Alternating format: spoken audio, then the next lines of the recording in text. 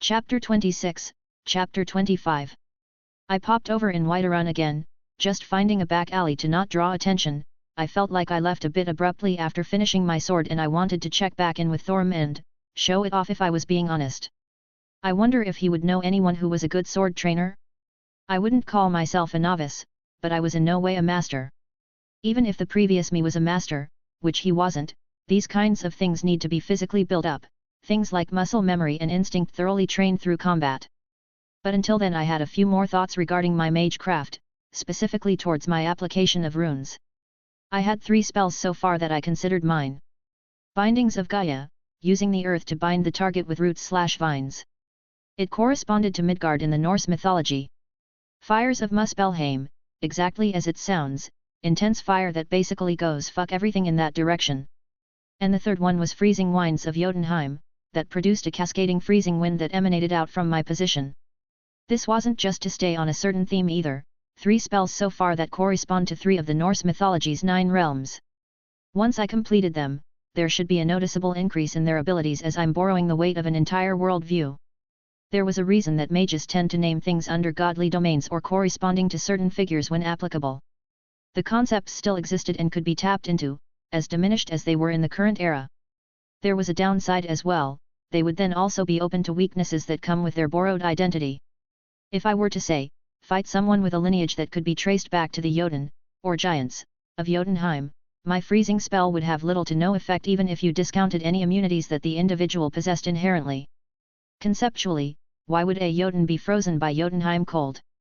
That is one of the essences of mystery. It takes on a completely different form of logic than the human perception that is prevalent today.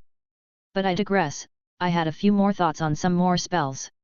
A shield based on Asgard was one of my new choices. I was lacking in the defense department. Maybe I should wait until I head back to my home reality before I complete these. I think I would be able to find better reference material there. I was lost in my own thoughts, but something stood out enough in the streets to give me pause. Where was everyone? I've only been gone a few hours, not even 5 by my count, yet there was no one here. Oi, you, what are you doing outside? A turned the corner, immediately shouting at me. What? I was preoccupied for a few hours and I just came out. What's wrong? Did you not hear, you daft boy? A dragon attacked the western watchtower. Most of the guards are already over there fighting it. Even the companions moved out. He exclaimed.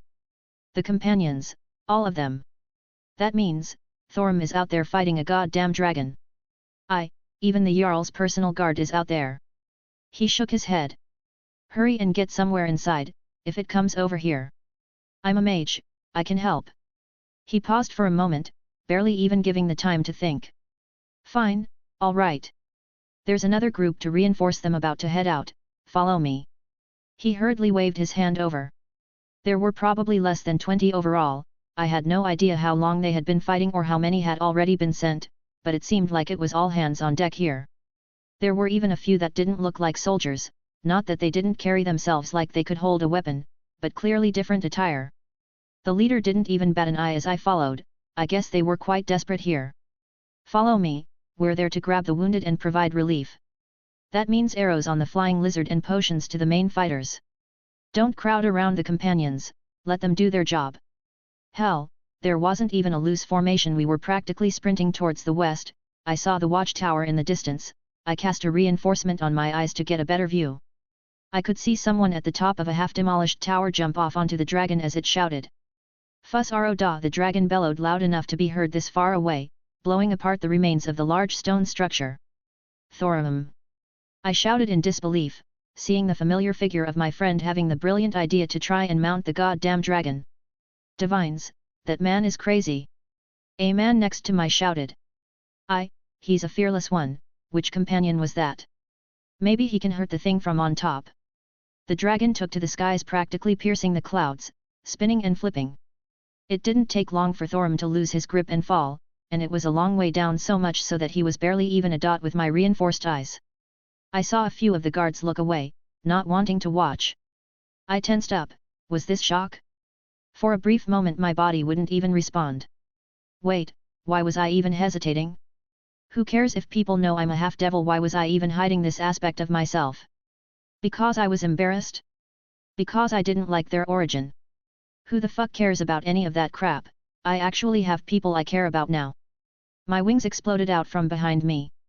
My body reinforced, and I didn't stop there. Boost me, and Drake roared as the gauntlet appeared on my hand. I pushed off the ground and the air around me distorted, pushing the guards next to me away.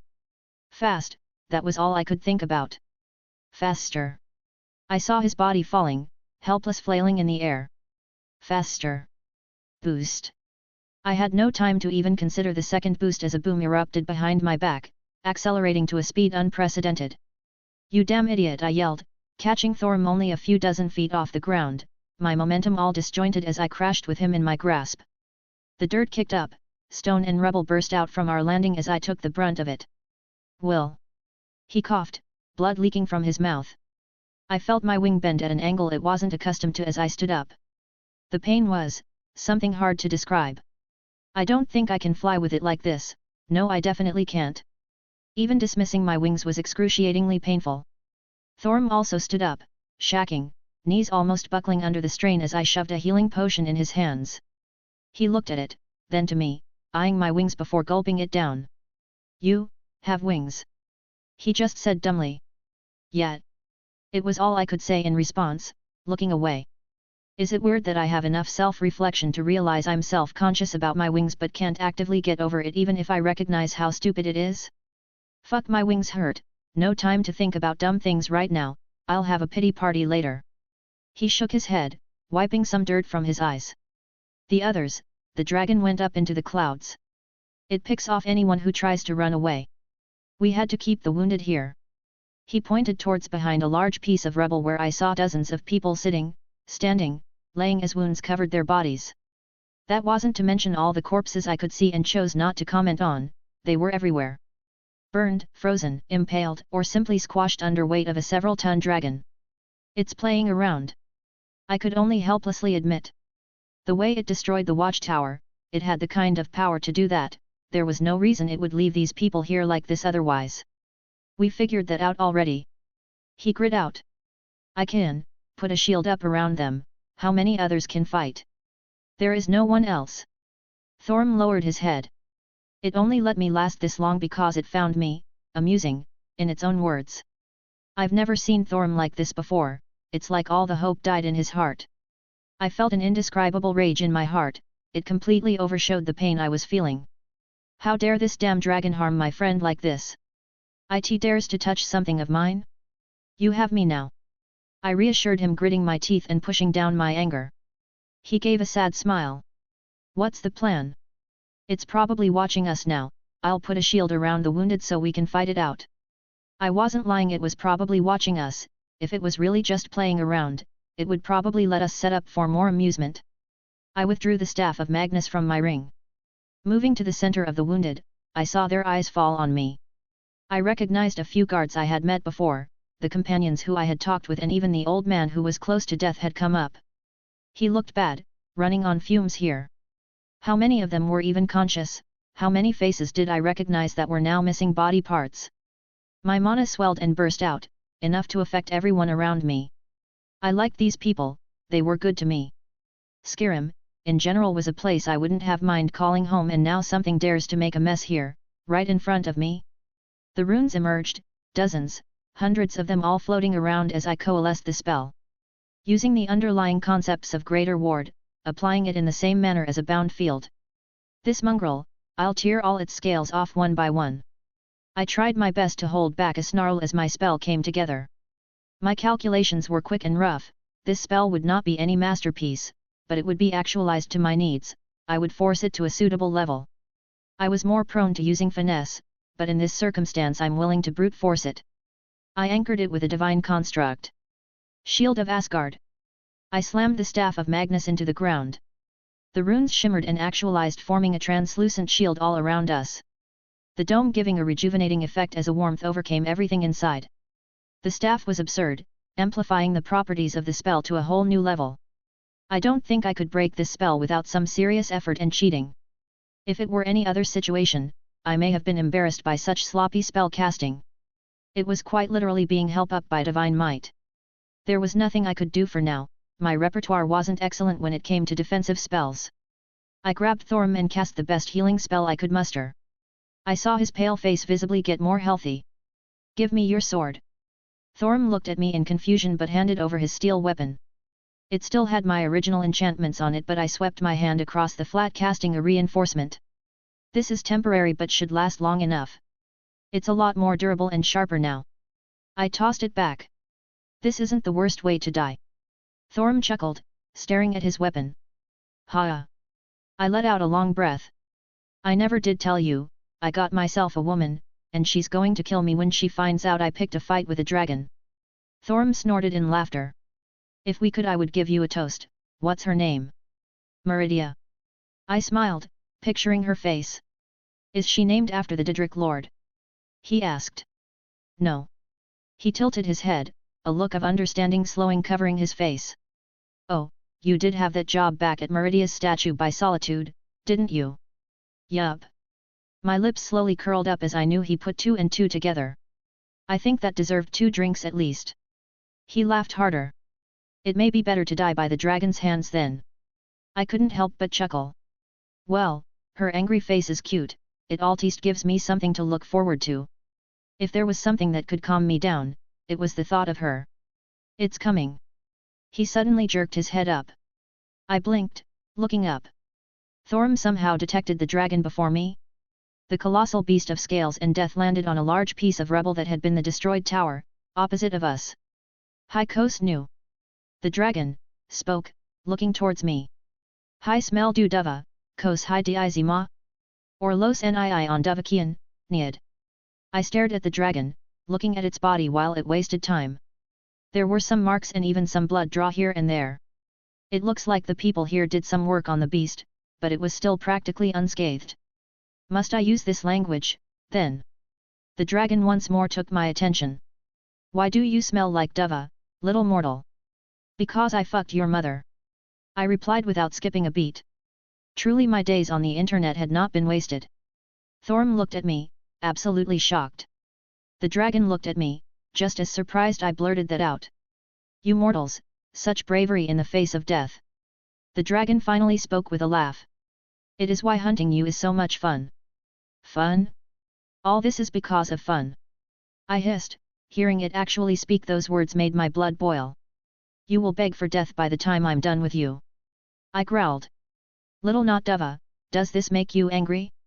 Then come, battle me, clash your steel against my scales." You didn't need to tell me, I moved as the ground below me burst apart. Grabbing Mirage from my ring. "One bird!" I shouted, slicing the air in front of me as the sword phantom shot out. "What?" The dragon shouted in confusion as a few of its scales were torn apart at the impact, drawing blood from the creature who no doubt hadn't expected it. "2 birds!" I focused again, swinging my blade as 2 more shot off. "Would Nakest," the dragon shouted, moving from the ground up into the air high above within the blink of an eye. It dodged with ease as it gained speed and flew around the battlefield. "Yultur Shul!" Its loud voice echoing in my ears, the flames spouted from its mouth and burned towards me. 10 birds! I shouted again, swinging my sword. It was 10 swings overlaid upon one another. No, it should have been so, but only a half-dozen manifested, flying towards the dragon as I clenched my hand as tightly as possible as to not drop my sword. I felt muscles tearing in my arm at the strain, blood vessels rupturing under the surface. Arrogant fucking dumbass. I couldn't help but chastise myself. I hadn't even fully tested this yet. My calculations on the initial creation were bare fucking bones. I was too caught up in my own bullshit and didn't think it through properly. The dragon seemed content on trading, letting its scales get split in several places as it swooped down, avoiding any true damage, and bellowed out its flames. I hurriedly grabbed Thorm and moved out of the way, the flame turning the stone to slag as it passed over. "Let me see if I can bring him down, wait for a chance," I told him as he nodded and ducked for cover. He didn't have much long range, so he would have to play the role of a last resort. I had a few cards to play if I had someone waiting in the rear. I aimed Mirage at the flying dragon, spell circles spun around my blade. Ether cannon, it was the biggest one I've performed since my memories returned. It was big enough to blow the head off the dragon. Perhaps that's why the dragon realized the danger. "Tiad Klo Ui."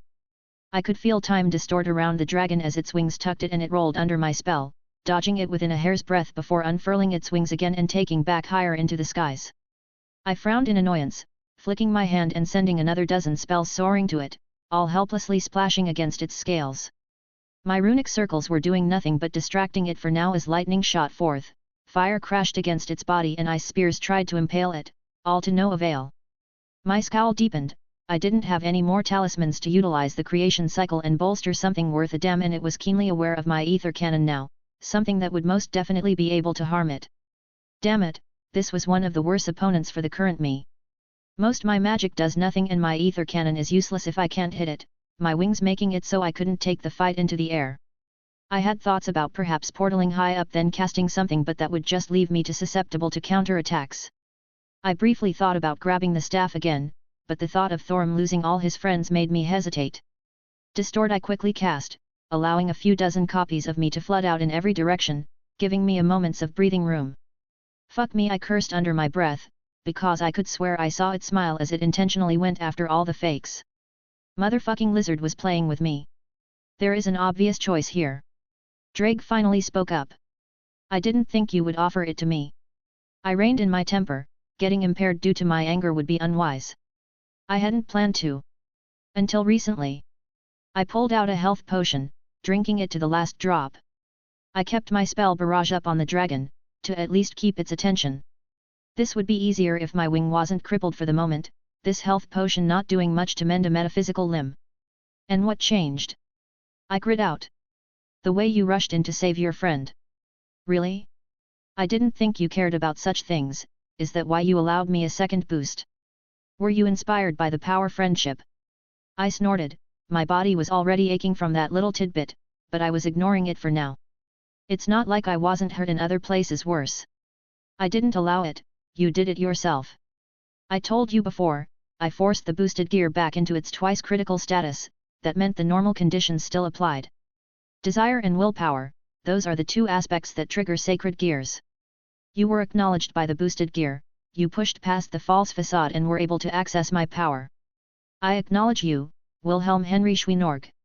Not because of who you were, but because of who you are now. You are still rough around the edges, but I don't regret being taken by you. Now, there is a path open to you right now, do you wish to take it? I couldn't help but laugh, a smile forming on my face. All it takes is giving up a piece of myself to you, isn't that right? Indeed, that is the condition for using the balance breaker before you can unlock it the normal way, but that isn't much of a detriment for you, now is it? My normal host would need help to expel the draconic power from his body at certain intervals lest he goes wild, but you are not a normal host. I could take Thorim and run, but then the others would die. I could maybe buy time and send them away as well, but then the dragon would attack the town. I didn't consider myself a hero, but I had my own pride. And at this particular moment, I wanted to pull that dragon down from the skies and make it beg for mercy. There was only one option. My heart, take my heart.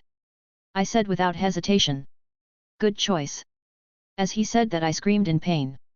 My heart physically changing inside my body. I could only claw at the ground beneath me, my fingers dyed in blood as the skin was ripped at the tips and my eyes almost rolled back from the alteration to my heart. I swung my body wildly, doing anything to keep myself conscious. It seemed like an eternity, yet I doubt even a minute had passed before I finally regained some manner of my self-control. Little whelp, you asked why he smelled like a dragon. Drake spoke outside the boosted gear for the first time as I did my best to regain my senses and control over my body. The dragon paused his assault, gliding overhead and staring down. I am Drake Gotch, the Red Dragon Emperor, and he is the one I have chosen as my partner. Show him, show this little whelp our power. I stood up straight, eyes locking with the flying beast who had forced me into this state. We shouted as one. Welsh Dragon, Balance Breaker. Creator's thoughts. So yeah, Will gets his first real fight and kinda gets pushed around a bit. A bad matchup, air superiority combined with ridiculous magical resistance. Bad decisions coming to bite him in the ass, but also good things happening. Looking back at everything so far, he really has just been brute forcing every obstacle that's gotten in his way and yet to challenge himself, so he hasn't any real combat experience even if he has a ridiculous amount of knowledge. So to sum it up, he really needs a teacher, i.e. the reason he's going to be heading off-world at Chapter 30. Chapter 27, Chapter 26. It echoed out all across the land, the birds dispersed, the trees swayed, and any animal with a modicum of intelligence hid for their lives, carried on the winds throughout the corners of Skyrim. A roar that could shake heaven and earth. Drake let the entire world know of his presence here. You don't have much time, and the more moves beyond regular boosting you use, the shorter the time will be. I need wings. I grit out, this was already taking a major toll on my body. Done. As he said that, I felt the draconic wings sprout behind my shoulders. They were similar to my devil wings and I instinctively knew how to use them. Boost. I said quietly, letting the feeling wash over me.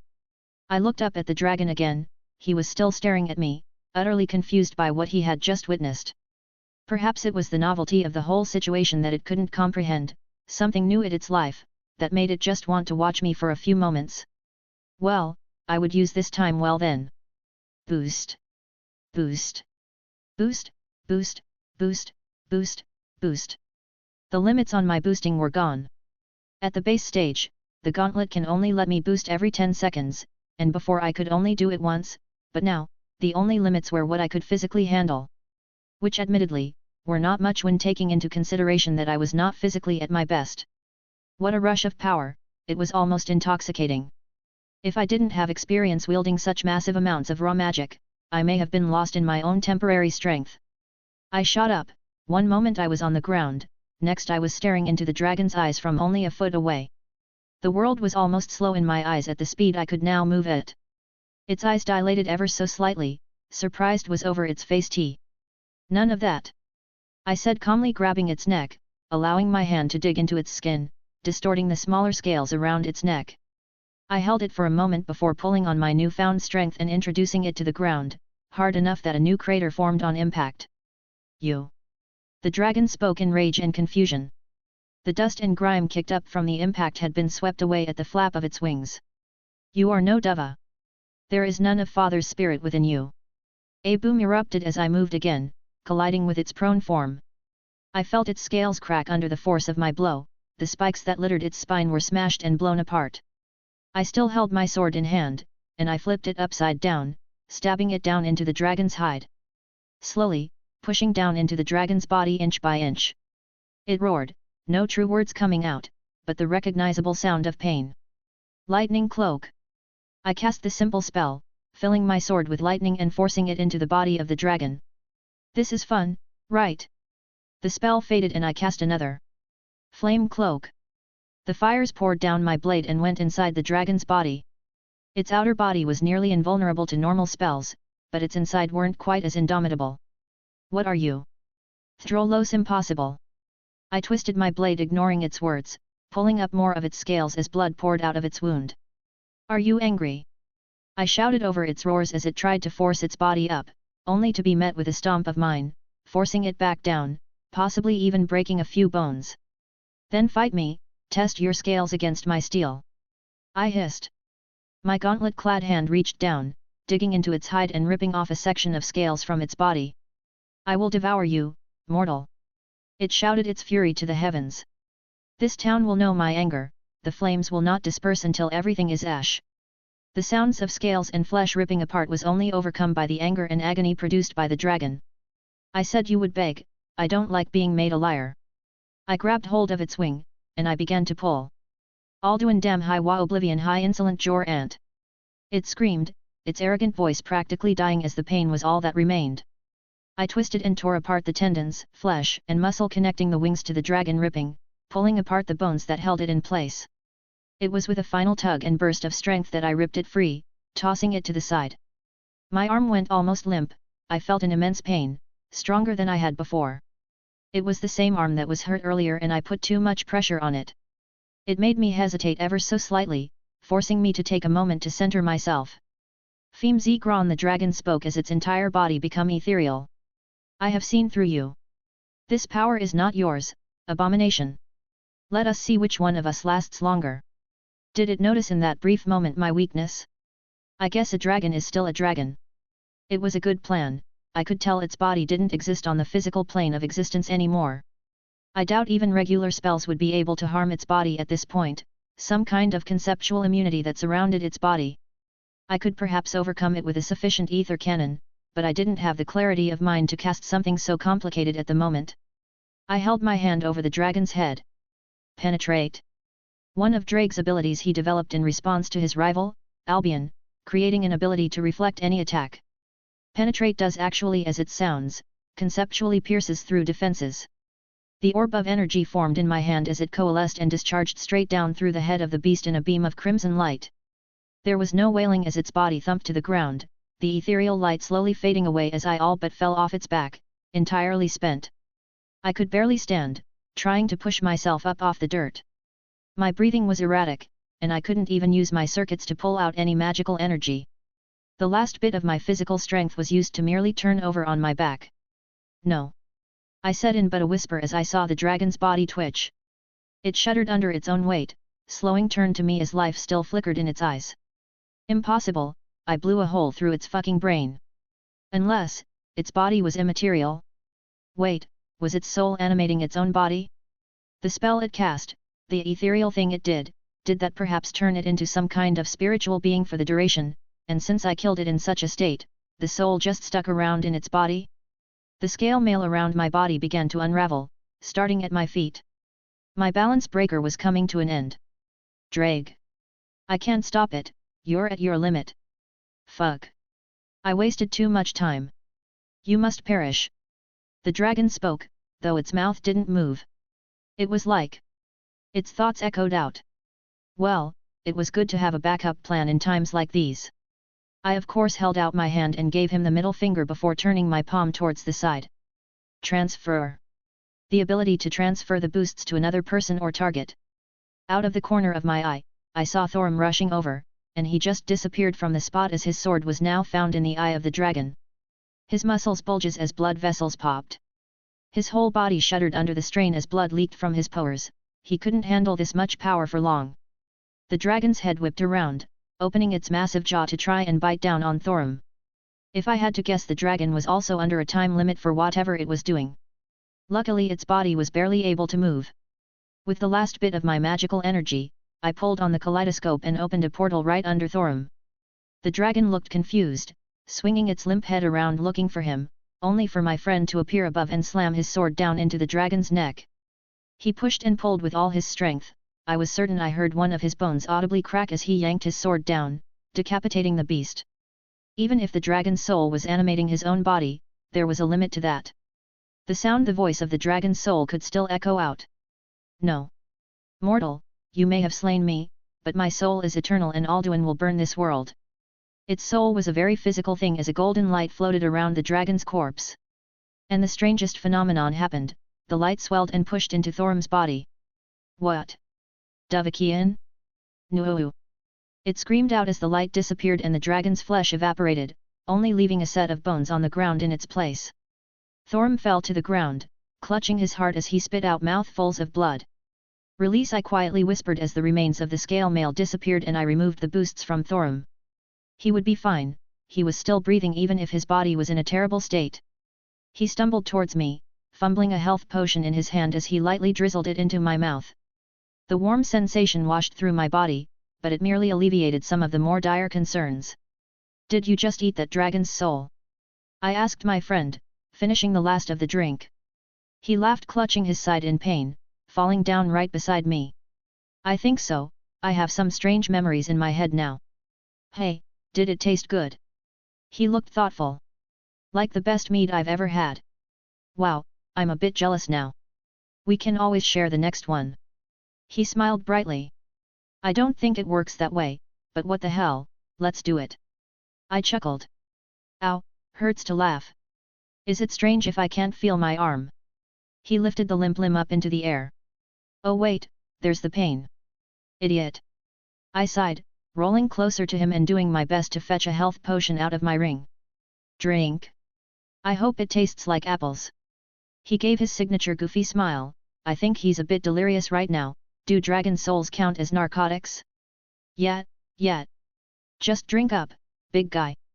Chapter 28, Chapter 27. Thorim POV. People were too busy tending to the dead and wounded to care that the dragon is dead. I think everyone is more concerned with how much damage it caused before we were finally able to put it down, and even then, well, I don't know what would have happened if we didn't. I was up and about after some healing. I was still hurting something fierce, and my arm couldn't be moved, but there were others in much worse condition than I. How many didn't make it back? I only know the barest of details with what the Harbinger had talked with the Jarl about. He had reinforced the surrounding towns as much as possible without compromising Whiterun's defences, but even if the full army was here, something tells me that it would have just been like trying to snuff out a fire with tinder. Divines, a dragon. I was man enough to admit that I was scared. I was scared that all my shield brethren would die. Many would claim it a glorious death and await their calls to Sovngarde, but there was nothing glorious about that fight. There was no glory that came from slaying that beast, only the relief that it hadn't set its eyes on the city and the people. How many of Skyrim's children would have met their ends under that tyrant's flames? Even now, the companions had been reduced by a good third, and maybe up to half would never see true battle again. Dragonborn, they called me. I somehow took in that fallen dragon's soul. I now had memories of its powers, its Thursday A feeling in my gut told me that I could make use of their shouts, but I found no will to draw upon to perform such a feat. Had it been a few days ago, how excited and proud I would have been to have been chosen as one of the legends, but now, all I can feel is ashamed. I could only clench my fists in anger. Why couldn't I have been more help before? Do I even deserve this? Didn't Will fight that beast and defeat it in combat? All I did was run in and finish off the wounded foe. My friend, he saved me from certain death when I foolishly tried to attack the thing from its back. I was not in the best state of mind at the time, maybe I had already resigned myself to death at that moment. I just shook my head, pushing away such dreary thoughts. A true Nord does not admit defeat so easily. I would have fought to the death, but even then, I had held no true hope for victory. That was until my friend came flying in and caught me at the cost of his wings. It was a strange sight, but I didn't care to question it. I knew not his circumstances. Every man had a story, and he was still the same person I've known this time. Then he did something I don't understand, that armor that enveloped him and allowed him to overpower a creature of legends and treat it, like it had treated us. I felt no small amount of pride in my friend in that moment. Da always said that you can always tell a lot about a man by his friends, but this is the first time I questioned his words. How am I supposed to measure up to something like that? He was an accomplished mage. He fought bravely and overcame the beast that almost brought ruin to Whiterun, and he even defended all the wounded while doing it. Talos willing, I just want to drown myself in some mead for the night and maybe think things through clearly in the morning. He must have been watching over me, because I managed to reach the Horvaskr without anyone throwing more questions at me. Dragonborn. Did you really kill the dragon? Dragonborn, is it true? Can you shout for us? Dragonborn. Dragonborn. Dragonborn. I had more than enough of that while I was getting tended to. A good drink will also make the pain go away, for a bit at least. Will. I was surprised to see my friend here, blurting it out while opening the large doors.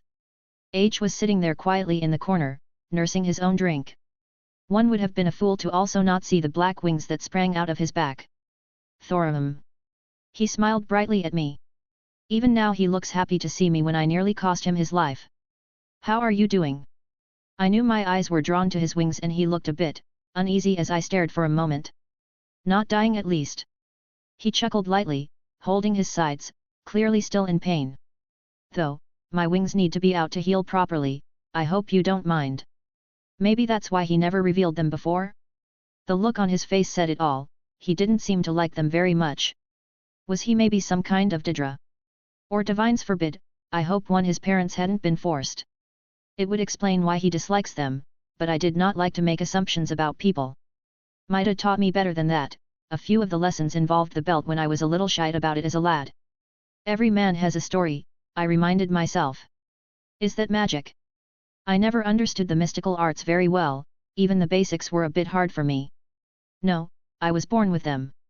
He took a drink. I just don't like showing them off in public. If I hear anyone start some shit, I'll ram my foot down their throat. I heard Ela shout from the table she was drinking from. I hadn't even noticed her at first. She's walking around, covered in bandages, but at least she's alive. I just wish I could say the same about many other bothers, and how many of them were truly close to Ela. she must be suffering much worse than I. I smiled lightly at her words. She would do just that, she was one to follow up on her threats.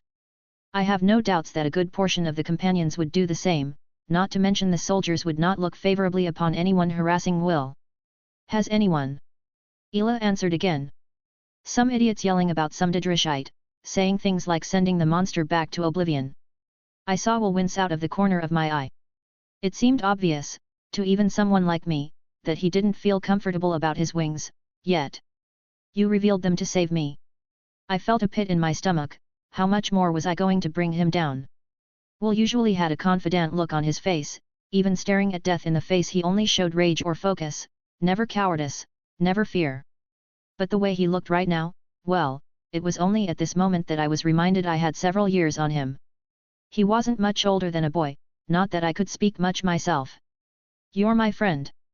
He mumbled, looking a bit embarrassed. I don't really have any other friends. Oh. I hadn't realized. He seemed so. Like there was nothing in the world he wasn't capable of. Hearing him say that though, it makes him seem so human. I'm his only friend. To think he thought so highly of me, and here I was wallowing in my own pity while my friend had risked his life and his reputation to save me, even having my own thoughts of not approaching him anymore due to my own cowardice and envy. I will not become a burden to you, my friend. I will get stronger, I am a dragonborn, I will get strong enough to stand at your side. Wilhelm POV. Geez, I can't believe I said that out loud. I think I may be a bit more into my drinks than I thought. Can devils get drunk on alcohol like this? I'm going to say yes and argue with anyone who says otherwise. It could also have to do with the massive headache I was sporting as well. Now Thorm is looking at me like I had two heads. Fuck me, gods, I really hope I'm not blushing. So, I heard you're a dragonborn. I flipped my hand, letting a book flop on the table. Stole it from some asshole snarking to me about never being to the Cloud District. Bitch, do I look like I'm some kind of peasant? The Book of the Dragonborn. Thorm looked over the title, nodded to himself. It seems you're always prepared. I haven't thought about this book since Maida read it to me when I was a child. I rubbed my eyes, feeling the fatigue from the fight still bearing down on me. From what I read, it seems you can empower yourself by absorbing the souls of defeated dragons. It also means you can naturally use the Thursday or the dragon language at will. Then, I should be stronger now. He looked down at his non-broken hand for a moment. I don't feel any different. I rubbed my chin, truly taking a look at his body. If I had to make an educated guess, I think a lot of the power is going to healing you right now before your physical attributes receive the upgrade, so to speak. The body is a reflection of the soul. Since your soul essentially got bigger, there will be a qualitative increase in your abilities. Hell, I think you may be better at magic in a few days as well. Does that mean I should be able to fight the next dragon without almost dying? I don't think he was saying that at me, but more so to himself. I just closed my eyes and signed for a moment. I knew how he felt. I myself felt rather weak in this particular moment. I had many forms of strength I could rely on, but it all felt so disjointed and widespread. I needed to head home soon and find a teacher, maybe get my grandfather to train me a bit if he's still around. You need to learn the Thursday like the dragons, it should even the playing field if you do. I gave my honest opinion. I saw the look in his eyes, he wouldn't back down from the next dragon attack. The best thing I could do was point him in the right direction. I also wanted to check out this dragon language before I left. If he was willing to push himself like this, how could I even think about stagnating? I resolved myself to head home in the next few days and get better. I don't want to lose the only friend I had. A small bit of realization dawned on me. Hey, Drake, I wasn't really acting like myself earlier. I felt like, increasingly angry. I mean, I was absolutely livid, but in hindsight I was noticeably less in control of my emotions than I normally am. Oh, you finally noticed, that's good. Okay, I think I'm missing something here. You've had me inside your soul for how long now? Things like that have an effect on you. Realization dawned on me. I guess it wasn't wrong to call me part dragon before I turned my heart to a dragon one. That came with all the downsides as well. I guess I was particularly possessive of what was mine. Even my devil nature might have been an influence as well. While not really the caricature depicted in media or the like, devils are creatures of sin. We're more in tune with the evil emotions, like greed, lust, wrath, etc. A dragon being the cause also didn't help, either. Yet, my dragon aspect probably took particular exception to that little tidbit. Well, I don't expect it to be like it was before, perhaps I should some time to meditate or even relax a bit when I get back home. Duvakin. A shout shook the city, literally, as bottles rumbled and the tables vibrated. The hell was that? I sounded like the dragon language, but it felt sort of human. That was the Greybeards, I think they were calling Thorum. Ela said, a rather surprising amount of reverence in her voice. Didn't Tolfdir tell me about them, masters of the voice that lived like monks on the throat of the world? Well, I suppose the timing was impeccable. Thorum. Skjur burst through the door, he was missing a couple fingers on his left hand and his right eye bandaged. He took a cursory glance at Thorum, then stared at me. You're here as well, the Jarl calls for both of you. Author's note, sorry for not posting yesterday, work was absolutely crazy. It was my second week on this job and I came right as the busy day of the month arrived. Didn't get home until almost 11 and I got about 500 words into the latest chapter and just crashed. Something. Hey, I'm 5 chapters ahead on patreon.com/AsteriaForone. This is my hobby that I usually do to relax after work and to release my muse, but if you want to pay for my morning coffee and bagel, then I won't stop you. Chapter 29, Chapter 28. Thank you all for coming. I know this isn't the most celebratory of circumstances. The building was almost like a mead hall if I were being honest, but banquets and celebrations were a major part of their culture. There were some massive tables that sat on a lower level, overlooked by a throne. I looked up towards the man sitting on the throne, one Jarl Balgruaf. The leadership of Skyrim was not something unheard of, if only called things by different names than I was used to. Essentially there was one High King and the respective Jarls who all oversaw their own territory and swore loyalty to the king. I was easy to forget that there was a civil war going on right now. Apparently, Jarl Ulfric Stormcloak had killed the previous king but claimed it was an honorable duel. One thing led to another, now one side is supporting Ulfric and the other is against him with the backup of the Empire, another power that sits above even the High King. Frankly, it was all a mess. At least Balgruaf had the common sense not to jump to either side and was remaining neutral. The Jarl stood up from his throne. We honor the dead and the living, both of whom had made it possible to have survived to this point. He held a drink up and everyone else followed suit. I also raised my own drink as everyone took a sip. Let us not mourn too long for the dead, let us instead look forward to seeing them once again in Sovngarde. Now, eat your fill, drink until you can no longer and relish in hard-fought victory. There were many cheers and just as many who quietly slumped in their seats. I sat next to Thorum as we shared a look and down our drinks together. The celebration wasn't just something to keep up morale, it was more so a send-off to their fallen comrades. To trade stories and remember those who no longer will fight beside you. To surviving. I said quietly. I'll drink another to that. Thorum nodded. I withdrew another healing potion from my ring and down it, giving Thorum another as well. Taking too many too quickly diluted their effects astronomically. It was better to keep a solid schedule of one every hour or so for sustained injuries. I kept an eye on the Jarl and he looked around the room with a content look on his face, possible gauging the reactions of everyone here. The companions were in, not high spirits but they weren't dwelling on everything. There were a few missing limbs but they didn't look at all diminished in fighting spirit. Friends, as we start the feast, let us honor the warriors who truly stood out in battle. The Jarl's voice was loud and authoritative but without any of the arrogance that one would usually associate with someone in his positions. I suppose you could call it charismatic. Thorum, of the companions. He waved Thorum over until my friend stood in front of the crowded tables and in front of the throne. To have a dragonborn appear in such a dire time, truly we are blessed by the divines. That actually got a lot of cheers. There had been many whispers of Thorum decapitating the dragon. Tell me, Thorum, are the stories true? You beheaded that mighty beast? Jarl asked as his voice carried throughout the entire room. I saw several eyes glance at me but I didn't make any noise or commotion. I didn't really share these people's idea of glory and honor. I was fine being regulated to the background. Those tales are untrue. Thorum grunted, earning some surprised looks and a few nods. I did cut the head off the dragon, but it was no more the killing of a wounded beast on its last breaths. The glory goes to my friend Wilhelm. Thorum looked over to me, a smile on his face. I wanted to facepalm, but I knew that he only did this with pure intentions. That was the kind of man Thorm was. Ah yes, the mage. Jarl lied me. Come, recant to us the battle. He ushered me over and I could only down my drink before standing up. Jarl. I lightly bowed my head to pay respects. He looked pleased as he gestured to me. I have heard many fantastical stories so far, I'm curious which are true. Even my court wizard had been investigating these rumors. As if on cue, a man in a mage's attire walked over and he was carrying a very familiar staff.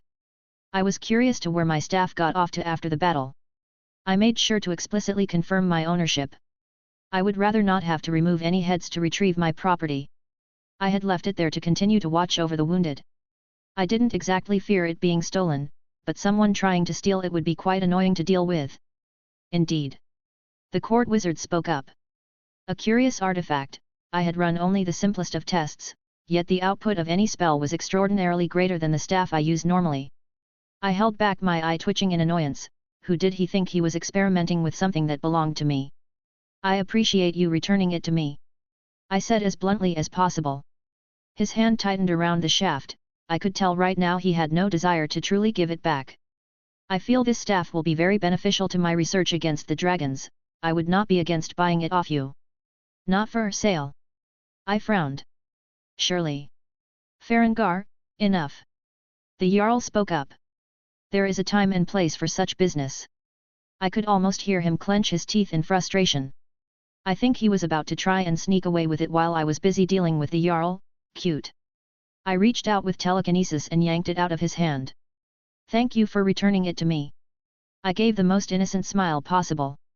The Jarl just raised an eyebrow but didn't speak up. He seemed smart enough to realize what was going on, and Farengar was fuming, mumbling something under his breath and stepping back. Well, the Jarl seemed like an honorable man. Mage, I would have your name. He requested. Wilhelm Henry Schweinorg, though most people call me Will. Will then. He smiled, accepting the introduction. I've heard tales of a red armor that allowed you to fly and even trade blows with a dragon. I do have something like that. Unfortunately I can't bring it out as it takes a large toll on my body. I waved to myself, clearing wrapped in bandages in several parts. I wouldn't ask such a thing. The Jarl waved me off. Though I am curious about the origins. Was he wanting more if they were man-made, or maybe just feeling me out? It is a weapon with a dragon soul sealed inside. I could temporarily borrow the dragon's power. Hushed murmurs filled the room. Some open questions filled the void of silence. Another dragonborn. Is he even a man? I heard he's a Daedra. We should take the weapon for Whiterun. The Jarl sent a glare to everyone. They all promptly shut their mouths. A dragon, you say? No wonder you were able to match the dragon that attacked if you were using the power of another. He said in awe. A dragon, that does make more sense. Thorm spoke up and gently pat me on the shoulder. I've never heard of such a thing. Farengar grumbled. We should study this contraption and see if it can be used against any other dragons that may appear. There were a few shouts of agreement around the room, mostly from people I didn't recognize. In fact, they looked mostly whole and healthy. I don't think they even participated in the battle. And how exactly would you accomplish that? I raised an eyebrow. Humph, of course we would seize it for the good of the realm, then it would be turned over to the proper expert in the arcane and they would unlock its mysteries. Farengar glared. How curious. I look around the room yet I see no such expert, unless you have a mirror for me to use. A novice like you would be unable to understand such intricacies as my research. Such an item of power is wasted on you. I just rolled my eyes. This guy. I really don't have the mind for this right now. I'm definitely off my A-game. Well, regardless, I can't remove it as it is wrapped around my soul and I don't fancy dying to fuel your delusions of grandeur.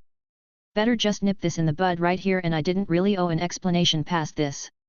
Jarl, I propose taking the item in question and allowing me to study it. If it is true that such an object can trap the soul of a dragon, we may be able to defeat these creatures. He seemingly ignored my comment, opting to instead push the stick way further up his ass.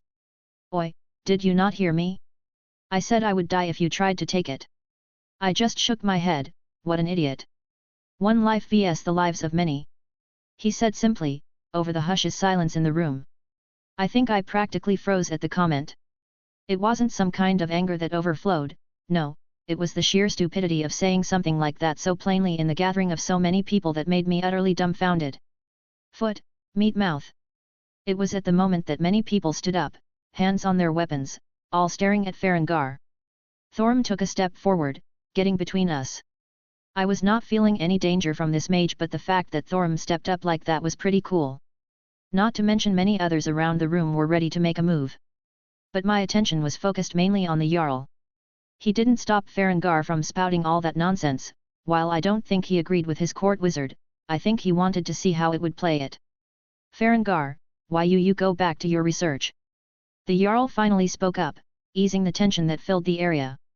Farengar grunted in acknowledgement, leaving the room for who knows where. This man was a good leader, he was feeling out all his options before committing. Forgive my court wizard, he tends to forget his place sometimes after studying his dusty tomes for so many hours a day. The Jarl gave a small laugh. Why don't we go back to the festivities?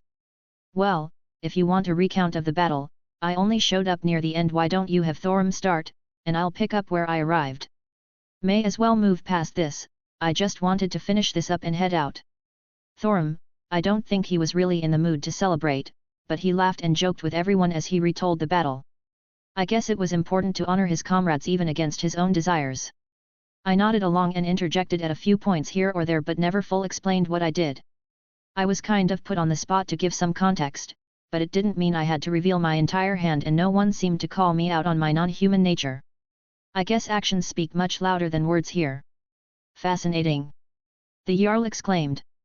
You both had done a great service to Whiterun, how should I reward you? Oh, a reward, I hadn't even thought of that. I wouldn't mind some land outside the city. I spoke up after a moment. A place to set up a house and maybe even a workshop for the future. I planned on leaving this world soon, but that didn't mean I wasn't coming back. There was no way I was leaving my friend and girlfriend forever.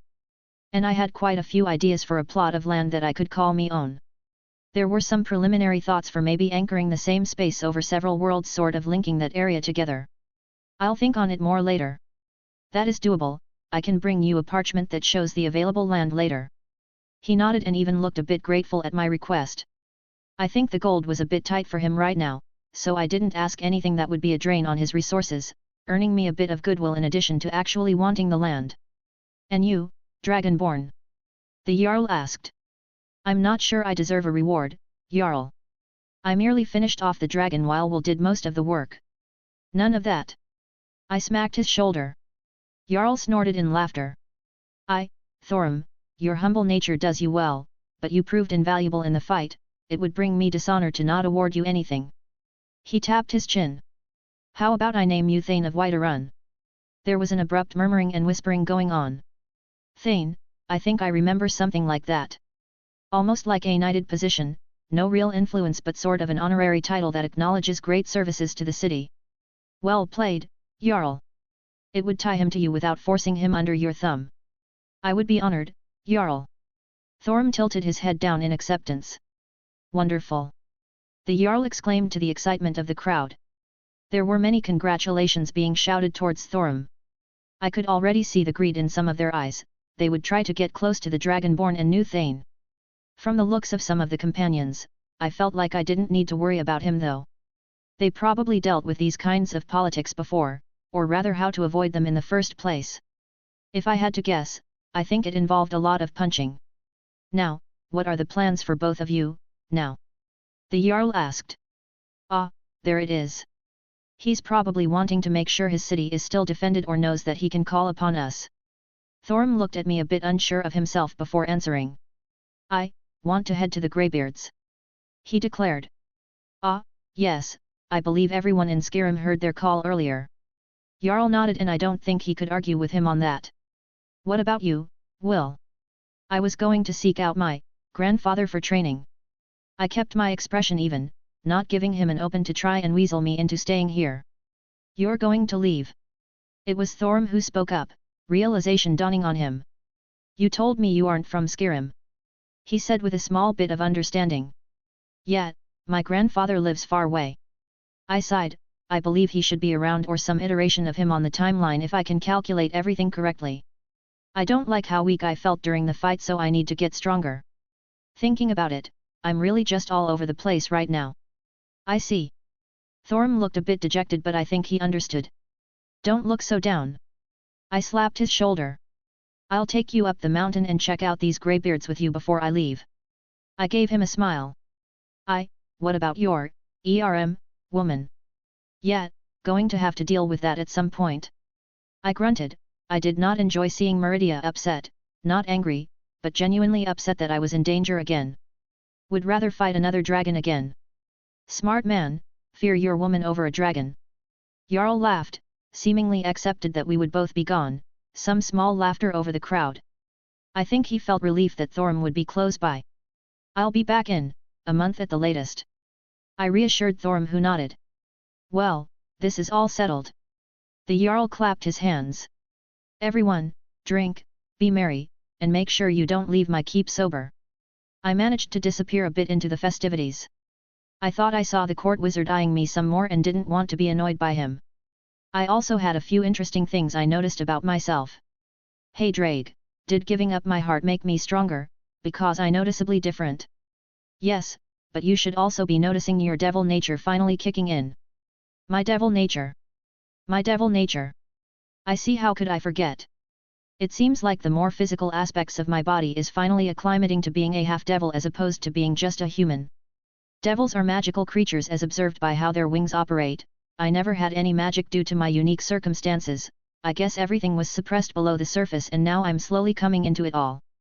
Enhanced physical attributes are basically the tip of the iceberg. Yeah, devils are much stronger than a standard human. I should see a qualitative increase in strength. I guess having my heart taken by a dragon and using the balance breaker may have accelerated everything. Well, this was a much welcomed windfall, and I didn't even have to do anything. Thinking about it, I believe my devil magic may have had an influence on me as well, and I hadn't even noticed until now. When I used my Onimoto arts along with my runes, they were combined with much more ease than I had anticipated. Perhaps the imagination part of the devil's demonic power came into play. It was facilitating the synchronization of my spells and abilities. I would need to do some extensive study on this for later. What a wonderful find this has been. I can't believe I overlooked something so obvious, though I can attribute that to my current circumstances. I've been forgivably busy recently with everything going on. My thoughts drifted towards my bloodline power, my power of destruction as they called it. It was still but a tiny seed, unable to be actualized, but it existed. I could only sigh with a promise to look more into it at a later date. I refused to believe there was nothing I could do with it. Shaking my head, I looked inward at Drake. Hey, do you ever get the feeling like the world is waiting for everything to blow up? What do you mean? I just have this strange feeling, like I lit a powder keg and it's going to explode soon. Creator's thoughts. How ominous. But it describes everything going on pretty well. Shit is ready to explode pretty much everywhere.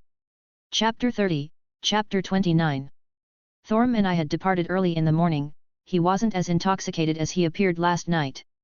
Thorm could have quite the sleight of hand when he wanted. Now that I think about it, he did point me towards someone in the Thieves' Guild when we first met. Curious past is curious. I had done a round through the market. Most were setting up about that time and they were happy enough to sell some goods early to me. Of course, what I could buy in mass was somewhat limited. The Jarl had been keeping a firm hand on goods coming and going with such a danger hanging over their heads. Who knew how many potions or food rations they would need in the coming days? There was the brief thought to pop back over to Winterhold real quick and visit my tailor. My clothes had taken quite the beating recently and some quick alteration could only do so much. My clothes were quite literally wearing a bit thin here. So much to do, so little time. Proper presentation, my Achilles heel. I should be fine for now, though I did find a nice cloak I could wear up in the mountains. Gods know that's going to be freezing. My body started to feel better too. I was still aching and sore with countless bruises all over my body, but I don't think any bones were broken, perhaps a fracture here or there, but they were mending with a noticeable pace. Perhaps my heart had an increase effect on that as well? My devil heritage popping back up no doubt was playing a part in it. My wings were back to normal as well. My strength too, I felt stronger than I had previously. I think my eyesight was a bit clearer and my senses overall were somewhat sharper. How far did you say you wanted to get out from the city? Thorm spoke up, breaking me from my thoughts. I tapped my chin, pondering for a moment. I think this is far enough. I had told him I had a way to get us up the mountain quickly, but I didn't want to show it off. Let's see, I'm basically eyeballing this, but some quick calculations, I withdrew Mirage and sliced it into the air, allowing the multitude of colors to burst forth into a portal. After you. I gestured. Amazing. He praised, looking it over before walking through. I couldn't help but smile, seeing how much he trusted me to not even test to make sure it wasn't dangerous. I walked through, only to not feel the ground under me, and I fell a couple of feet into a large pile of snow. That could have been worse. I snorted, sitting up. Well, I'm fully awake now. Thorm shared a smile as we both laughed. That should be it. I looked just a little bit ahead and there was a structure built into the top of the mountain. I'm surprised I'm standing here. I heard the stories since I was a lad, but truly be here. He stood up, staring at the entrance. You deserve it. Put my hand on his shoulders. You are a good man, Thorm, and if there was anyone who became this dragonborn, I'm glad it's you. Thank you, Will. He gave me that big goofy smile he was known for. Well, stop being a big baby. I gave him a kick on the rear. He just laughed as we walked forward. He took a deep breath as he pushed the large doors open. What greeted us were several monks, standing almost as if they were waiting for us. We've been expecting you, Dragonborn. The one in front spoke up, practically answering my thoughts. Though we thought you would take longer to climb the mountain. He seemed a bit bemused. Greybeards. Thorm actually bowed. I am honored to be here. I also brought my friend who wished to see me safe passage. This is. Yes, we know who he is. They looked, not angry but more cautious of me as all eyes on the room landed on my figure. There have been words spoken on the wines, words that made many tremble and powers given pause. Many dragons who had been resurrected have decided to wait and watch, beings who had done nothing but rampage and destroy in the past had decided to cower. Oh. Resurrected? More dragons? Thorm questioned. Alduin, the World Eater has returned. He was the first, the reason Riften had burned and he has been set on course to bring back his siblings to life. The Greybeard answered, seemingly in resignation. Do you think it chance that a dragonborn appear, now, when dragons once more return to the world? I could see several emotions flash across Thorm's face. It seems those words were preoccupying him for the moment, so I spoke up. What do you mean by words spoken on the wind? You should know better than I, they originated from you. He said, sounding like he was accusing me of something. Alduin is the oldest and strongest of Akatosha's spawn, he has been the lord and master of the dragon race since their inception, never had his status been challenged before. These words held true until a few days ago. Well, shit. Akatosh was one of the divines or gods here. The books I read said that he was one of the ones responsible for the creation of the world, basically the pantheon leader, he is the dragon god of time. Basically, all the dragons are pieces of his essence, souls born from his own. There was silence as no one else spoke. I think Thorm realized what the old man meant and sent me a questioning look. Why Drake Gotch? I let the words roll out of my mouth. The Greybeard sucked in a cold breath of air. Yes. That name has been echoing throughout, in hushed whispers and dark corners. I think I understand. Drake called out his most famous title Red Dragon Emperor when he revealed himself. He is a dragon, even if his existence differed from the dragons here, a dragon is a dragon. He told all those who could hear, that he was at the top of the pecking order. This Alduin apparently heard, as did the other dragons around Skyrim, and combined with the burst of power with Drake's own presence backing it up, yet, everyone's waiting for the other shoe to drop. It is an unprecedented time, the Dragonborn of legend appears, one who is destined to battle Alduin for the fate of the world, now another dragon also appears, one whose name has never been heard before, yet makes the others cower before it. The Greybeard just shook his head. I do not know what the future lies in store for you both, but I presume you're here to learn the way of the Thursday. Yes, masters, I wish to learn the way of the voice. Thorm answered them back, still as politely as before. The old man nodded with a bit of appreciation in his eyes. Then we will teach you, Dragonborn. He then turned to me. And what of you, Red Dragon Emperor? What? Nice, even they know who you are now. I held back a sigh at Drake's words, it wasn't entirely incorrect.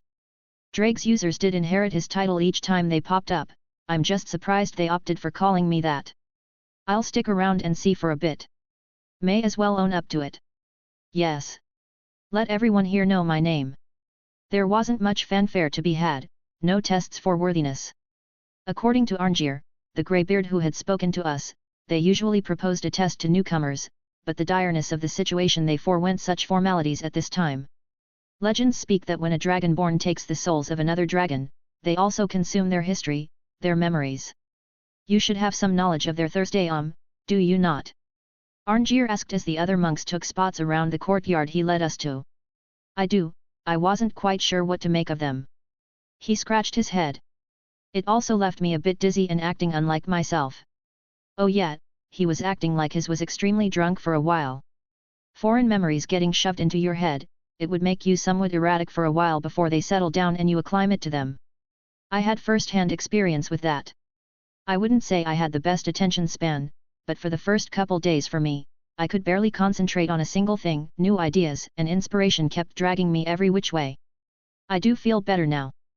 Thorim looked thoughtful. Should I try to use those shouts now or is it best to leave them for later? Physically you should be fine. I shrugged, I don't know exactly how this Thursday operates, I would need to see it. As he says, let us test one of the more basic shouts, the unrelenting force. Arngeir stated, turning around at a practice dummy in the corner. Fus ro da, he shouted, and an invisible force ripped across the space between them, uprooting the dummy and the surrounding foliage, expelling it. I've experienced that one before, first the dragger from that necromancer, but it wasn't nearly as powerful. I had a dragger use that shout and it was much weaker than yours. Does that just come down to experience? Arngeir looked at me, thoughtful for a moment before answering. Experience does come into play, but if you fought one of those undead, then they are merely an echo of the true Thursday their real souls are what powered the voice. Without that, they are but a hollow copy. That makes sense, I'll make a mental note to check that later. It was more likely that the necromancer just stuck any soul into the body and it could only pull on the body's past memories, so to speak, and use the shout. The dragon also blew away the watchtower with that shout. Thorim said quietly, clearly remembering that fight. Yeah, that was extraordinarily more powerful than what was just shown. Indeed, the power can be adjusted. I held back as much as possible as to not cause an avalanche. Arngeir smirked, just ever so slightly. They were monks who did not use the voice to fight, but that didn't mean they couldn't take pride in their own hard-earned skills. Now, Dragonborn, why don't you give it a try? He gestured to another dummy. Thorim scratched his head. I'll try, he said without much confidence. Fus ro da, he shouted as nothing happened, mostly. I think Arngeir picked it up, and I did slightly as well. The snow around him had dispersed for a moment, so he was on the right track. The shout can be divided into 3 parts, 3 words. Fus, meaning force. Ro, meaning balance. Da, meaning push. He lined himself up with the practice dummy again. Fus, he shouted, another invisible force rippled out, pushing away all the snow, but the dummy still stood, a clear force washing over it but causing no lasting damage. The power is greatly lessened as opposed to combining the 3 words. But it is also an easier starting point. My initial hypothesis was correct, this Thursday is the same as divine words and primordial runes. I took a step forward, Arngeir just raising an eyebrow but stepping out of the way, and Thorim looked at me expectantly. I think I understand, tugging on me slightly and then shouting. Yet I was thinking something similar. Using Drake's concept of a dragon and then focusing on the application. It was a bit more than that though. I thought about the concept behind the word force. To actualize my intent without casting a spell, but forcing my will upon reality. Drake's nature should allow me to overcome many hurdles that someone without any dragon aspect would have. Fuss, I shouted, and a small vibration shot out and smacked into the dummy. No damage was caused, but a clear indication of something happening made me smile. Did you feel that? I did. It was a weird synchronizing between us as the spell was actualized upon the world. I was the conduit, you were the source. It was almost like using the boosted gear. This would require more testing before using haphazardly. I learned my lesson from before. Well done! Thorim shouted with excitement. Indeed. Arngeir looked at me with uncertainty in his eyes. I smiled and walked up to Thorim. Before he could ask me what I was doing, I pushed him into the snow on the ground. That may have been a bit too hard, still not used to my new base strength. Luckily I had him chugging health potions all night, so he was almost back to 100%. He made a surprised noise as he fell down, only to look up at me in confusion. Will. I held out my hand to help him up. Force, I said, pulling him up. You need a clear mental image of the concept. Remember how I just pushed you down, use that feeling and try again. It was a bit simple on the surface, but image would do him all the world of good right now, something very specific to focus on. It said something about the trust he had in me that he didn't get mad nor question my actions, only accepting my words once again and trying. Fuss, he shouted, a more visible phenomenon occurred, even slightly better than mine as it rippled out and smacked into the dummy. I did it! He shouted, pumping his hands in the air. Thank you, Will. He wrapped me up in a hug before I even realized it. Dragonborn, a mortal with the soul of a dragon. He should be able to pick this up much easier than I can. I couldn't help but smile sheepishly, as I pat him on the back. Thorm was definitely someone who learned best by experience. That should give you some idea of how the other shouts go, while not the same concepts behind their meaning and inception, it's a good bridging point. I stated as he let go. Well done, Dragonborn. Arngeir looked pleased. Thank you, Elder. He bowed ever so politely. He would be in good hands, and if Arngeir was as intelligent as he looked, he should have picked up on the trick to teaching Thorum. I believe it's time I head out. Are you not going to stick around and learn more shouts? Thorum looked reluctant. I have a feeling that this shout will take me a while to learn by itself. Besides, I have so much on my plate right now, I need to settle everything else first before adding more. It didn't actually want to leave, but at the same time I was a bit anxious to get going. My friend, then I shall master the Thursday and when we meet next, I'll be the one giving you instructions. He clasped my hand with resolve in his eyes. I'll look forward to it then. Let's see how much you can master in a month. I could only smile at his passion. I looked over to Arngeir and my smile returned to a neutral expression as I stared at him intently. Take care of my friend. I think the elder understood me as he nodded sincerely. I do not know what your presence means for this world, Red Dragon Emperor, but I shall make sure the Dragonborn does not lag behind. I just nodded. I wasn't one for teary goodbyes. I would rather leave it at a mutual desire to get stronger when we next meet. I waved one last time and ripped open a portal before jumping through. I popped out near Winterhold, seeing the town and Mages Guild in the distance. I had 2 more stops before I headed back home. I figured I would get the college out of the way first. A month, that's when I said I'll return. Truthfully, I may be gone longer than a month, actually it was very likely. The thing is, I could come back to this world line before a month passed. A little thing people don't know is that true magic overlaps with the others in some capacity. My kaleidoscope allows me some manner of time travel that should exist under the domain of the 5th, or the blue. It isn't real time travel, I merely leave and re-enter a world line at an earlier point. While still not traveling through the time axis, it is still something that should not be used lightly. Hell, my other self was even put off on using it.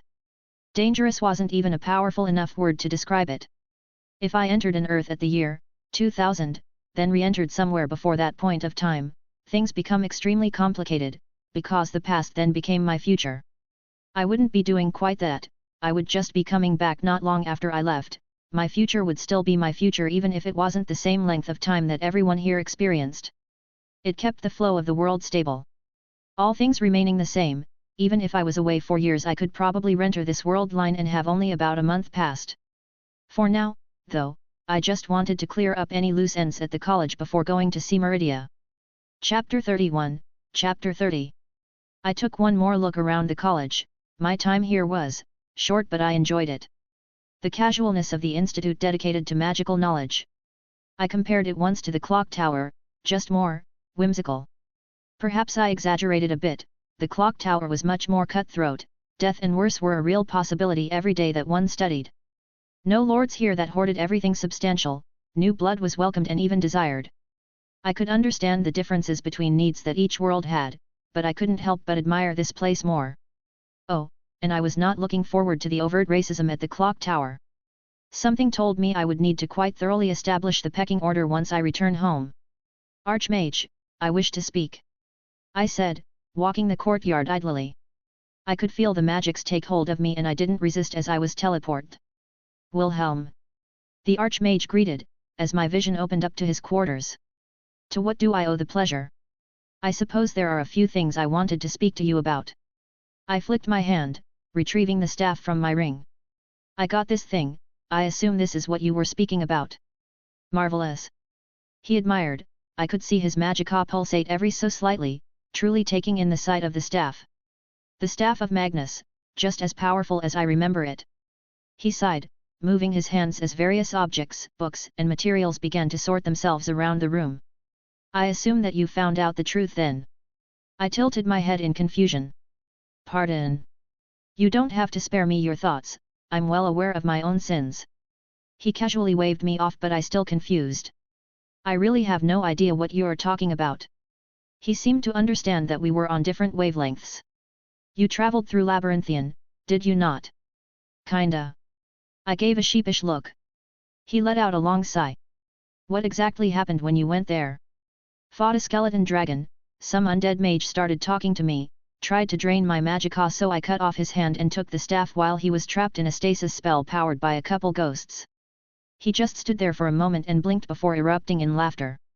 I see, truly you do not do things as one predicts. He wiped a tear from his eye. Those ghosts were my old colleagues, my schoolmates back when I was a novice mage. You ventured into those ruins when you were a novice. I mean, I cleared it easily, but as a novice, well, that was a death wish for him. I was young, foolish, and arrogant beyond measure. The same as all those who went with me, we all thought unlimited power awaited us there, and we started to lose member after member. He looked distant, reminiscing of the past. I was a different person back then, I was willing to do nearly anything for more power, more knowledge. The school was the same, it wasn't uncommon for another student to turn up dead in the morning and no one bothered to do anything past a minor investigation. He shook his head. Why did you get the staff all this time then? Surely you are powerful enough now. I didn't know how strong the undead mage was, but the archmage was definitely a powerhouse. With time and preparation I don't think he would lose out. Those two ghosts, they were the other two survivors that reached the end. What awaited us was that undead mage, as you called it. He pursed his lips. A dragon priest, a terrifyingly powerful mage who existed in the era where dragons ruled the world. To add on to that, he possessed the staff of Magnus. Those ghosts, your former schoolmates, they didn't willingly stay back, did they? I eyed him. They did not. He didn't even deny the accusation. As I said before, it is both my sin and my regret. I won't bore you with my life story, it was after that incident that I vowed to be better. I studied, I gathered power and knowledge, but no more did I lust after some unattainable concept as unlimited power or such other nonsense. I did it all with a purpose. I became archmage and forced the college to change with me. I would not allow any new students to suffer like I had, or those who had been buried in the shallow graves outside these walls. Why tell me anything of this? Why tell me where this staff was? I was rather confused here. When you first came here, I thought you were the same as the me from back then. I saw your potential, and it terrified me. I wanted to make sure you didn't walk the same path as I did. I thought a kind hand reached out would remove any need for malicious thoughts. He gave me a genuine smile. I suppose I was just seeing my old demons in you and got blinded. He shook his head, a small laugh escaping his lips. You were just a young man trying to find his path in the world, one who was extraordinarily talented, so I kept an eye out for when you needed help. I cut off the potential of so many mages, perhaps I thought it was a way to even out my sins by helping your potential blossom. A multiple of emotions washed over me, I felt bad for suspecting him. Thank you. I said quietly. He put a hand on my shoulder. I said it before, you are a member of this college and I will always be on your side. His smile changed to something more neutral. Now, what is the true reason you returned? Am I that easy to see through? I sighed. I wanted to say goodbye, I'll be disappearing for about a month and didn't want anyone to worry. I see, I hope you aren't in any trouble then. Not particularly, I'm going to seek out my grandfather for training. I ran a hand through my hair. I fought a dragon over at Whiterun. I decided to just be blunt about it. The archmage paused, staring at me intently. Wilhelm, that was an exceedingly stupid thing to do. I know, you don't have to tell me that. I was annoyed, not at him but at myself. I had to though, my friend was in danger. You're still alive, I'm assuming you were successful. I was, but not without cost, and I revealed a few too many of my trump cards. I was made aware that I've drawn a bit of attention I didn't want to. I managed to avoid most questions, but I thought it best to disappear for a bit and get stronger. You are not a child, I don't think I need to chide you too much. I'm sure your lady friend will do that more than enough. He gave me an evil smirk and I couldn't help but wince. A dragon, first Riften and now Whiterun, I'll need to speak with the Jarl of Winterhold and prep the college for potential combat. He didn't look too thrilled. My friend I mentioned, apparently he is a dragonborn. I didn't think the Archmage would abuse this knowledge. His eyes widened. Truly. He looked rather excited as well. This changes matters. He stroked his beard intently. I will need to get in contact with Whiterun then, yes it makes sense now. I heard the call from the Greybeards, no doubt he is up there training now. The Dragonborn was supposed to be a natural at magic, I'll send him some books to get him started. Well, I guess I don't need to explain anything about that topic then. I would suggest ramping up production of potions and get ready for large-scale battles on the horizon. The casualties were high, and the dragon didn't even attack the city, just a watchtower. Indeed, you raise a good point. We have large stocks of supplies for emergencies just like this. He nodded to himself. Not to mention I have that wheel of cheese that just keeps repopulating from Sheogorath, I can probably use that to supply a good amount food to help out during attacks. Thorm is a nice guy, perhaps a bit naive. Also he tends to learn better by experience. He also said he was having trouble with the restoration branch. I gave a small smile. The Archmage looked at me, his gaze softening. I'll make sure your friend is taken care of. Since a Dragonborn had popped up with the return of the dragons. That old prophecy might be in full swing, no it must be. I'll get in touch with all my contacts, we can pull our resources and weather this storm together. He reached out, grabbing a hold of my hand, the one with my ring on it. He did something that caught me by surprise. A going away present? He smirked. My mouth opened slightly, utterly surprised at the ease in which he accessed my storage ring and filled it with all manner of supplies and resources. I don't know what to say. When had I ever had someone so nice to me other than my mother? How about you tell me you won't die before you get back? I don't think my grandfather would risk my life. I was speaking of Meridia. Oh, right. Well, I guess I'll need all the luck there. Thank you again, I have a goddess to appease. I would say, may the divine bless you, but I doubt even they want to get involved here. Yeah, that's fair. I had cut open a portal, pathing my way through dimensions until I found myself in a strange place. I knew I had arrived, but my location wasn't something I could determine. I believe this realm was called the Colored Rooms. Perhaps named after the aurora-like lights that constantly flowed overhead. It was rather pretty, something I would expect of Meridia. It was almost like floating islands in the void, yet there didn't seem to be any set direction that I could point and call up. There was land upside down above me, but the plants and such acted as if the gravity there was normal for their orientation. Truly a strange place. Land began to form in front of me as I approached the end of the little land mass I was on, urging me in a specific direction. I don't know how long I walked, or if I was even going anywhere. I think Meridia already knew I was here, in fact I would put money on it, and she was mad at me. Meridia? I said with a sigh. That seemed to be all it took as the scenery around me shifted and I was then standing before a large throne with her staring down at me, displeasure written all over her face. I'm sorry. She didn't answer, and I continued. But I also can't guarantee that I won't get in more fights like that. I had no doubt she knew what happened, probably watched it through whatever means she employed. Your apologies need work. She snorted, crossing her arms. I won't ever lie to you and say something like this won't happen again. I took a step forward, she turned her nose up, but my steps weren't impeded. Stupid man. She hissed, standing up. You stupid man. She took large strides forward, getting right close to me and hitting my shoulder. Do you have any idea how much I worried, watching you fight one of Akatosha's children? I wrapped my hands around her, even as she continued to pound her fists into me. A goddess in strength, but they were light as a feather. I'm sorry. I just continued to whisper. I couldn't intervene. She spat out. There were others watching, that Dragonborn being shown for the first time. That damn prophecy that may be the end of Nirn has everyone looking at what will happen. She calmed her anger and looked me straight in the eyes, poking me in the chest. And then there's what you did. So even you were troubled by that. I winced, only realizing recently the repercussion of using Drake's balance breaker. I could understand her stance. Drake used to fight gods, and win. He was one of the strongest things in the world he originated, that kind of power draws attention even if I only used a fraction of it. Of course. She shouted. Do you think I was the only one as well? A being suddenly awoke, shouting its name to the heavens, and the world shook. She quieted down, looking at me intently. You are keeping a great many secrets. I am.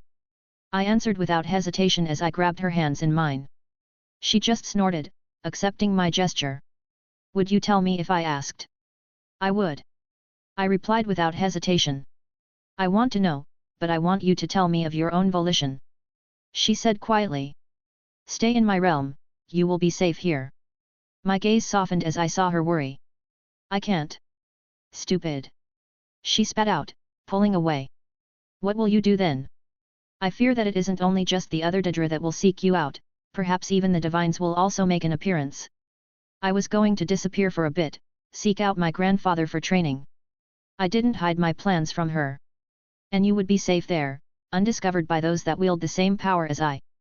She raised an eyebrow, allowing her presence full flow out. I steadied myself as I basked in her full presence. I'll be fine. I cupped her cheek, bring my face up to hers. I can guarantee they won't be able to reach me. Fine. She turned her head away. I will trust you on this, and I will be most upset if you betray this trust of mine. How long will you be away? No more than a month. I was certain that I could return before that much time passed in this world. And I promise to tell you everything when I get back. Never before had I ever had to contemplate the passing of such a small figure of time. I have lived longer than this world, and yet, suddenly something as insignificant as days brings me heartache. Her words were quiet, only spoken for me to hear. It was rare for her to be so open about her affections like this. I didn't know what to respond with, what words to answer her affection. I could do the only thing I knew how. I gently pushed my lips against hers to convey my feeling physically. She reciprocated, wrapping her hands around my neck as I held her waist. I will miss you every moment. I whispered as our lips parted. She was unwilling, I could tell by the look in her eyes, and I knew the feeling all too well. Go, leave my realm. She finally said, putting distance between us. Do not return until you have succeeded in your objective and you intend to stay with me for an extended period of time. I could only smile sadly as I slashed open another portal. I had long prepared the required calculations to fix the issues I had when I first came to this world. No fanfare, no huge mess this time, a simple portal and I would be back home. I will miss you as well, my dear. She said ever so quietly, like a whisper, the small breeze almost obscuring her voice. I looked back in surprise only for her to use her power and push me through my portal. Creator's thoughts. On to fate and time to get some questions answered and get a much needed training montage. Chapter 32, Chapter 31, Fate. I'm home. I muttered, staring up at the sky, recognizing the familiar constellations and the singular moon in orbit. As beautiful as the two Skyrim moons were, I much preferred my own. Now, where exactly was I? My sword was already filling up with the required calculations, the ones I used previously were more so just to get myself to this world line. Well, I just need to make one more jump, and it's not even across realities. As my sword finished up, I slashed the air again and walked through a new portal, turning up in a familiar area, the architecture a mix of modern and Victorian. There were many people, some who gave me looks of surprise or intrigue, but I ignored it. If they were normal people there might have been an issue, but the number of bounded fields surrounding us was a clear indication that I was in the correct place. The clock tower. I didn't particularly plan on keeping a low profile. The area that composed of this branch of the Mages Association was massive. There were hundreds of buildings, thousands of acres of property and all manner of privately owned enterprises all in the surrounding area. It wouldn't be incorrect to say it was almost like a college town, but all owned by mages. At its core, the clock tower was essentially a college, albeit one where they teach magecraft and you can die if you walk down the wrong hallway. So this is it. Drake spoke. I can feel it from here. Oh, I had forgotten. The clock tower was built upon the spirit tomb of Albion, a dragon the size of a small mountain. It was obvious what he was speaking about. It must have been odd to know his rival was dead below the ground they walked. All the gods are gone, creatures retreating to another aspect of the world, and the only remnants of our legacy are our pieces being used by humans. Drake had a strange tone in his voice.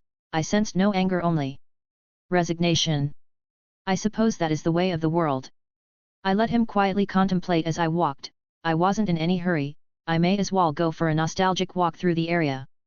But something caught my attention, a small commotion in an open building to the north. If I had to put a word to it, I guess it would be a gymnasium. It was a bit too exquisite though. The tiles on the floor looked extraordinarily expensive, yet people were breaking them apart like they were nothing. I mean, they can be repaired easily enough through magical means, but it just seems so unnecessary. I walked past a few at the doors to get a better look. Gorilla, gorilla. Good, Miss Gorilla. A blonde woman with impressive ring curls was wearing a leotard and she stared with a rather familiar face. Damn you, bitch. Her opponent, a Japanese woman, shouted back as they traded blows. That should be Rin Tosaka. I guess I'm not far off from where I wanted to enter the timeline. I could have sworn I recognized the blonde, Lovia or something. Kind of lucky running into her here, you know, now that I think about it I've had quite a few lucky encounters. Maybe I inherited that luck from a certain side of my family? Oi, look over to the right. I blinked, hearing Drake's words, and my eyes landed on another face I didn't think I would see here. She was also blonde, perhaps a bit short as well. She had her hair up in a bun and wore a white blouse and a blue skirt.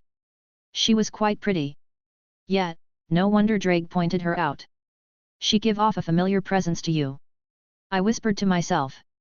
Yet, I didn't realize it until we got closer. It's to be expected, she carries your core after all. Almost as if she could hear me, she turned to look at me in confusion. Maybe she sensed Drake as well? I could theorize that her dragon's core was having some kind of reaction to the owner in my soul, even if they were technically different dragons. Well, now I'm a bit curious, so I walked over. May I sit here? I asked, very politely. She was royalty and I did have manners. There were bleachers set up, seemingly out of place when this building looked so extravagant, but I didn't dwell on it. What caught my attention was how almost everyone was avoiding her. She was sitting quietly in the corner here and the few dozen people were no less than probably 20 feet away. I do not own these seats. She replied curtly. I sat down, not too close, but enough to make it obvious that I was in her presence. We sat in silence for a moment or two, watching the fight, but I could see her glance at me a couple times.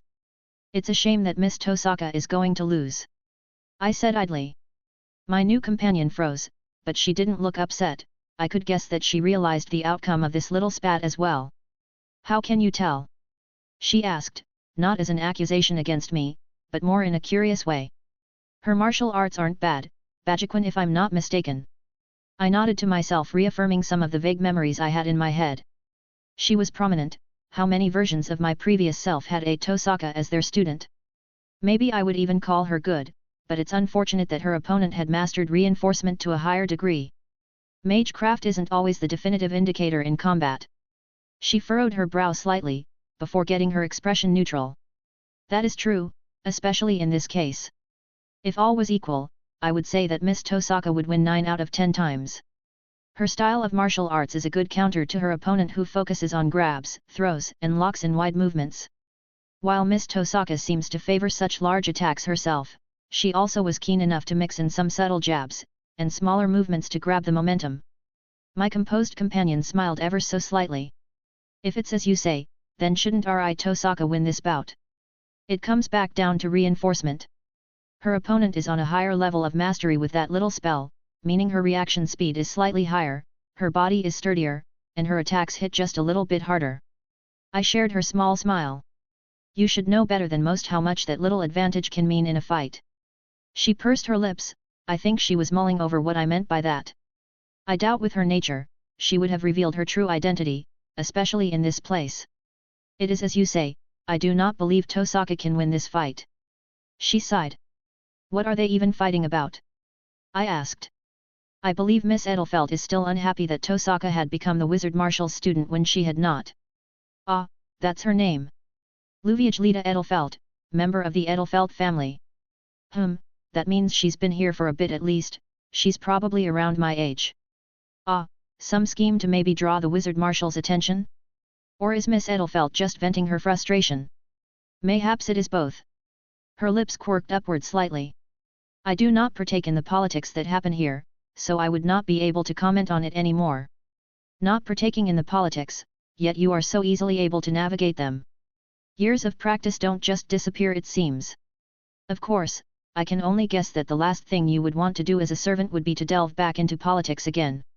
I smirked, eyeing her reaction. It was small, but I could tell she was surprised at what I said. Not many magi here are able to identify me as a servant on the first meeting, she said evenly. Or maybe you sought me out specifically. Her attention was more focused than before. Oh, it seems she maybe has a sort of reputation here? Perhaps that is why people were avoiding her. I guess if Rin was my grandfather's student, she would garner enough attention that having a servant around her would become something of common knowledge. It was by chance. I waved off her questioning. I was on the way to see my grandfather and I just so happened to catch this little spat going on. When I saw Miss Tosaka participating, I thought it suitable to watch. And what is your intention with Rin? She gazed sharpened considerably in her words like a sword at my neck. I wouldn't be surprised if she had to dissuade quite a few people here in the past. As far as a magus goes, Rin's talent was indeed monstrous, add on her lack of family backing and being Zelretch's student, she's probably been hounded by all types in this place. I was curious about the student my grandfather took in. I said simply, a smile creeping on my face as realization dawned on her. Ah, I believe I forgot to introduce myself, how rude of me. I of course followed proper etiquette for someone of her status. Wilhelm Henry Schweinorg, it is a pleasure to meet you, Miss Pendragon. Creator's thoughts. Woot, fate. And it's after the Fifth Holy Grail War with Saber accompanying Rin at the clock tower? But yet, this first trip to Fate is mostly about him getting some training, there will be other world lines explored. I already have plans for Apocrypha and Grand Order, maybe some others, but I haven't decided yet. Though I do have this side story / non-canon omake that's been bouncing around in my head for much later and utilizing the Fourth War. Chapter 33, Chapter 32. How? The servant's eyes flashed in surprise. You're a smart girl, figure it out. I winked, leaving her dumbfounded. And don't worry, I made sure no one was eavesdropping. A rune appeared at the tip of my index finger. It seemed pretty obvious that her true name be kept a secret. She visibly calmed down, she wasn't one to show all her emotions on her sleeve. You are the Wizard Marshal's grandson, or so you claim. I could only suspect that you have access to his magic as well, perhaps knowledge from a parallel world. Well done. I gave her a small clap, withdrawing an item from my ring. Here's your prize. I presented her with a flower, one I was a bit familiar with after learning it was Meridia's favorite. She hesitantly took it, staring at the flower oddly. This is not a normal flower. Artoria was indeed perceptive. It's called Dragon's Tongue, it grows in places with a lot of heat. It got its name because of its likelihood to bloom in dragons' nests for obvious reasons. There is also the added benefit of being soothing for dragons when they sleep. I was kind of curious to see if it would have the same effect on her as it did on me. Technically a magic flower, but it didn't have any impressive overt effects, mainly used as alchemy ingredients. She actually seemed to like it. I had just assumed to see her merely acknowledge the gift and nothing more, but she looked genuinely interested. I wonder if having Dragon Mai made her more inclined to have a good impression of me? I was a little surprised when she schooled her expression, pushing back towards me. I thank you for your generous gift, but I will have to decline, if you. Her words sounded extremely rehearsed, and I realized what was going on. Stop. I held my hand up, interrupting, realizing what was going on. This is a small gift without any thought of recourse or attempt at garnering some kind of debt. While the mages here weren't exactly on par with the Fey folk, it was a good idea to follow the same principles when dealing with unknowns. I'm sure Artoria memorized the lines regarding accepting gifts and she resorted right to those. Rin is my grandfather's student, practically family, consider this a hand extended in friendship. It was just a small thing, not even a romantic gesture, not that I didn't find her attractive, but such things aren't meant for a first meeting. No, it was genuinely supposed to be just a way to perhaps bridge the gap and maybe become something close to friendly, since we would probably be around each other more often. I wasn't lying about the effects of Dragon's Tongue either, it was soothing for the dragon species to sleep around. With Artoria's nature, having the magical core of this world's drake, it would probably be just as effective. I'm sure she could even feel its effects right now. Hell, I could feel the subtle soothing feeling from it, and I wanted to make a good impression. Not like it was something nefarious either, and it was quite pretty if I did say so myself. I see. She still looked a bit unsure. I could only sigh.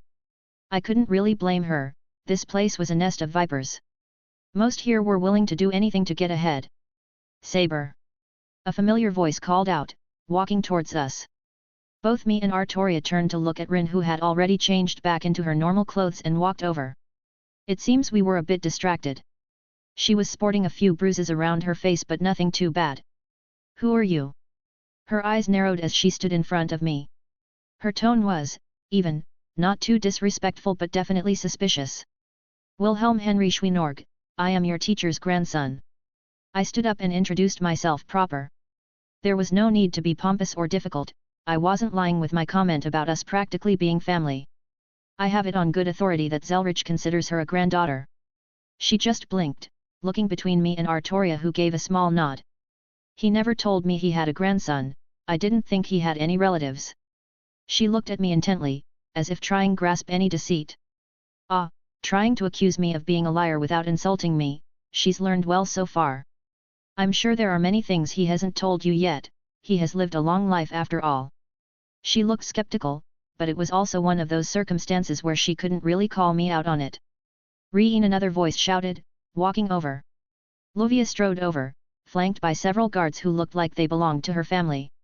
They all had some ridiculous hairstyles, and basically walking with that aristocrat stride, like they knew they were important and everyone should know it too. What do you want? Rin all but growled. Don't be like that, Reen. Lovia laughed haughtily. It was just a friendly spar, I'm sure you'll do better next time. She covered her mouth and continued to laugh in that obnoxious way. Was she pronouncing Rin's name like that on purpose? Rin audibly twitched and I wanted to sit down and watch the fun, but Artoria put a hand on Rin's shoulder to visibly calm her down. Whatever, I need to get back to work. She flipped her hair up, dismissing the insult. Lovia didn't look happy, probably wanted to go to reaction out of Rin.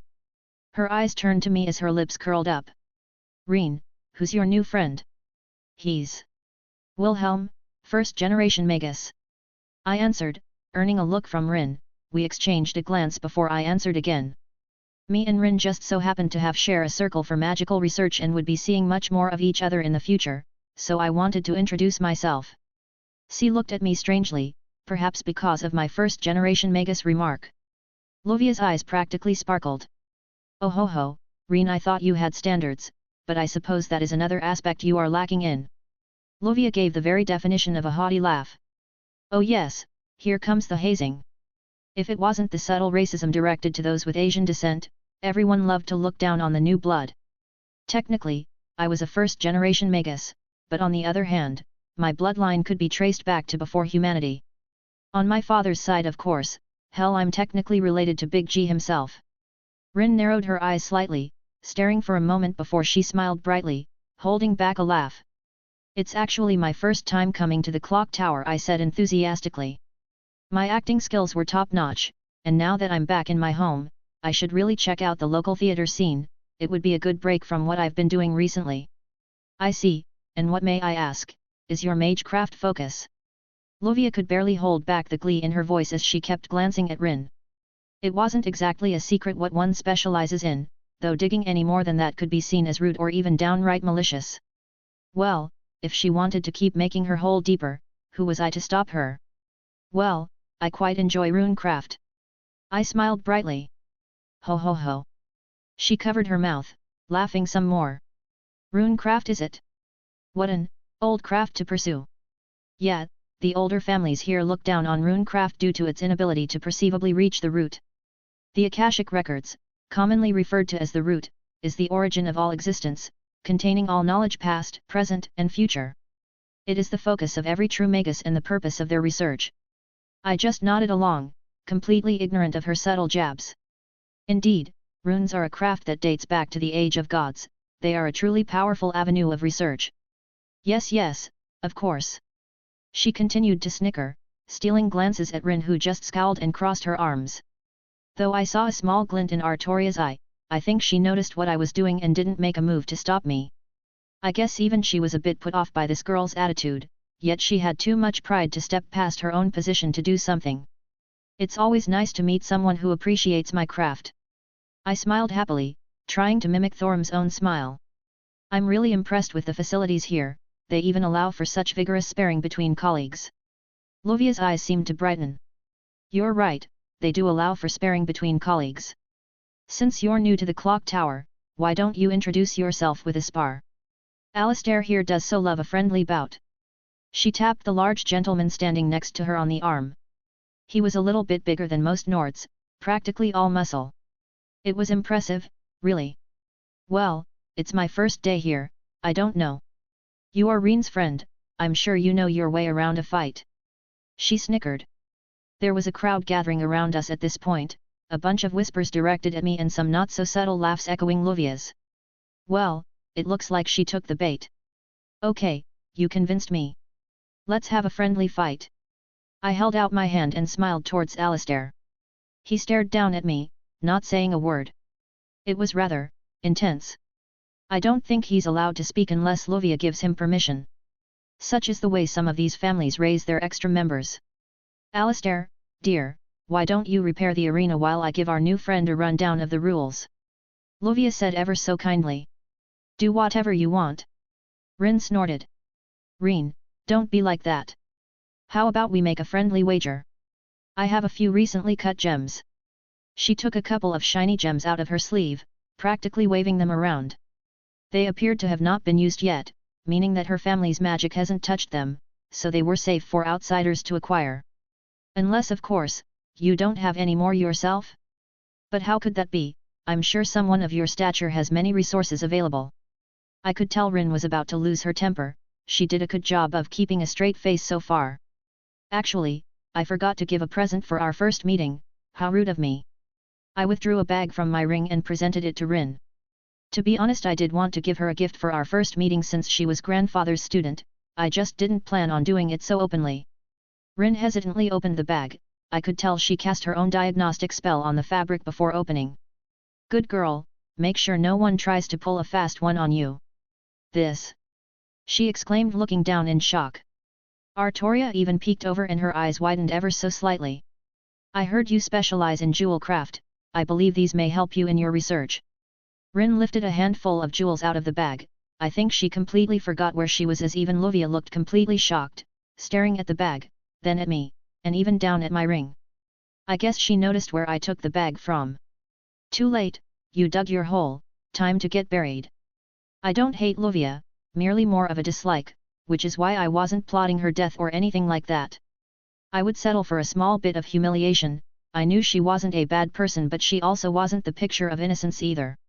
Why don't we increase our wager a little bit? Reen's lips formed a malicious smirk.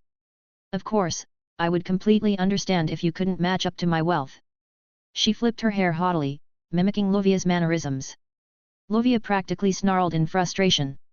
Humph, I don't keep that many gems on me like some kind of peasant trying to show off their wealth. She scoffed. I can match any wager you put forth. Reen very reluctantly handed the bag over to Saber.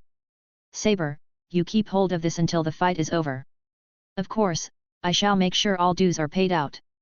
She nodded. It is good to know at least one of you is up to a certain standard. Lovia turned her nose up, handing over the few gems she currently had. Miss Saber, why don't you become my servant? You're wasted on such a gorilla like Reen. I told you before.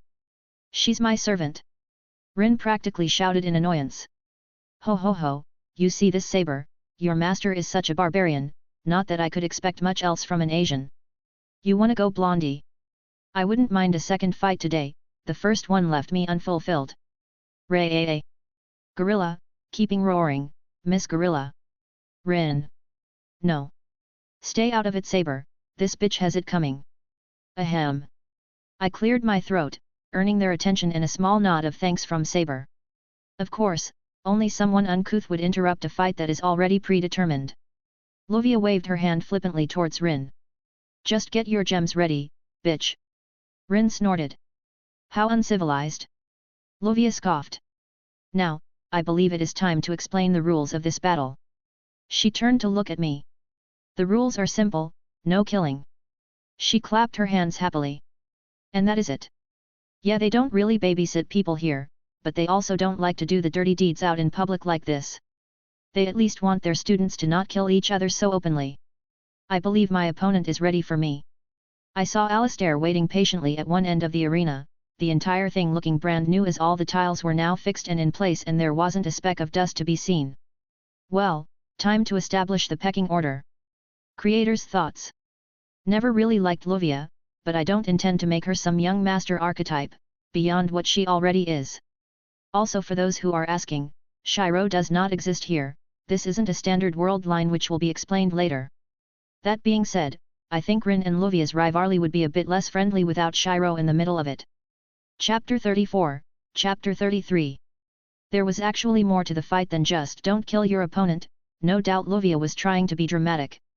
Really, it was just basic etiquette things, like don't purposely blow up the building, don't hurt spectators blah blah, common sense things. This will be an open match, any spells are acceptable as long as the rules are followed. Luvia stated, facing the crowd, hyping it up. She was really trying to embarrass Rin here, honestly this just went past amusing and fell flatly on annoying. I'm sure in her mind, this Alistair would defeat me then she would gloat and blow it up saying how Rin's friend was so easily defeated. Basically, just twisting in the knife after she won their earlier spar. Honestly, this is pretty tame for plots go in this place. Can we just get on with this? I need to get back to my workshop.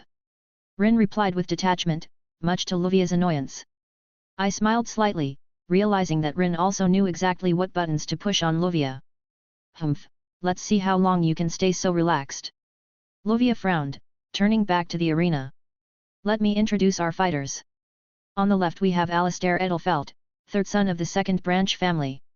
Even with being the third child of the second branch family with no crest of his own, he was able to pioneer a new path for his own thaumaturgy only using the basics of our family's specialty. HOH? His own path, maybe that's why he was elevated to the position of Luvia's bodyguard? She's the most talented of her family or did she have a sister? I vaguely recall that she was someone extremely important to their family line, basically one of or the next in line to lead. That's probably why she had several bodyguards following her around.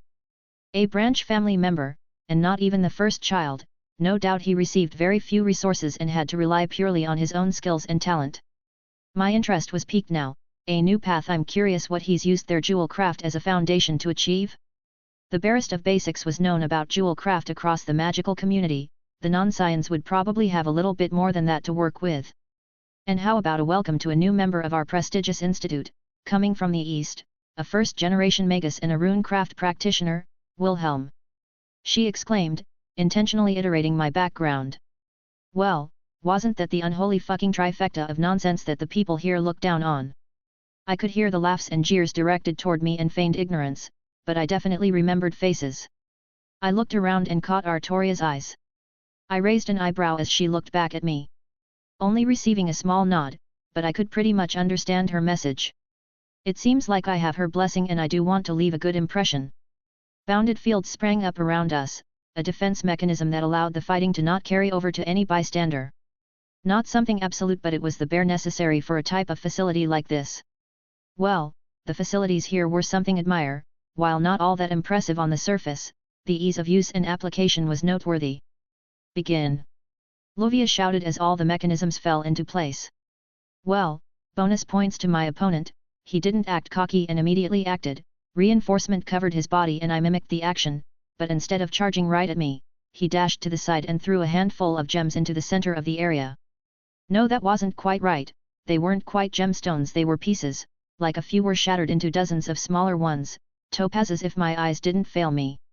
They sunk into the ground as their mysteries actualized, ignoring the tiles and other barriers to their target.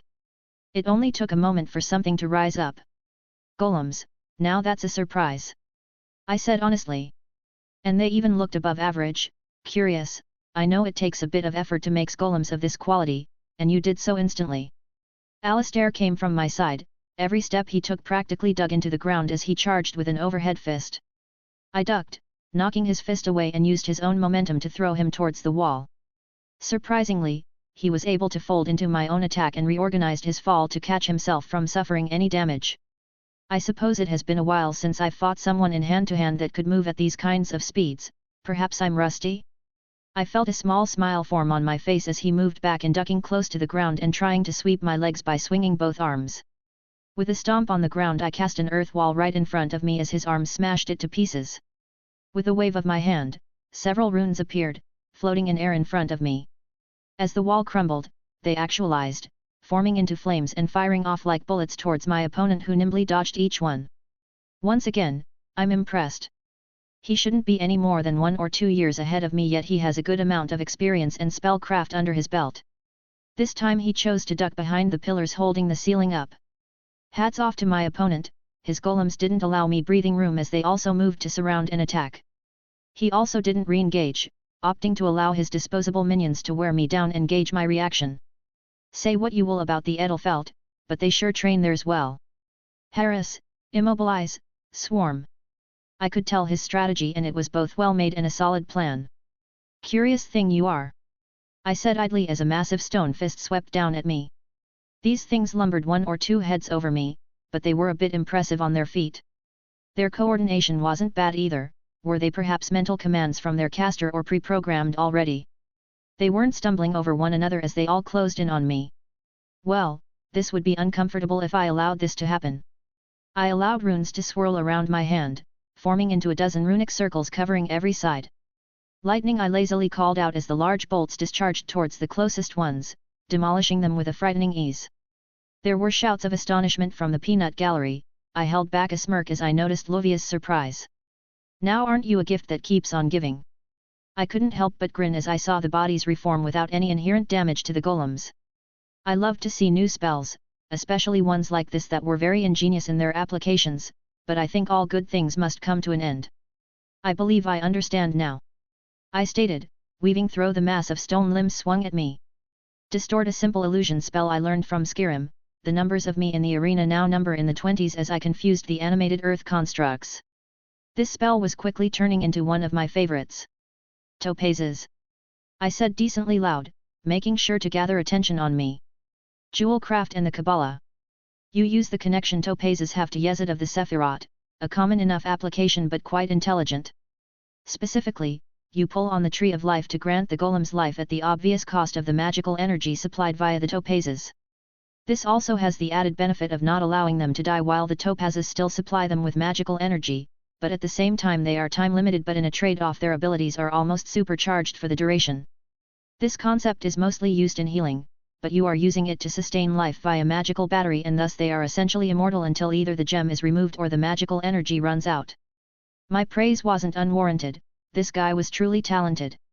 Well, since he showed me something so nice, I won't be too harsh. I think a week or so bedridden is enough of a punishment. I materialized the runes around me, moving my hands fast enough to string the sentences together. I intentionally chose something rather showy. I made a few calculations and first summoned a large runic circle under my feet to help facilitate casting and control the output to a more precise degree. Freezing winds of Jotunheim. I let my voice carry all across the arena. The cold air exploded out from me, instantly freezing everything in the vicinity. It even crashed against the bounded fields in the area, cascading and threatening to break free from the confines. I made sure to reel back all the excess, but this was a spell that didn't want to be caged. The golems froze solid, unable to move, and I assume I burned through their magical energy supply as they didn't even fight it after a bit. The cold continued and the bounded field began to crack as the winds swept across the entire building. I reined it in as they rushed out, but I only allowed everyone here to get a little cold, forcing the spell to dissipate a few moments later. The place was freezing and there was a deathly quiet in the air now. Every step I took on the newfound frost practically echoed throughout the arena as I approached the lump of ice that was my opponent. A small tap and it shattered, Alistair falling to the ground on his back, his breathing a little haggard, but he still tried to jump up. I merely slammed my foot on his stomach, causing him to slightly cough blood. You lost. I narrowed my eyes down at him, daring him to say otherwise. He just responded with a meek nod. I let off him, taking a step back and sweeping my gaze across the crowd. I met the eyes of anyone who dared to look back. By all means, insult me based on my craft or heritage, I welcome it. But it seemed like no one was keen on speaking.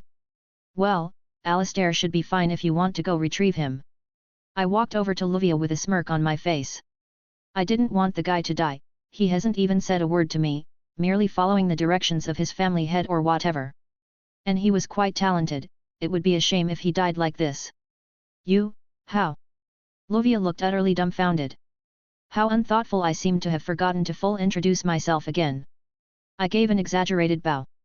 Wilhelm Henry Schweinorg. Gods, I loved saying that. Schweinorg.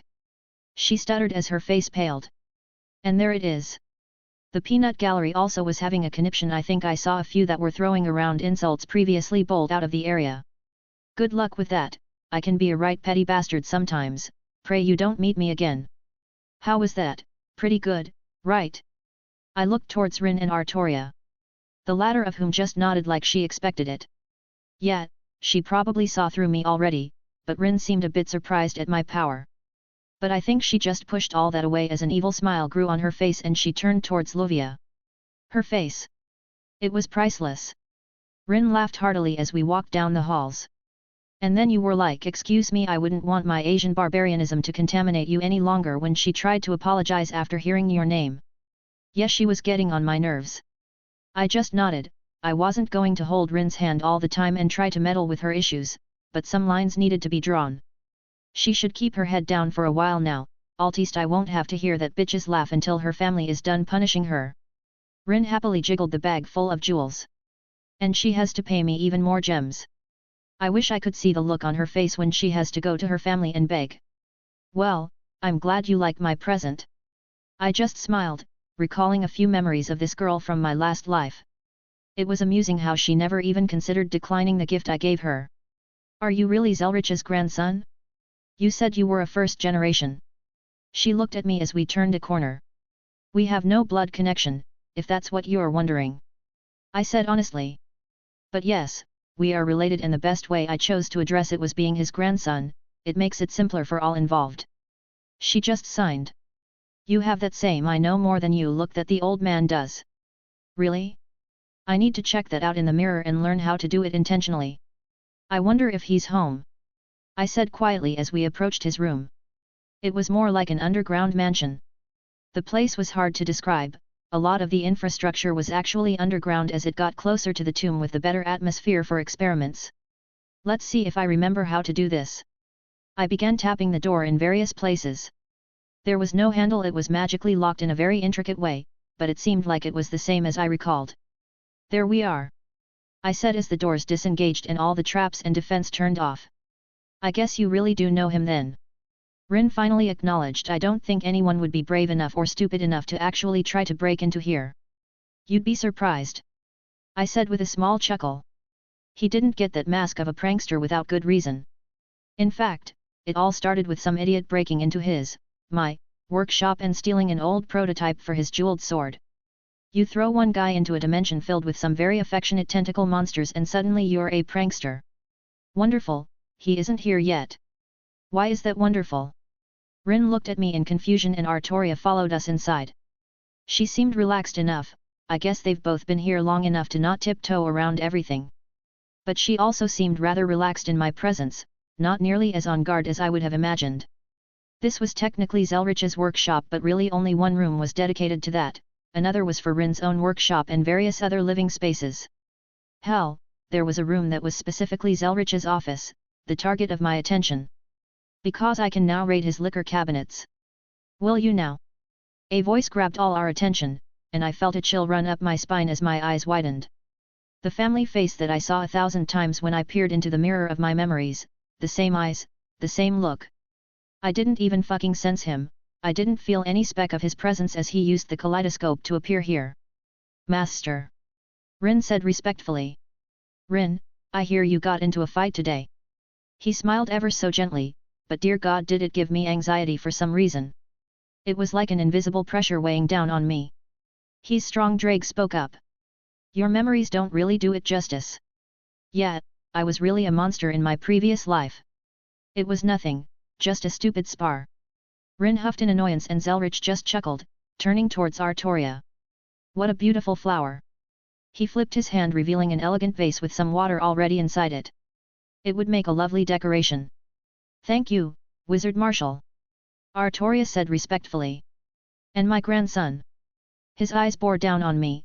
I felt so insignificant for the briefest of moments before he pulled back. I was moments away from doing something to diminish the pressure myself. I see. He stroked his chin. I assume we have quite a bit to discuss. Creator's thoughts. He's finally here. Also it seems like the Fanon Zelretch is a bit exaggerated quite often. While he is a bit of a prankster, he's nowhere near as bad as some Fanon stuff makes him out to be. Chapter 35, Chapter 34. We sat in his office, the familiar walls and furniture were playing heavily on my nostalgia. Rin and Artoria sat next to me, all three of us facing Zelretch, who sat behind his desk as he casually browsed a few documents, seemingly content with the silence in the room. Which one is it? Zelretch spoke softly, barely even glancing up, but I felt the question directed towards me. Pardon? I asked in confusion. Which of my collection were you so keen on helping yourself to? Ah, I see. The 300-year-old whiskey. There wasn't really a point in hiding it. That is a good choice. He nodded. I'm curious, how does it rate? Easily a 9/10, one of my favorites. Zelretch slowly got up from his seat and walked over to the cabinet holding his various alcohol. I was saving this for a special occasion, and I believe this qualifies. There was no rush to his movements as he carefully looked over the selected bottle. He took 4 identical glasses and set them up each in front of us.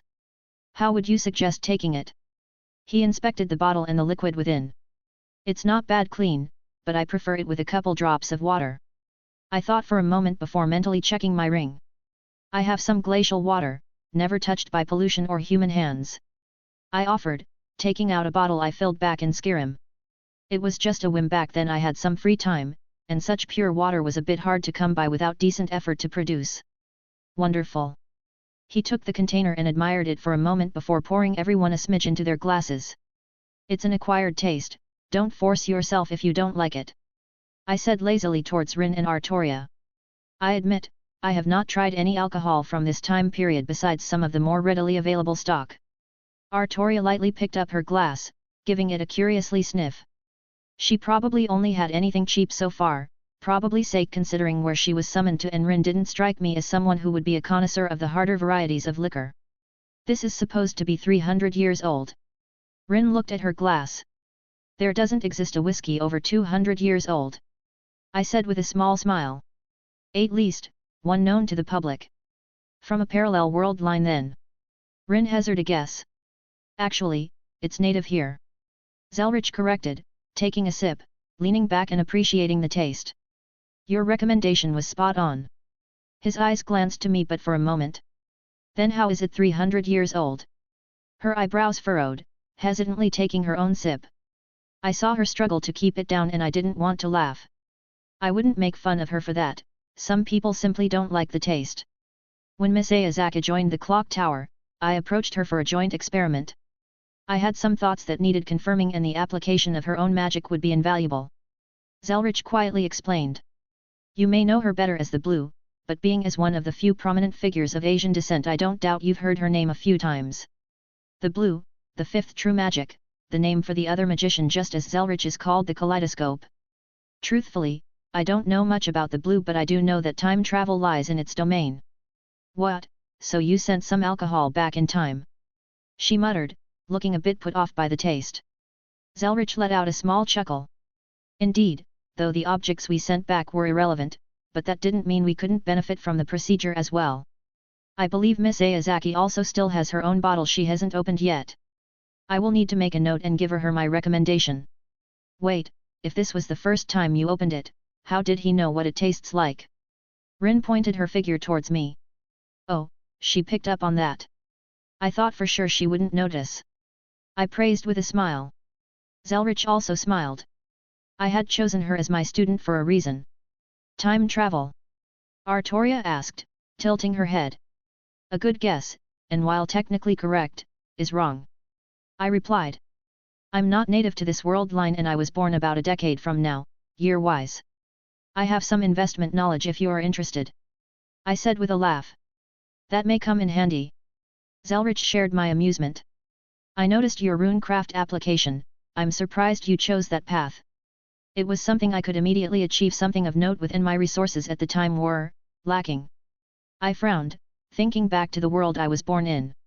I felt a bit of regret that I had so quickly abandoned it.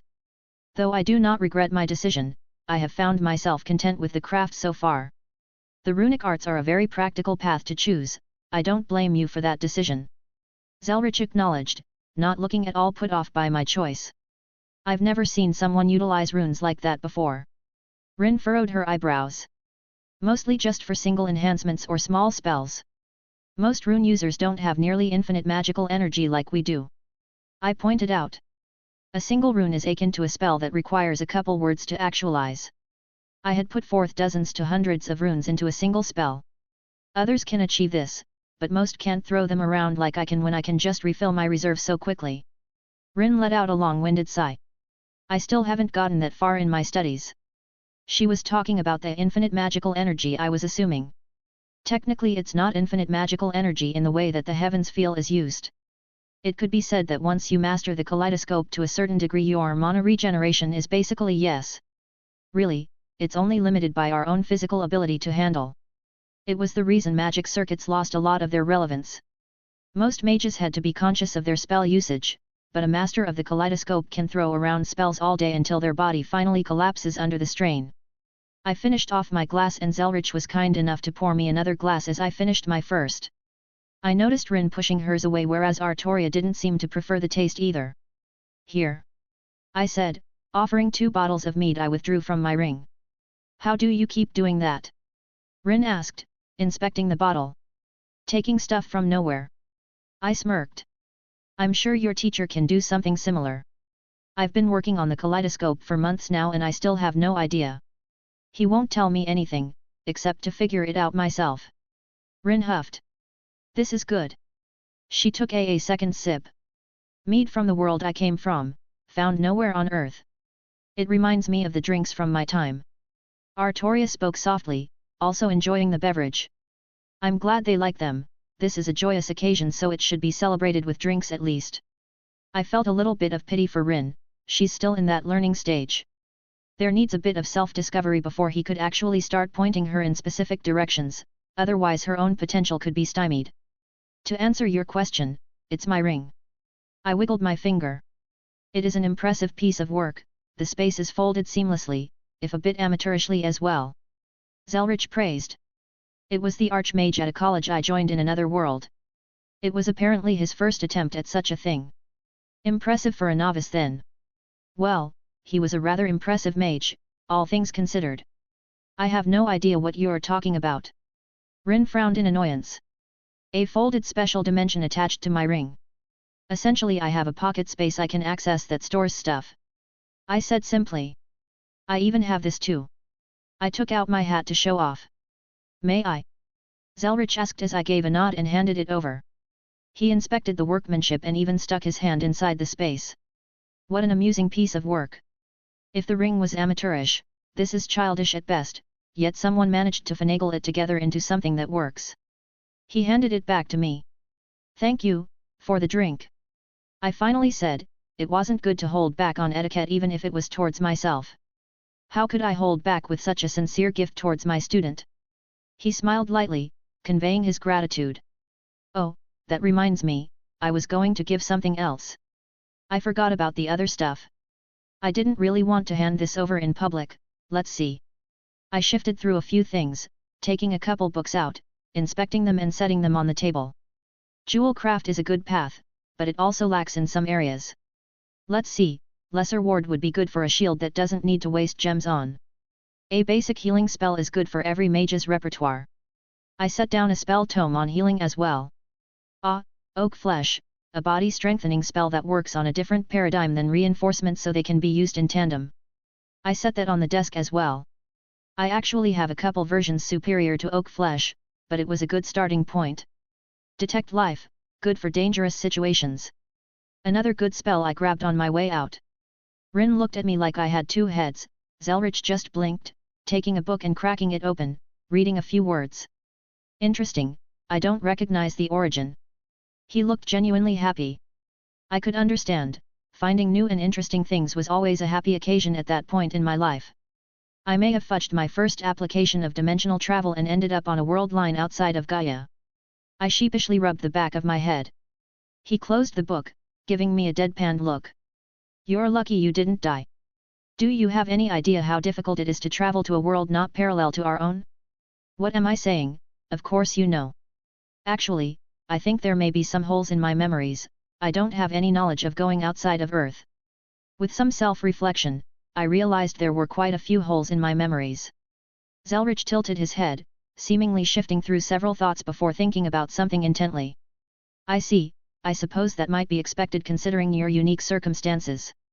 Well, it was already pretty clear he had an idea of what was going on. It was to be expected of myself. I guess it's time to have this conversation. I sighed, bracing myself. It was going to come eventually. It was odd to see him, me, from this side. The presence he gave off was surprisingly gentle. Here you go, Rin, take good care of these and put them in my library when you finish. Thanks. She was still out of it. It's nothing. I waved her off. I had copies anyways and they are just the basics. I looked over to my previous self. So, how much do you know? I can make several educated guesses. I wouldn't be remiss to hear it all from the beginning. Yeah, that's what I was assuming at this point. Rin and Artoria looked at me intently. I guess they were lost and were curious as well.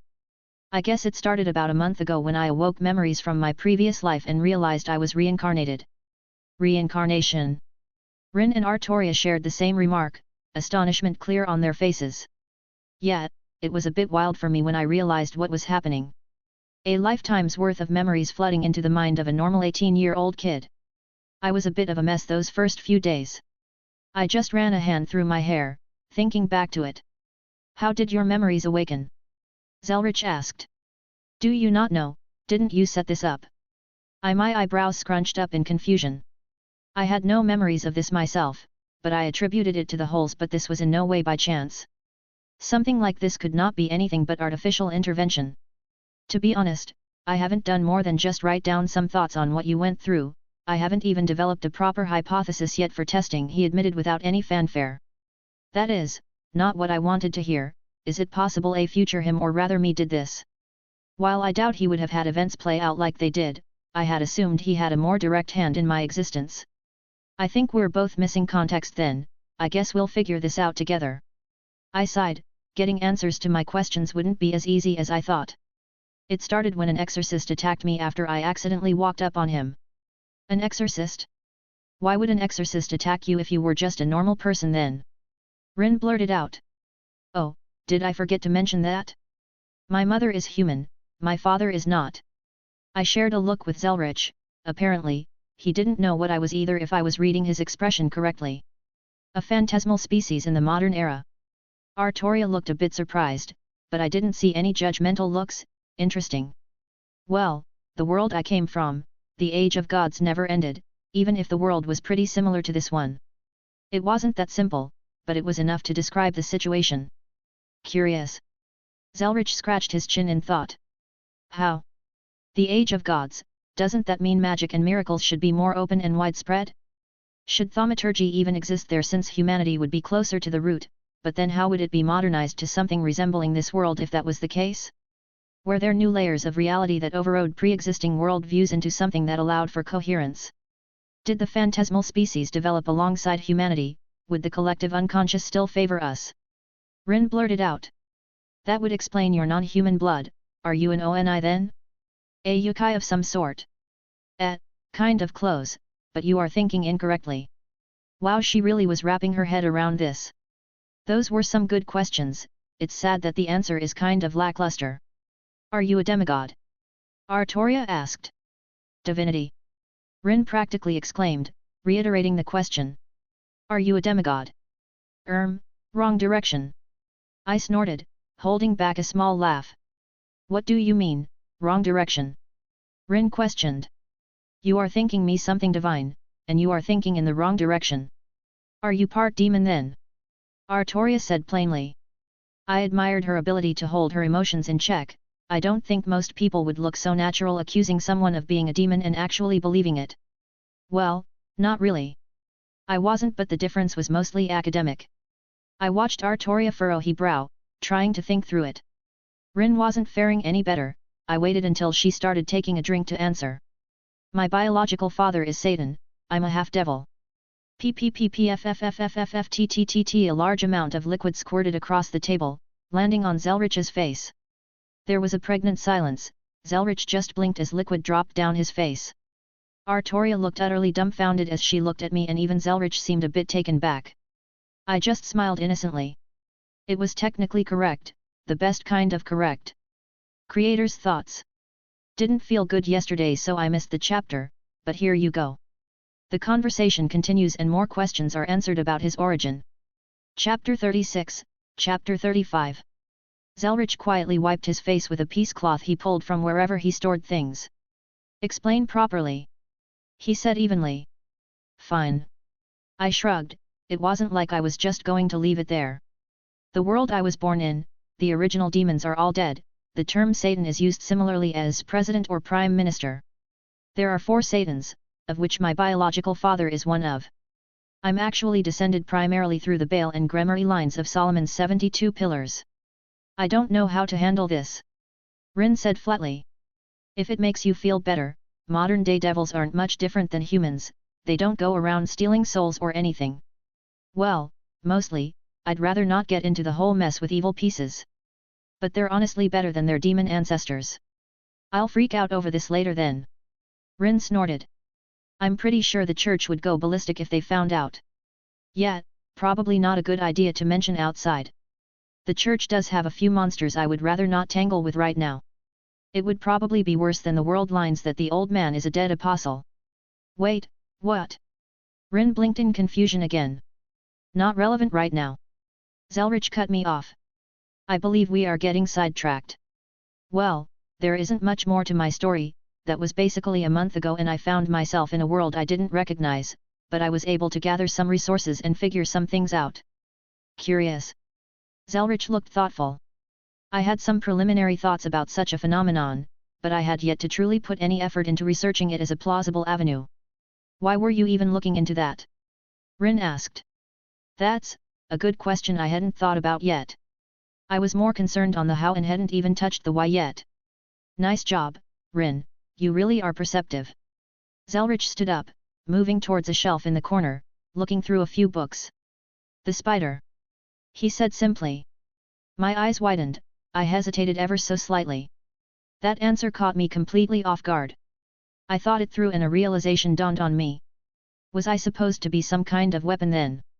I balled my fists, gritting the words out, but there was an obvious amount of venom present. Watch your tone, he said stoically, staring down at me. I stood up, matching his gaze. Is that why you decided to finally take in a student? Is she another bullet in the chamber? Why did I have no memories of why I took Rin in as a student in my past life, unless it was intentional? I do not make disposable pawns. His words were direct and cut straight through all my rampant thoughts. Fuck. I knew that, I knew it. Why am I acting like this? Jumping to conclusions is not something I do. It was just my old insecurities acting up. Zelretch was many things, a liar was not one of them. I calmed myself down. Let's hear everything out first, no need to just make assumptions with missing knowledge. I would like an explanation. Rin interjected, clearly unsure of what we were talking about. Have you not told her about the spider yet? I questioned him only for Zelretch to look slightly unsure. It was surprising to see that look if only for a moment. I have not. I did not wish to burden her with something like that before she was strong enough. Yet, he did care about Rin. I was jumping to conclusions here. I let out a breath I was holding in and fell back into my chair. The spider, also known as the ultimate one of Mercury, or just type Mercury, it exists in the same realm as the Crimson Moon. The strongest creature born from the planet it originates from. An Aristoteles. Rin whispered. What does that have to do with anything? Is it going to awaken soon? Artoria spoke for the first time in a while. You would have information on it based on the Grail systems. I muttered. Yes, it should be awakening by the end of next century if nothing interferes. There's an Aristoteles on Earth. Rin stood up, slamming her hands on the desk. Why did no one tell me about this? It's not widely spread. Zelretch spoke up. It was better to keep any foolish enough to approach it from getting ideas. I stood up again, and started pacing around the room. I usually do my best thinking on my feet. Is the beast of Gaia active, and what about the White Princess? Arcuit is sleeping, and the beast is sealed for the moment. Zelretch responded. The beast of Gaia, the white wolf. One of the planet's creations meant to destroy humanity. It had absolutely authority over human life, primate murder. It being sealed for now was good, a variable like that would be able to flip any boards we set up. Arcuid Brunstad was another. The White Princess, the last true ancestor and the only thing on the planet that could claim the title of Archetype Earth, or the ultimate one of the Earth. When fully awakened with her power, she was something on the same level as the spider. It was basically a creation of the Crimson Moon, type Moon, as a means to reincarnate onto Gaia without interference from the planet. Didn't work out in the end, but we got another powerful entity that could flip the board. How bad is the situation? I finally asked. All my simulations have either failed or resulted in a Pyrrhic victory. Zelretch admitted with no small amount of concern flashing across his face. Can someone please tell me what's going on? Rin sighed. I feel like everyone is talking around me. I looked at her and then to Zelretch, who gave a small nod. It started when the age of gods began to decline. The planet foresaw that humanity would kill it in the far future, eventually living on its dead husk. It sought out the only other figure that could judge it, another celestial body, and the moon answered. That's where the story ends for most people, as they all know the tale of Zelretch defeating the Crimson Moon. What most don't know about is a prophecy into the far future, where on its last breath, Gaia calls to the other celestial bodies to purge humanity from its corpse. Type Mercury received the call thousands of years too early and crashed in the Rhine forests of South America, where it now slumbers. All data gathered so far indicates that the spider will awaken within the next 100 years or so. I've run countless simulations, creating new variables, and planning new strategies. But it seems like everything I have done so far only manages to trade the whole of humanity for its destruction in the best-case scenario. Zelretch finished. Which is where I apparently come in. I sighed, rubbing my temples.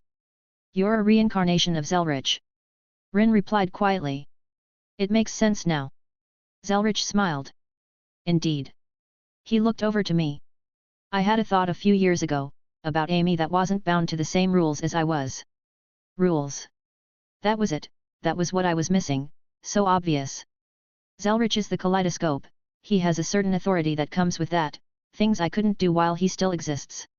He can choose certain possibilities and force them to come true, that is one of his greatest treasures. A timeline he views will become the true one among the infinite possibilities. That's why he has to simulate instead of simply watching. I'm not bound by the same rules, I lack your authority, but I can do things you can't. I shared a look with him, he apparently already thought this out. No wonder. I whispered.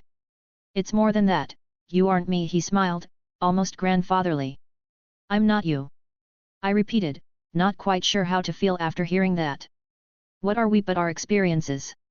You have my memories but haven't lived through it, you are you and I am me. He said gently. You will therefore think differently, do things I didn't, and thus come to different conclusions.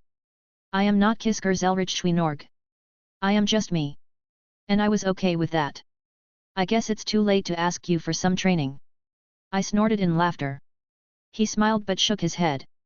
It would be best for you to develop without my input. Yeah, I already realized that, well fuck, I'm back to square one, but now the damn spider is hanging over my head. I guess that's why my memories end around here. How many other variables have you tried to introduce? I doubt I was the only thing he tried so far. Hell, I can only imagine he threw everything at the wall and hoped something stuck. Too many to count. He rubbed his eyes, looking much more tired than normal. I've wasted many resources with almost nothing to show for it. If you are here now though, that means something worked, and how knows, maybe others may also come to fruition at some point. Rin was probably one of the easiest variables to introduce, a well-trained apprentice adept at the kaleidoscope would be invaluable. No wonder he had her sit in on this discussion, it was better for everyone to be on the same page. He truly does not do things for no reason. Even Artoria being here, no doubt he meddled with the Grail War somehow, her noble phantasm would be invaluable in the future. A sudden realization hit me. The Holy Grail. Rin and Artoria both stared at me abruptly. That's why you helped create it initially, allowed for its creation, and why it persisted until now. No wonder that was another hole in my memories. Good. He nodded his head. It is as you say, I had to suffer that infernal contraption because it allowed us some minuscule success against the spider in some simulations. It was unlikely the counter-force would put any showing against the spider if this world wasn't worth saving, it was just removing its direct interference and allow this branch to be cut from the tree. Being able to summon heroic spirits, servants, would be invaluable in the inevitable fight. What about the strategies from other world lines? There are plenty that managed to survive past the spider's awakening. He shook his head. This world line is, not unique but different than most. While either Gaia or Alea are usually favored, this one is almost even, just barely in Alea's favor. Most other strategies do not work because of this. You made sure this was the world line I popped into, didn't you? I stopped in my tracks, and turned towards him. His lips curled up into a smirk. Well done. Since when have you been aware of me? He said he hadn't even begun to experiment with whatever allowed me to exist, so when did he notice me? The first time you used the kaleidoscope. He didn't hide the truth. So, you know where to look for your future experiments then. I just nodded. I wasn't exactly upset, he was acting exactly as I would after all. It was a good world, the reincarnation cycle was much easier to meddle with since things like sacred gears were being reborn alongside human souls. I was willing to bet that was the system he piggybacked on to do this initially. Well, I guess you wouldn't mind supporting me with resources. What kind of grandfather would I be if I didn't give my little grandson some pocket change? He raised an eyebrow, and we shared a small laugh. Well, shit, now I need to find someone else to teach me. Creator's thoughts. Oh boy, lots of questions answered. Chapter 37, Chapter 36. It didn't take much convincing, really none actually, to get access to grandfather's library. I guess he accepting that familial connection, so I don't really need to keep thinking about it like I have. I am not Zelretch, I have a large portion of his memories, but I'm just Wilhelm. I'm okay with thinking of the old man as my grandfather. He had quit the collection, not nearly as big as the library back at the college, but there was a lot more applicable to my situation. There were a few things I wanted to grab. I wasn't looking to thoroughly extend my repertoire, but I didn't believe in keeping things I already learned at a low level. Let's see now. His books are sorted by region and there is a decent-sized section on Eastern arts. Ah! Here we are. A book on Onmyuji arts. Wonderful, this is exactly one of the things I was looking for. In fact, this may even be the book I recalled from my previous life. I'll need to do more than just take a cursory glance at it. That also reminds me, I need to gather a lot of supplies for talisman making and also create a good stockpile while I'm here. There are a lot of interesting and unique ways that talismans can be employed to further boost or amplify my other spells. You know, if you want to ask me questions, I wouldn't get mad. I saw Rin and Artoria sitting by out of the corner of my eye. They had been like this since Zelretch left for business and I came in here to browse. Interesting, there are some sword techniques here as well. Grandfather really outdid himself on his collection. Should I also pat myself on the back? It's weird how familiar all of this is, but the details are just empty. Are you really a devil? I stopped, turning towards Rin, who asked. I took a glance at the cross adorning her neck. I found out about my heritage a little over a month ago. For most of my life I thought I was a normal human. If I recalled correctly, she was some manner of Christian, probably Catholic. Or at least she was raised as such. Some ideas probably stuck with her even as she delved into magecraft. Does it bother you? I might as well cut to the point. No, I just don't know what to think. I never would have guessed I'd be meeting a literal devil before. Rin said quietly, her eyelids drooping. Did what you mean what you said about the old man thinking of me as a disposable piece?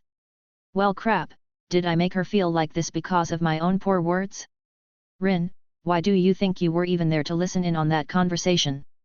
I looked at her, but she showed no signs of answering, just dropping her eyes down. It's because we both trust you. I don't go around shouting my secrets to the heavens, I don't make it a habit of telling people that I'm a half-devil. I fully turned towards her, giving me full attentions. You are more important than you realize. How? I'm barely making in progress on my research and here you are mastering everything and you haven't even had access to it for more than a month. She threw her hands up in anger. She shimmered down, voice quieting. What am I even doing here? Oh, did me being here make her self-conscious? Or perhaps I'm just the catalyst for all her bottled emotions coming to the forefront. Just how much stress has she been under this past few months? How many students do you think Zelretch has taken in his lifetime? I don't know, maybe a few dozen. She sighed. Try over a few hundred. Do you not understand how amazing it is that you are here, right now? You have heard the stories about Zelretch's students, how they all turn mad or have a bad ending, correct? I saw her nod meekly, so I continued. Every student he's ever taken in has had the potential to use the kaleidoscope, yet you are the only one to ever reach this point. Does Zelretch think of you as a piece to use? Well, sure. I'm piece, you're a piece, even he's a piece, whether we like it or not, we're all stuck on this chessboard, but that does not mean he doesn't care about you.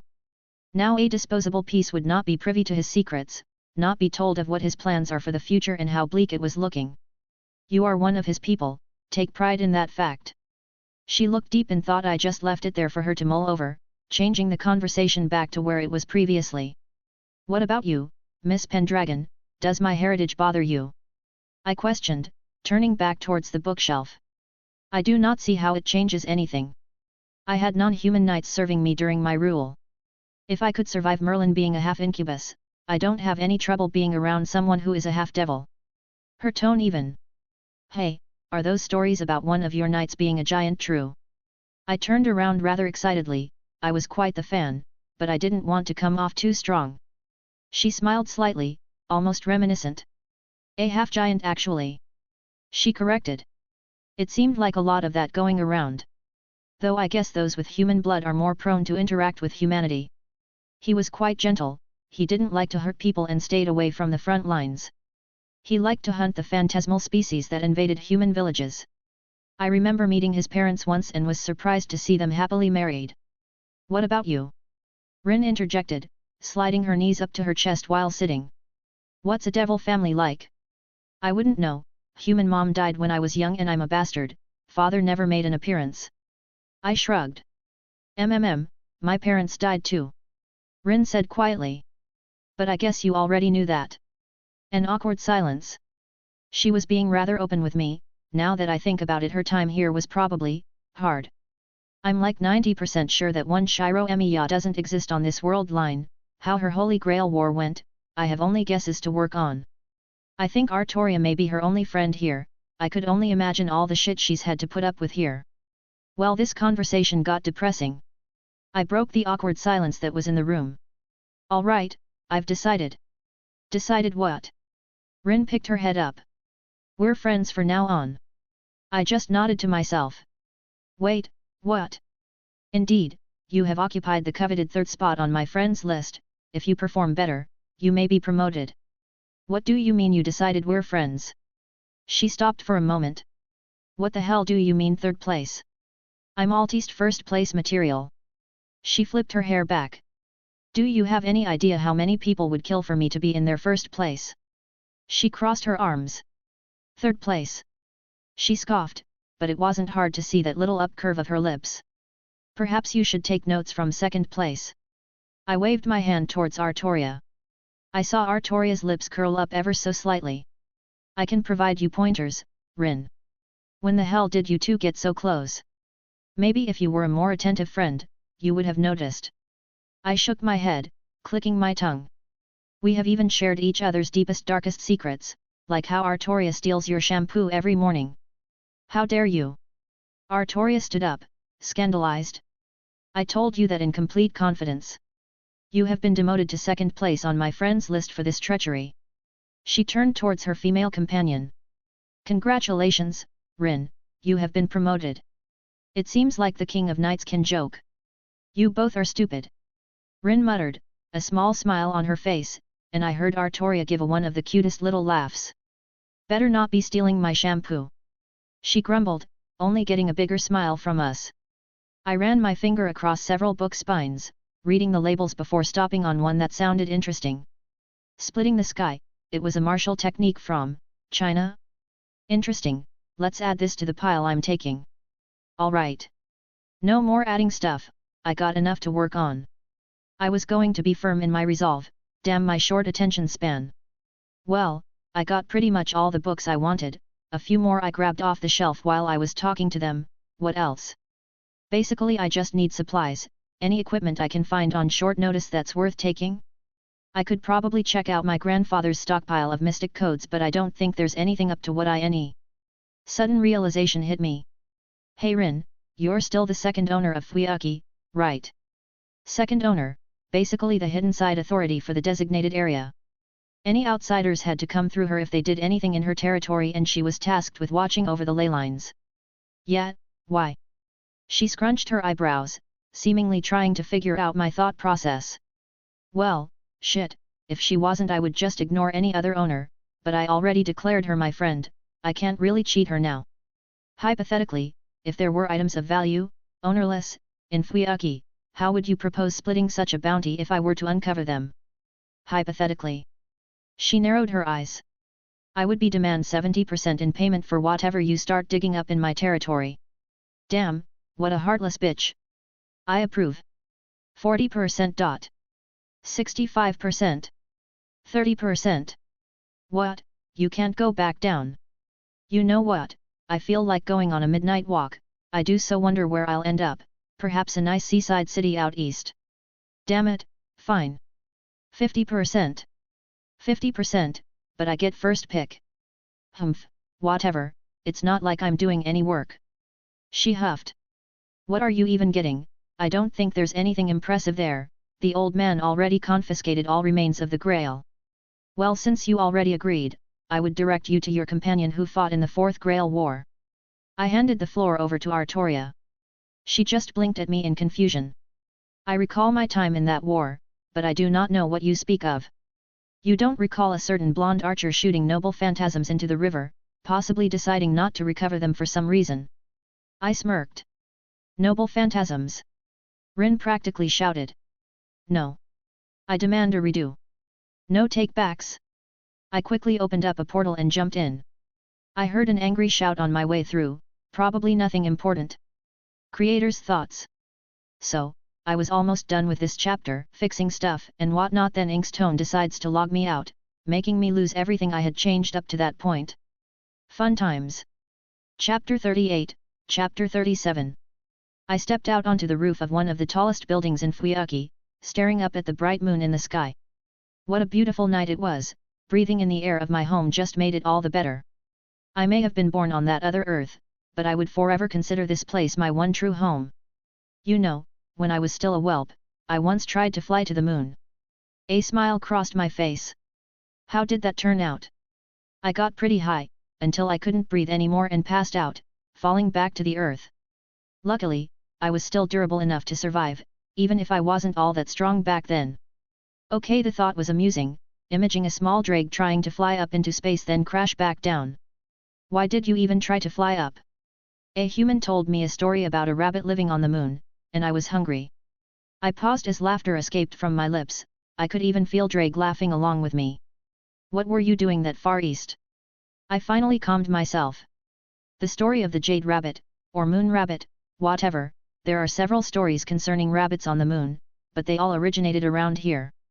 I liked to fly around in my youth, visiting everywhere. I only became famous after settling down in the British Isles for a while.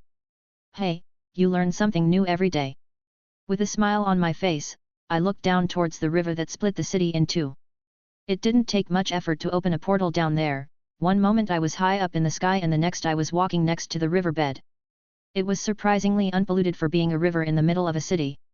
If I had to guess, I think Rin may have had something to do with it. The city's nature would become worse if the river became disgusting, affecting all other aspects, including the ley lines. There were other aspects to consider as well, such as why this city had such a low unemployment and crime rate.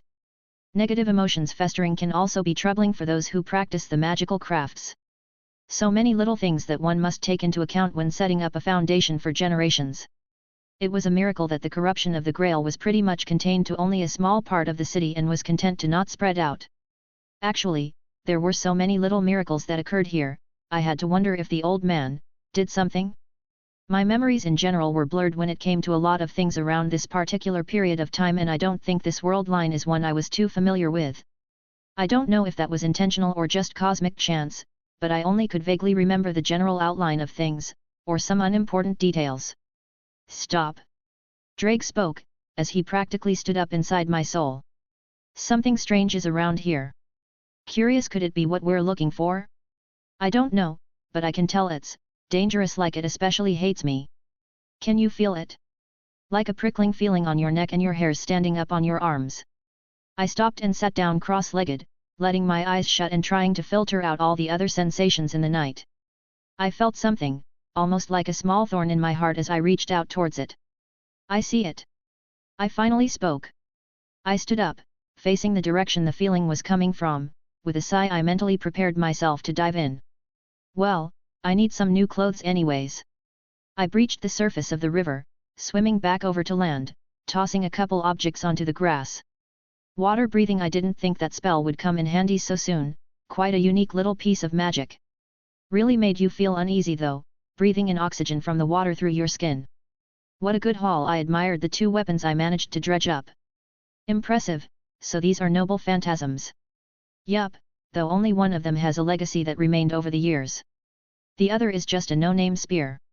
Don't get me wrong, it is something that could be called a heavenly treasure, but it just falls completely short when compared to the sword that left its mark on human history. The origin of these is a bit winded to explain. Gilgamesh, the first hero, in his epic he had collected all the treasures of the world, and that was conceptualized after his death into his noble phantasm, the Gate of Babylon. Basically, as a heroic spirit, his treasury houses every prototype of noble phantasms. The spear never was handed down, obscured by history. The other weapon, the sword, was different. It was the reason Drake could detect it so easily, why we felt uneasy near it. Ascalon, the sword that would later be wielded by Saint George to slay a dragon. It possessed impressive anti-dragon capabilities, meaning that dragons were its natural enemy. The reason we could feel it is it was technically our predator, for now. You're going to make this sword yours. Of course, I favor a sword over the spear any day. And also, those were just its passive abilities. It could be activated by calling out its name. It held the title of Blessed Blade, by which force is slain. It was almost an absolute defense, able to defend from all harm. What an amazing find, this will serve me well. Can't wait to see the look on Albion's face. Drake was feeling pretty gleeful too. You know, I've been cut by the Ascalon from my world, it isn't nearly this powerful.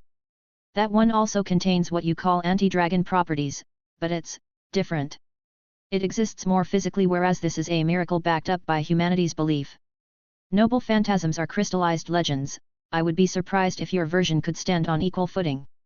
I mean, look at how the Excalibur there broke. I think Artoria would have a fit if I told her something like that. Era, I heard a voice coo from nearby. I was surprised at having not noticed another presence. What do we have here? I turned around to see a woman standing casually above me at ground level. Most of her figure was obscured by a large cloak. I was only able to see her blue hair flow out from under her hood. I knew who this was, I was just surprised she was still around. Curious, I thought Artoria was the only servant to survive the war. The woman, the Magus, stared at me for a moment before sighing. And here I thought I was going to have some fun. I guess you know that brat then, if you can spout Saber's name so casually. Well, we can still have some fun. I smirked. Oh my, saying something like that to a married woman, what would people think? Her smile was filled with the promise of death if I pushed down this path. Hey now, I'm no homewrecker. I held my hands up in surrender. I wasn't one to destroy loving relationships. Boo-hoo. She deflated, crossing her arms. Can't you be more slimy, maybe threaten to capture me or something? I haven't stretched my legs in months. I mean, if you want to spar or something. I wouldn't mind testing myself against such an illustrious magus. I offered. The moment's ruined. She pouted, flipping off her hood. So, who are you and why are you here? You obviously know the brat, but you looked surprised when you saw me. She stared at me for a moment. She probably forgot to tell you anything, not that I would expect anything different from that stupid girl. She sighed again. Oh, let me guess. You're looking over the ley lines in her stead, protecting the territory, and in return you get her protection as the second owner, dissuading any other magical involvement while also pulling on the ley lines to sustain yourself. Got it in one, boyo. You know, I thought you would be more defensive about me being here. As she waved her hand flippantly. You knew Saber's name. I don't think anyone outside of a select few know that. I suppose it's a possibility that you forced the information from the brat about her servant somehow. In which case I would have reacted accordingly, but then there is the fact that you bypassed all of my defenses, my bounded fields and familiars that lay all over the city, and I only know of a few possibilities for that. Ah, so you know she's apprenticed under Zelretch then? I just nodded along. She was a rather infamous figure in history, perhaps one of the greatest mages to ever exist. No doubt she could divine the reasons for how I was able to get through everything so easily without triggering her alarms. The kaleidoscope can bypass most means of magical detection after all. Obviously. She said curtly. So, who are you and why should I care? Wilhelm Henry Schweinorg, Zelretch is my grandfather and I befriended Rin recent. I had the idea not long ago to check for discarded noble phantasms in the river from Archer. No use in hiding it, she already saw what I pulled up. She also didn't seem the least bit interested in them.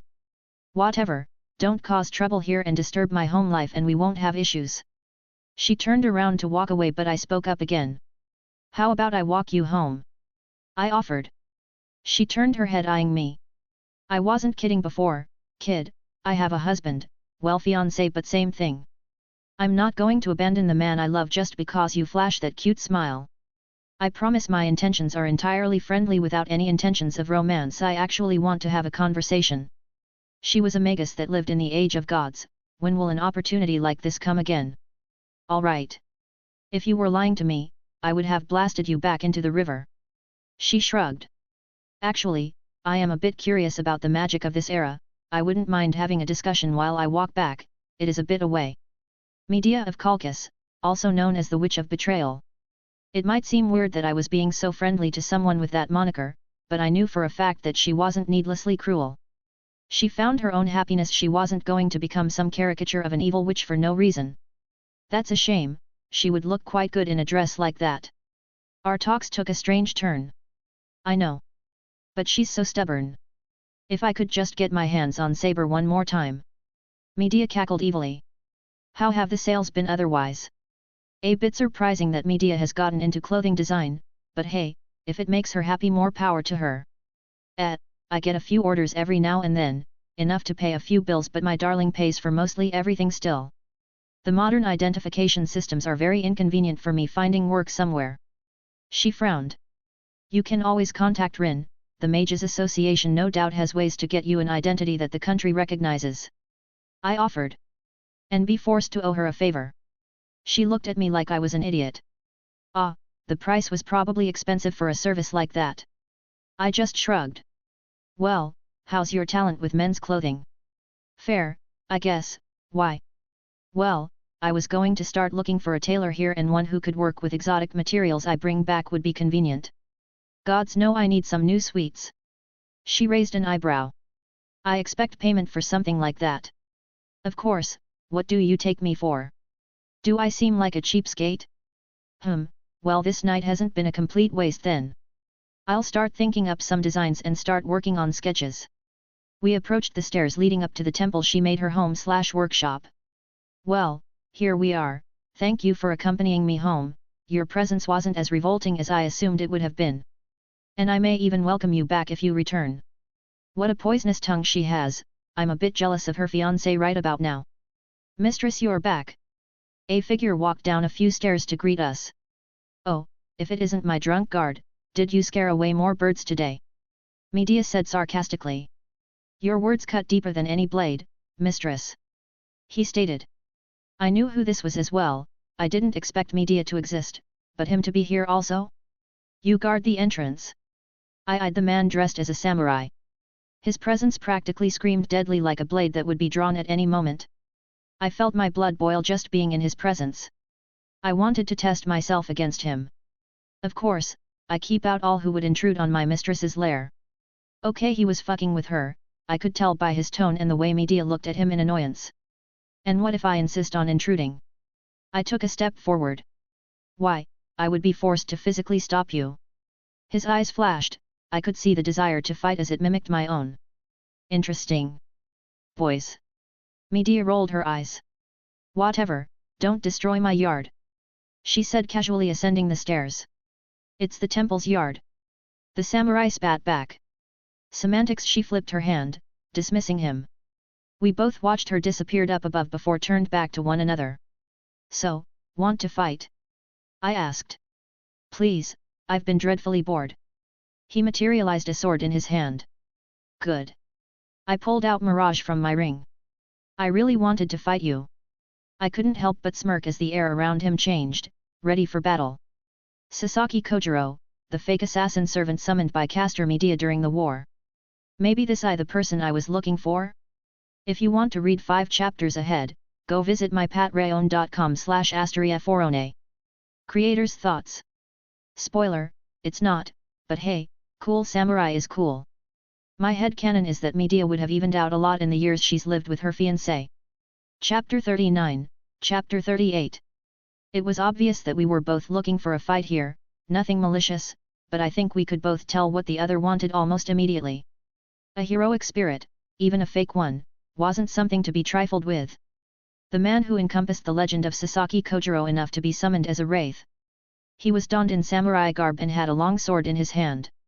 Actually, I don't think long does it justice, it was longer than even my mirage by a good amount.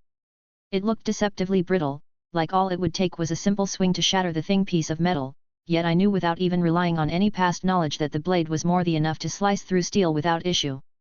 I flipped my hand over, bringing out my own blade, its light humming softly under the moon's glow. Nice sword. He complimented, taking a step forward. Thanks, I put some work into getting the materials for it to be crafted. I smiled, mimicking his movement. Well, let's test it, shall we? He smirked, practically disappearing from his spot only to appear overhead, bringing his sword down. My eyes dilated as I instinctively cast reinforcement and ebony flesh, a much higher tier version of oak flesh. I brought up Mirage to meet the choreographed attack. It was nothing more than a greeting, yet the stones beneath my feet cracked and my arms shuddered. I was a half-devil in strength with a dragon's heart and multiple strengthening spells on me, yet he was overwhelming me in strength. As expected of a servant. I couldn't help but smile brightly as the desire for battle grew. His feet touched the ground briefly as his hands readjusted on the grip of his sword, pushing mine down as sparks flew, maneuvering enough to try and stab me over the edge of Mirage. I quickly pushed it off, narrowly dodging the tip of his blade from piercing through me. I took a step forward to make use of his overextension, but I found the tip of his blade in front of my eyes once again. I was forced to abandon my attack, bringing up Mirage to block, the force knocking me back a step. He casually withdrew the sword to his side, lightly holding it in one hand, practically goading me into attacking. Well done, you have a good danger sense, but what if I do this? As the words left his mouth, his blade was already next to my head. My eyes widened in surprise as I frantically brought up my sword to block, even using my other hand to push against the flat of my own weapon to hold against the attack. I was able to hold, and this time for sure I had an opening. I pushed my sword down the edge of his, keeping it away from me, only to find no resistance and his sword once again right between my eyes. My hands moved faster than my thoughts, Mirage deflecting the narrow tip. He didn't follow up the attack this time. Oh ho, you do have a little bit of skill, I thought you would get too confident after blocking my first attack and miss my follow-up. He gave no indication of an attack, merely his arm moving and his blade sweeping towards me. So fast that I barely kept up with each successive parry or block. How many moves did he initiate? I couldn't give it even a moment's worth of thought, or else I would miss the gleaming edge that seemed to snake its way into any opening I made. I couldn't help but furrow my brow as I looked for openings, regardless of how nonchalantly he stood there. I couldn't predict an avenue of attack. I suppose I would need to make my own. Maybe I can disrupting his foo. No, I just now realized, he hadn't moved from the spot he started in. I see, so this is the difference in realms we are in. I would need to do something to change up the pace if I wanted any hope. With a step forward, the ground shattered as I exploded forward. His weapon had longer reach, that meant I would have the advantage closer up, or so I thought. As I made a slash upwards, he slammed the hilt of his sword down, knocking my blade into the stone and stomping on it, following up with a quick cut towards my neck. I had no choice but to jump back, letting go of my weapon. Who? You decided to abandon your sword so quickly? He slowly knelt down, picking up my sword. I tensed as someone else grabbed my weapon for the first time. What a good sword! He swung it around, watching the effects of the light in the air. It's a shame that its owner can't do it justice. He smirked, tossing it back to me. His words caused me to frown. I took in a deep breath, catching my sword from the air. 3 birds. I swung out, the sword phantoms manifested. He looked slightly surprised as his sword practically but to intercept them, a testament to his true speed, but I was already upon him. My horizontal swing met his blade, he blocked, pushing my sword to the side. This continued, my stab was caught by the tip of his blade and deflected. My overhead slash was sidestepped and knocked away. Every attack I made was countered with the most minimal effort or to utterly keep me off balance. I at no point could grab and hold onto any momentum in this spar. He controlled me completely from start to finish. He just smirked at me when I grabbed some distance again, taunting me to enter his range once more. I centered myself. I was angry, but I don't think it was at him. I was dissatisfied with myself as all my flaws were becoming more and more apparent each time our swords met. Call me petty, but even when I knew that I had no chance of winning this duel of blades, I wanted to at least see him bleed. I took a stance, my sword held by both hands in front of me. He seemed to notice a change. His own eyes narrowed, and his grip tightened. Swallow returns. I attacked. It happened so quickly, a stab both from the front and back, an attack that should be nearly undefeatable yet. I lost. I said quietly as the tip of my sword fought against the flat of his blade. He held the sword over his shoulder, stopping me from piercing him from behind. He stopped them both. He killed the me that stabbed from the front, making the me from behind the real one, and only had to block one attack. Doing that in the split second that was required. What a monster. What a scary kid, attacking me from the front and back at the same time. He laughed, pulling his sword away as I let up. Really, you of all people are going to say that? I raised an eyebrow. You played around with me like I was a child. I just shook my head. Your attacks could be described as nearly textbook. He looked at me intently. I could tell right away you don't have much actual experience fighting with or against a sword. You probably rely mostly on your magecraft or superior physical abilities. Yet, I realized that myself. I just sighed, being seen through so easily. I usually could just overwhelm most opponents I've met in the past. That last attack of yours was pretty good though. He praised with a smile. Good name too. He laughed. Yeah, I named it after yours since it inspired me. An attack that replicates magic, so I did the opposite and used magic to replicate a sword. Interesting. He tapped his finger against his chin. It was flawed though. I saw several openings in the attack that I could make use of. I just went with the most direct method of countering it. I couldn't comment on any magical aspects, but it looked very immature. It is a relatively new development. I said evenly, giving him another once-over. Actually, I was looking for a teacher. Oh. He looked surprised. And you thought of me? The thought crossed my mind. I don't know if you would be open to the idea. Well, that depends. How keen are you on spending your life trying to cut a bird in the mountains? He smiled. I had no formal teacher myself. I don't think I could pass on anything of worth. Besides, it seems like the blade isn't your true path. You are clearly adept enough in magic. Why do you care about swordsmanship? I don't have a reason in particular. I just like using a sword. I shrugged. He laughed again, sheathing his blade. That isn't the worst reason I've ever heard. Well, it seems like you need to find someone who has both martial might and magical knowledge that can guide you. Martial arts and adept at magecraft, who the hell had that in this era? It hit me like a tidal wave as I realized just who I could seek out. Thank you. I bowed in respect. All right. He waved me off. It was a good time waster. You don't need to thank me. How about a drink then? I offered. Well, if you insist. He accepted happily as I took out a crate of mead I had kept from Skyrim. There was much more where that came from as well. If there was anything in abundance, it was mead and wine there. Western alcohol, is it? He admired one of the bottles before flicking the top open and taking a drink. What an interesting flavor, very light and a nice honey taste mixed in. He nodded in appreciation. Can I bribe you with more spars in the future then? I opened my own bottle to take a sip. Bring me enough sake in the future and I would even teach you my greatest technique. He replied without hesitation. Seriously, it gets really boring here and the witch won't buy me anymore. Creator's thoughts. Scathatch teacher get. Chapter 40, Chapter 39. I popped back into the clock tower, specifically the library where I had disappeared from earlier. It seems like Rin and Artoria had cleared out. It wasn't all surprising. I seemed to have lost track of time and a few hours had already passed. Why did you challenge that servant with purely swordsmanship? I heard Drake ask me. I wanted to test myself. I looked down at Mirage still in my hands. If I am going to do something, I'm not going to half-ass it. I needed to see where I stood relative to someone who reached the peak. Unfortunately, he was so far away I couldn't even do that properly. It just went to show how much I have to learn. Just because I was disappointed in my showing, didn't mean I was going to get depressed. If anything, I had a bit more drive now to improve myself. Failure is a part of life, I just got to not let it affect me for too long and keep carrying on. Interesting, I've never had a wielder become a master with the blade before.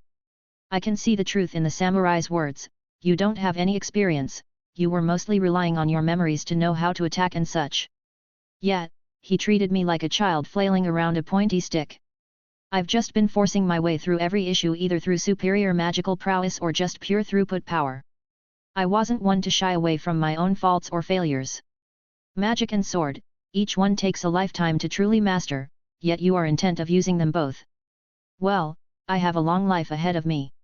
It was a strange thought to the 18-year-old me, the fact that I was at least going to live 10,000 years if nothing happened. What's that saying, a journey of 1,000 miles begins with one step. May as well start now, I have nothing but time on my side. So where are you going from here? The servant gave me an idea to pursue, while grandfather can't train me, he can help me find someone who can, it's just going to be a bit tricky even for us. My lips curled upward. Tell me, have you ever heard of the immortal witch of Dunscaith? Well, you don't aim small. This is good though, my wielder should have this much courage. Yet, one doesn't possess the title of Godslayer without good reason. Thoughts for later, though, for now I found myself the guest room in the old man's building and collapsed onto the bed. You know, I generally do enjoy cooking, it's a bit calming. Don't get me wrong, I'm not what someone would call an expert chef nor am I someone content to cook his every meal, but the times I do pick up the spatula, I do enjoy it. The sound of eggs sizzling was refreshing, and the smells were wafting throughout the house. I'll need to get some other supplies at some point to keep with me, maybe some mobile cooking equipment. And rice, I haven't had a good Japanese breakfast in a long while. In general, I need to stock up on modern-day amenities. You made breakfast? I noticed Rin walk out of her little area, flanked by Saber. Yet, figured it would be a decent apology for disappearing so long last night. I did feel a little bad about getting caught up in my own things. Who cares about your smelly apology, I want my noble phantasms. Rin huffed, sitting down. Rin is cranky in the morning. Artoria said lightly, sitting down next to her. Well, if someone didn't wake me up at this ungodly hour, I wouldn't be cranky. It is past 8, my knights would have been up and training hours ago. Rin just grumbled something ineligible and began digging into the food I set on the table. This is good, thank you. It was amusing how she can be both cranky, yet polite. I did pick up a couple noble phantasms last night. I commented idly, finishing up everything and joining them at the table. I'm sure she was waiting for this anyways. Show me. Rin sprang up, clearly awake now. Fine, fine. I waved my hand letting the spear set on the table. She stood up, grabbing hold of it, bringing it up for inspection. Even Artoria eyed it with obvious interest. It even has a presence to it. The King of Knights marveled. I would have thought it might have dimmed after being lost in the human world for so long without an owner, but the power still radiates. That would be a fair assumption, an ownerless noble phantasm isn't exactly something one can determine due to the absolute scarcity. Who knows if the noble phantasm would even exist in a few more years. Their nature makes them rather finicky and it's impossible to actually test such a thing. Rin reluctantly handed it over to Artoria for further inspection. Good spear. She balanced and weighed it before setting it back down gently. And this one is mine. Rin looked over to me expectantly. Yup, all yours. She made a small noise of approval, practically hugging the thing. What about yours? She looked back to me once the immediate love of her new weapon wore off. I pulled out my new sword, showing it around the table. Artoria unconsciously reeled back. Dangerous. She said quietly. Similar reaction to Drake, amusing. But yet even I could feel the effects and I wasn't as dragony as they were. Ascalon. I said with a bit of pride in my voice. Wielded by St. George to slay a dragon, it has impressive anti-dragon properties. No fair. Rin pouted. Well, you could have none right now. I just shrugged. If it weren't for our relationship I would have said nothing and just excavated them by myself. I don't wield a spear regularly, but it's not like I would pass up a noble phantasm. It is a good sword. I was taken back by its first appearance. I would be reluctant to face its wielder in battle. Artoria gave her honest appraisal. Impressive. A new voice joined the discussion as Zelretch walked in. And I see you made breakfast for everyone, thank you. His calm voice was quite a bit different than our first meeting. There was no looming pressure, it was gentle as if he was trying not to break anything around him. It does bring up a question though. The old man said, pulling up his own seat and getting himself a plate. Does it not feel uncomfortable with that dragon in your soul? I sucked in a cold breath while Rin and Artoria snapped their heads towards me. A dragon in my soul, what nonsense are you talking about? I replied without a second thought, my expression betraying nothing. No point, you're busted. I chose to ignore Drake and pretend I had no idea what Zelretch was talking about. There was speaking of my secrets to confidants, and then there was just revealing all my trump cards, which I would have to show a thing or two eventually, but I would keep some things close to my chest. Nice try, old man. Ho ho, deny it all you want, I know the truth. He smiled widely. I had some time to take a peek at world you were born in, it was quite interesting. He rubbed his beard. It has given me quite a few ideas and I have a clue as to how we accomplished such a daring experiment. Did you simulate it fully? I changed the subject away from Drake. No, there were some variables that started to appear a few years down the timeline that you would be born to that made some things foggy. More research would be required. Well, I did have a pretty good idea of what would happen, so it means that he would succeed at some point. What's this about a dragon in your soul? Rin wasn't one to mince words when she didn't have to. Let me talk to them. No way. A dragon in my soul? I have no idea. I replied nonchalantly. By the way, old man, I have an idea about something and I need your help. Oh? What could you need my help with? Zelretch looked at me, a small smile on his face. Does it have anything to do with the dragon in your soul? I could feel my eye twitching, and I held back the urge to respond with something sarcastic. He clearly wanted to poke at it. I want to go to the land of shadows. I didn't mince words, better to just get straight to the point. There was a small clinging sound as Zelretch set his silverware down. I don't think I need to remind you of what that entails. I'm aware of the difficulties. I nodded. Isn't that where the teacher of Cu Kulane lives? Rin chimed in. Yup, the teacher of the lancer you fought in the war. She is a master at spearmanship and runecraft. She is perhaps the best teacher I could ask for considering my circumstances. No doubt she is proficient in all forms of combat, even if she hasn't mastered a sword she can teach me to use a weapon well enough. Same for other forms of magecraft, she could probably teach me how to battle with what I already know. The only issue is getting there. The Land of Shadows, does such a place still exist with the advent of humanity's era? Artoria asked. Yes. Zelretch answered simply. It is one of the few places that is technically still attached to the world that mystery still holds dominance. Then why do you need help getting there? Shouldn't you be able to use the kaleidoscope? Rin turned to me and asked. Yes and no, it's a bit hard to explain. I tapped my finger against my chin for a moment. The Land of Shadows no longer exists on the time axis and holds just the smallest connection to what we consider the world still. There are no physical entrances remaining, but it still exists without having been forced to the reverse side. Think of it like a fly, buzzing around everywhere. While we can technically catch it via the kaleidoscope, it is infinitely harder than merely stepping over to another world that can be calculated precisely. Zelretch added. The materials to construct the required gateway to connect to the Land of Shadows aren't going to be the easiest to obtain. I have some with me, but I have quite a few materials I gained from that world I visited, it should fill in several holes you're missing. I cut him off, mentally going over the metals and other stuff I still had in my ring. Rin actually took out a paper and pen and was writing a few notes. I didn't begrudge her. If I were still learning the kaleidoscope from scratch, I would hoard every scrap of knowledge that came up. I see. She looked up with some understanding. Time and space no longer hold sway there, the gate isn't merely connecting 2 points in space, it crosses over the time axis as well, otherwise the return time wouldn't be close to the when you initially left. Like a tether, if the realm was still bouncing around it would at least be stuck within a certain margin that allows for some means of calculations. Because the position of the realm is erratic, using this gateway you can isolate it unto something resembling coherence, we can plot certain points and determine that the realm exists within here. It won't be perfect, but it will be enough to find your way there and back without too much deviance. Otherwise, you're basically blind jumping, which would not end well. I was about to explain it, but Rin apparently beat me to it. I shot a look over at Zelretch, who just nodded with a small hint of pride on his face. I don't think I could have said it better myself. Well done, continue.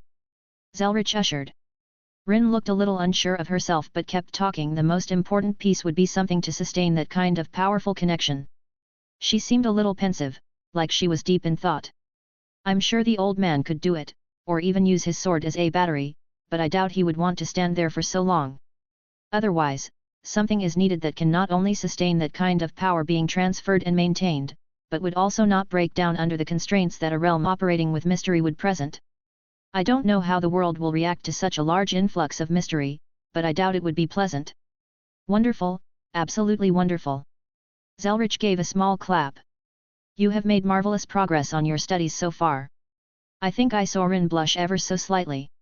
It is almost exactly as you said, we require a powerful item to maintain the connection, taking into account all those variables. Well, there is also the option of using disposable materials, but the amount of resources we would have to throw at that. He rubbed his chin in thought. Well. I scratched my head, wincing and pulling out one of my other trump cards. I do have this. I presented the staff of Magnus. The power that swept over the room was impossible to ignore. All eyes fell on the staff I set on the table. I didn't want to reveal this, but it appears as though I don't have much of a choice. I need this badly, more so than keeping one more card hidden. That would do it. Zelretch responded, not missing a beat, completely ignoring the sudden torrent of power that washed over everyone. Creator's thoughts. It has been confirmed. Chapter 41, Chapter 40. A divine construct. Artoria spoke with a bit of reverence in her voice. A divine construct, it was a bit of a misnomer. There were divine weapons not considered divine constructs, and even weapons crafted by non-deities that are divine constructs. Frankly, it's a catch-all term for something not producible by mortal hands. For example, Excalibur. It was crafted by the Fae in the heart of the planet, yet it is a divine weapon due to the nature of its conception. My Dawnbreaker is a weapon forged by a divine entity, but it couldn't be considered a divine construct as it hadn't transcended a certain level. This was to be expected since Meridia made it for mortals to wield. It wasn't surprising that Artoria could recognize its origins, since she herself wielded several in her life. My staff, without even being used, radiated a power that was hard to diminish, impossible to ignore, and demanded attention. I picked it up in my travels in the world I stumbled upon. I said plainly. Rin let out a snort, crossing her arms. Is this the power of the kaleidoscope then? Being able to pick up things like this as if they're vegetables? When I get good enough, can I just go around and take divine constructions like they're nothing? It's not too surprising, her attitude that is. I casually strode in and acquired a noble phantasm. Now I randomly picked up a divine construct. Ascalon, Staff of Magnus, some vague mention of a dragon in my soul. That was quite the lineup that happened upon for one reason or another, all basically coming back to my kaleidoscope, and if I did nothing else, they could carry me through many difficult situations. Yet, my current power level didn't match the degree of my equipment. In hindsight, it wasn't wrong to say that my weapons are currently holding me back, and if I didn't recognize this, my potential would have been heavily lowered as a result. Luckily, I have plans to rectify my current shortcomings. No. Zelretch replied, his voice stern. If it were so easy, do you think I wouldn't have dozens at my disposal? He eyed his apprentice, lightly chastising her. With every magic, with every magician, there are rules, things that must not be done. Do you think the blue can just meddle with the timeline however she wants? Do you think that the past master of the heavens feel could just resurrect souls on a whim? Rin frowned, mulling it over. What's the big deal about taking something like that then? I can understand messing up time or bringing the dead back to life, but who cares if? Because it's stealing the potential of other worlds. Zelretch cut her off. I wasn't interjecting yet because he was clearly in teaching mode, and I didn't want to ruin the lesson. What would have happened if he never took that staff? Would someone else have stumbled upon it, used it, and became a pillar of support, a virtuous mage that left their mark on history? Or would they become a demon, someone feared across the eons? That world will now never know. That potential was taken away from it.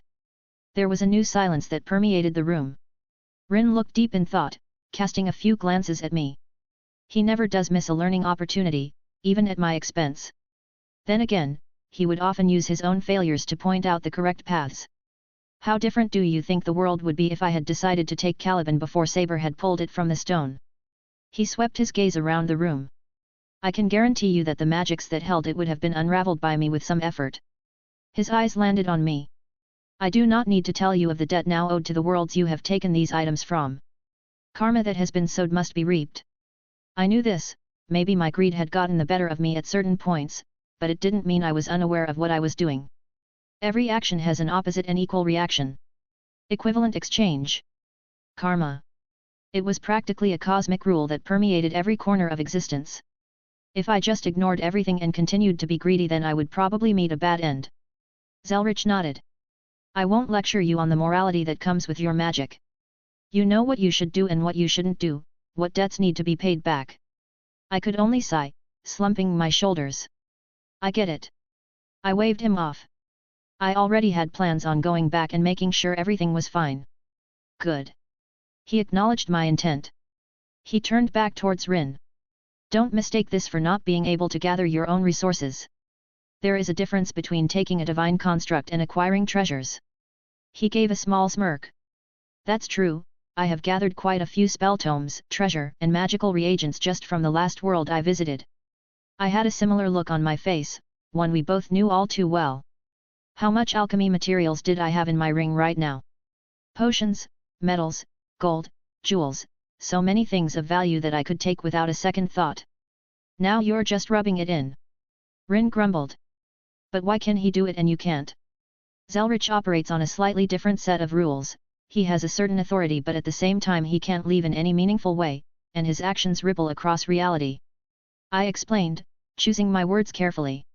Yet, he couldn't step off of Earth or Gaia, as it were. Which set of rules will I be under then? Rin asked. It was a fair question on her part. You will be more like me, Zelretch is simply different. You can attribute it to him basically blazing this trail. Alright, no need to delve into those topics yet, that's too far ahead for her. Zelretch put his hands up, turning to Rin. I'll give you a few pointers, you've been doing well by yourself so far. He picked up the staff. With this, I think we would be able to manage. Let me gather everything I have on my end and then we can see about putting together a gate. The staff practically became docile in his hands. Show off. Well, I do get my flair for the theatric from somewhere. No rush, go help Rin, we can do this later. I was truly in no rush here, better to let Rin get some more stuff to work on. It was already going to take a few days to properly set everything up anyways. Rin didn't waste any time chasing after Zelretch as he walked towards the workshop in the back, obviously excited to make some progress in her magic. I didn't begrudge her, I could recall the early days of delving into the mysteries of the kaleidoscope myself. Well, now there was only two. I glanced over at Artoria, who didn't seem to have anything to do as well. So far, all I've seen her do is just accompany Rin everywhere. I know she's a servant and takes this duty seriously, but is this all she does, day in and day out? I have nothing particularly planned for today and it looks like Rin will be busy for the foreseeable future. Would you accompany me for a stroll? I would love to have a conversation with you. I asked towards the saber servant. There were actually quite a few things I wanted to speak with her about. The stories she could tell only made it that much more appealing. Artoria looked at me a little surprised, it appeared. I would like that. She gave me a smile that I could get lost in. How have you liked the modern era so far? I asked my companion as we traveled around the courtyards surrounding the association. She should have been here for a few years, no doubt grandfather had done something to ease the burden for her to sustain herself here. Probably using some pieces of the Grail? That's a curious thought, I wonder about the exact mechanisms. I'll need to make a note and ask him about it later. There are many things foreign to me that the Grail had not seen fit to provide information on beyond the very basics. She frowned. Learning the applications of the technology here has been trying. And it's a bit behind what I'm used to. Speaking as someone from a couple decades ahead, it's only going to get worse, you may as well get started now. Yeah, just wait until things like smartphones start popping up. Joy. She deadpanned. Though there are many marvels that people here take for granted that I would have traded much of my treasury for in the past. Let me guess, hot water. I laughed, remembering my time in Skyrim. Indeed, the accessibility of hot water, and even running water in general is something I still find most pleasing every day. She gave a small smile. What about hobbies, anything you like doing in your free time? I spend most of my time guarding Rin. She shook her head. It is my duty to make sure she is safe. I guess it was unneeded to say how dangerous it was here for her to believe such a thing. But does she need your protection every moment of the day? Are you not out here right now without here? She is with the Wizard Marshal, it is unlikely I would be able to do anything he would not, so she is safe. So, what would you have done if I didn't invite you out? I would have waited for when next she required me. You would have just sat there all day waiting for her, maybe even a few days. Gods know we mages can get lost in our own research for long periods of time. It is my duty. She said quietly. You're allowed to enjoy your life in addition to your duties. She evened her expression. I am a servant, my only duties are to my master. The Holy Grail war is over. I countered. The dead should not lead the living. You would not be leading the living, you would merely be living your own life. Castor is getting married, and she apparently started her own clothing designs and sells them. I pointed out. Artoria furrowed her brow, looking deep in thought before letting out a sigh. Rin has said similar words in the past. Oh, what has she said? I'm curious now. Merely, that I should find something to occupy my time. Her face turned a little red. Mayhaps. The mention of me finding a romantic partner was spoken by her on a few occasions. Hey, Rin is indeed observant. How has that worked out for you so far? She shook her head. It would be difficult to ever find someone romantically interested in me. Wait, what? I couldn't help but come abruptly to a stop. Why would it be difficult for you? She just blinked for a moment in confusion. You need not spare me my feelings, I am aware of my own appeal. What?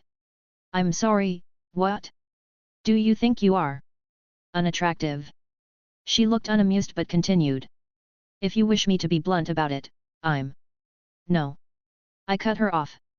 I'm going to stop you right there because I know where this is going. Wow, why hasn't Rin nipped this in the bud? You are a very attractive woman.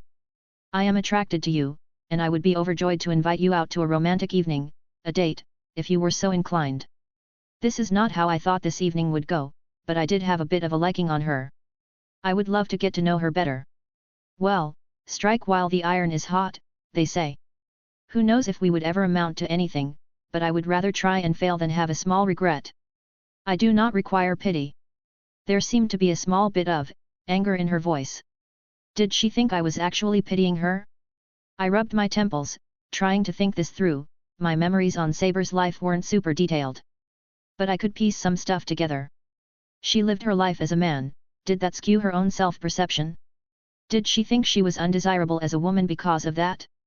It seems drastic measures must be taken. A wager. I stated. Pardon. A spar with a wager. If I win, then I'm taking you out on a date with romantic intentions and you will have to acknowledge that I find you attractive and want to get to know you better. It seems like I would need to be as subtle as a wrecking ball here. I saw her eyes widen slightly and her cheeks flush a bit. Why, you cannot be serious. Does the King of Knights dare accept? I challenged her pride, which did elicit a reaction. If nothing else comes from this, I would hope she might rethink this weird sense of self-loathing. I am a servant, even if you are a magician, you are not on Zelretch's level yet. Not to mention those ridiculous terms. She turned a bit redder. Why would you desire such a thing? Though it was obvious, I like you. I smiled sincerely. Was just kind of simple really, there are things about her that I found attractive and wished to pursue and see if something buds. Fine. She resolved herself. We shall deal with this nonsense through battle. She let out an adorable huff, crossing her arms. I think it was the most emotion I've seen out of her since. So cute. Creator's thoughts. So was it my head canon, or actual canon that Saber was completely oblivious to her own feminine appeal? Chapter 42, Chapter 41. We walked in silence towards one of the arenas in the vicinity. There were several places that one could go for the more physical applications of testing or sparring. Not all of them were wide open like where Rin or Luvia fought, many were private, and you merely needed to pay a fee to rent them. I of course swept the entire room for any third parties trying to peek. It is not too late to recant.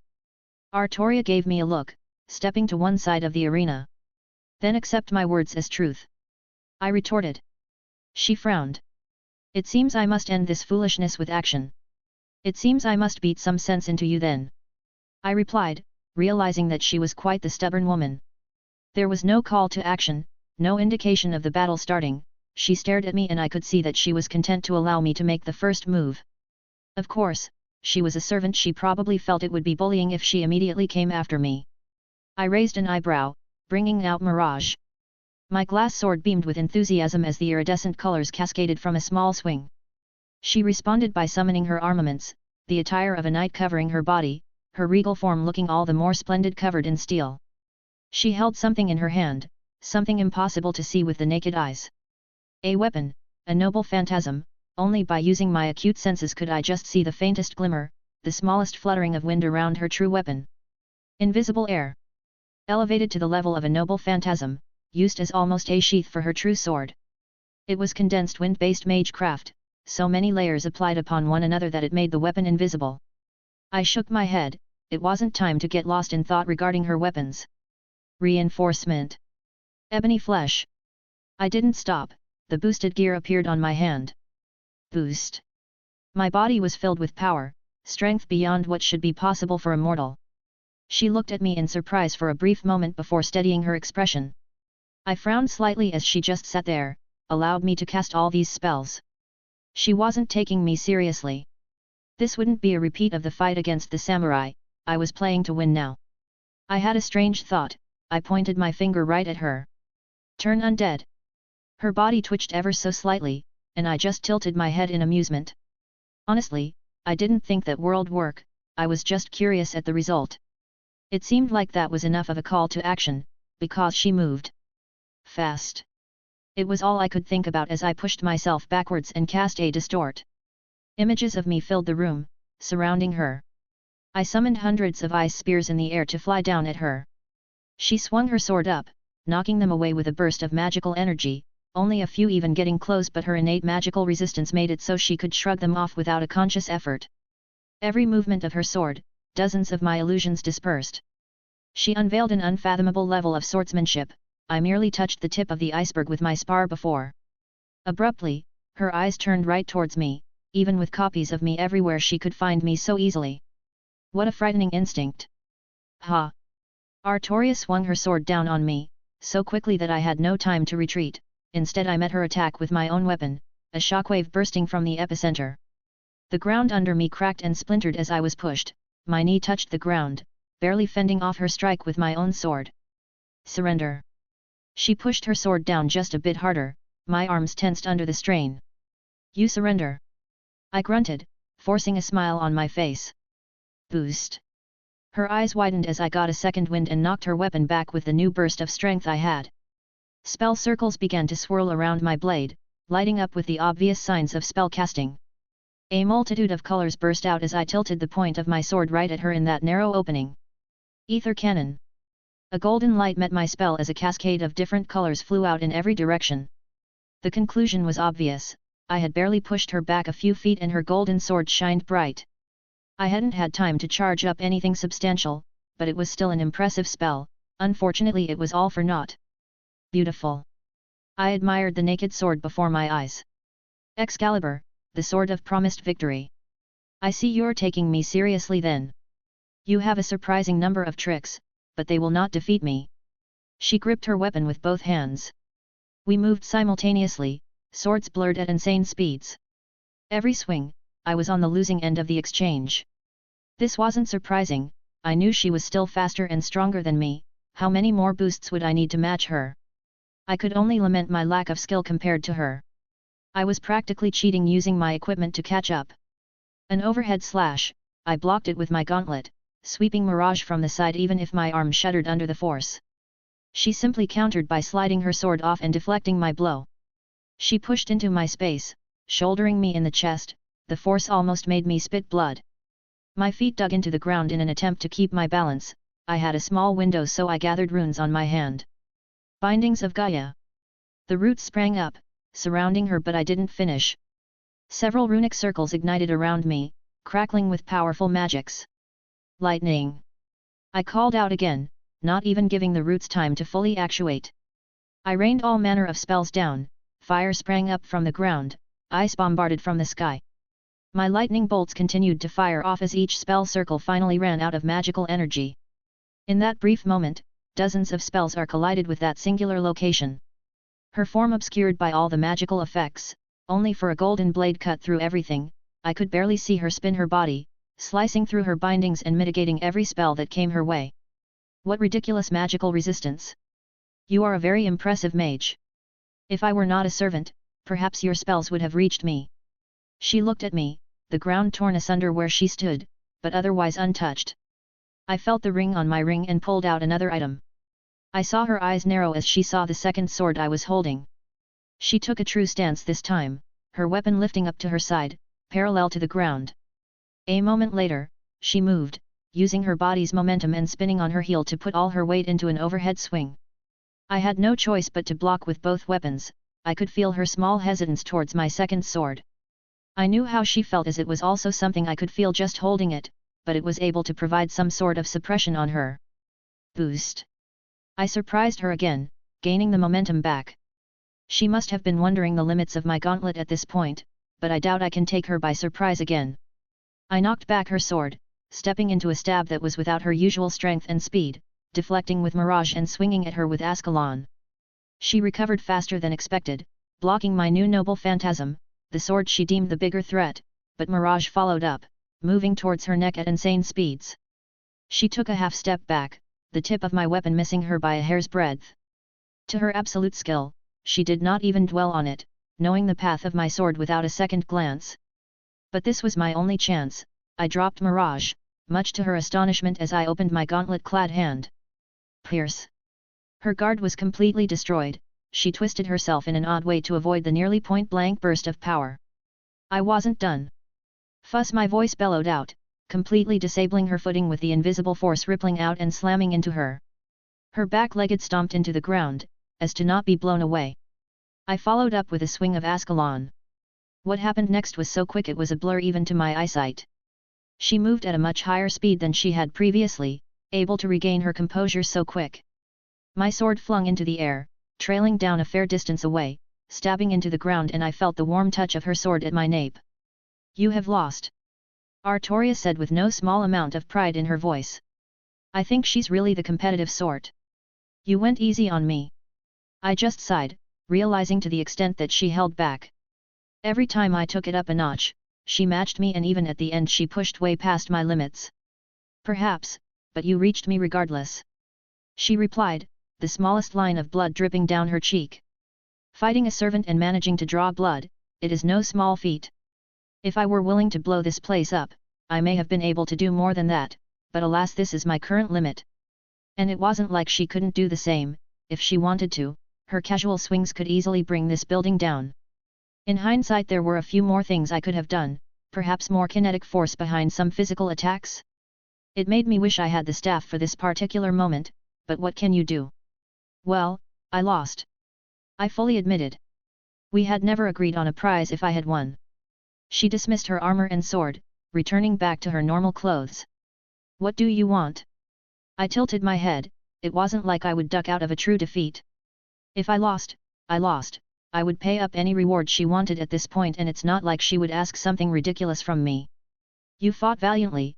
I have been forced to reevaluate some thoughts I have had. She said quietly, contemplating various thoughts. Well, at least I got through to her a bit. Rin explained to me some concepts about this era, what a date is. An evening spent in the company of another to see if both parties desire to further a romantic relationship. For my prize, I have never experienced such a thing before, and I find myself curious. Her cheeks turned the slightest pink, her gaze turning away from mine. I'm pretty sure that wasn't Rin's exact wording, but it wasn't exactly wrong either. Well, the pain I'm feeling suddenly felt worth it. Chapter 43, Chapter 42. So, funny thing, on the writer's portion of this website, to upload a new chapter you simply put everything on a page and hit the publish button and boom, chapter gets uploaded. Well, here's the thing, there is a save button right next to it that does exactly as you would assume, saves the chapter. Guess which one I hit yesterday and didn't realize until now. So here's both chapters, yesterday and today, just wait a few minutes for the second one. That lass, she is practically a dragon in human form. Tell me about it, I think I have new bruises now. And I don't think there is in doubt about what she is. You know, I'm starting to think I like women who can beat me up. Wouldn't be surprising, devils in general worship strength, dragons also do the same. Yeah, that makes sense. How are you feeling? Pretty decent, all things considered. I moved my body around, still a little sore after boosting so many times, and my stamina was drained pretty heavily. You're getting better, and with your bloodline fully coming out it seems like your overall strength has gotten a nice increase, otherwise you wouldn't have been able to hold your own in physical combat so well. Yeah, servants are ridiculous, and she wasn't even going all out.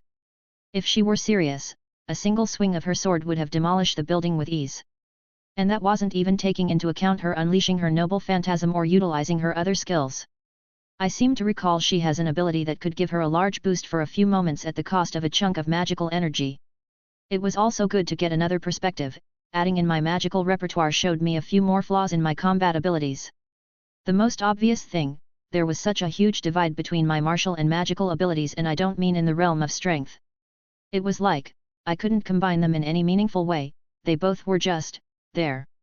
I had walked around the campus here for a while, just enjoying the day. It seemed like several people saw me and just turned and walked away. I guess knowledge of me has started to spread, good. I wonder how long it will take for someone to do something stupid.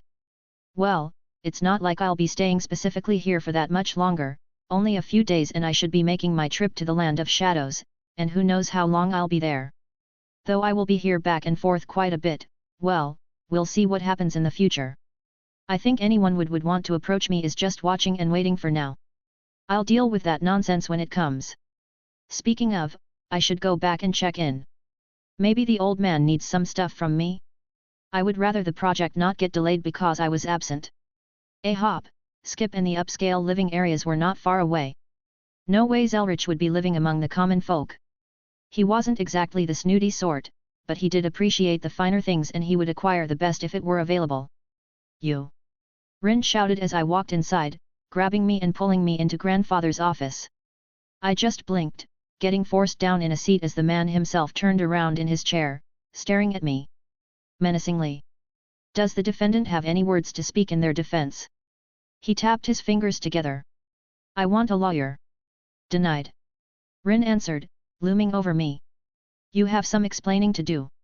You know, I have the strangest urge to flee at the moment, funny thing. I flex my hand, feeling around in my ring, until I felt the connection shut off.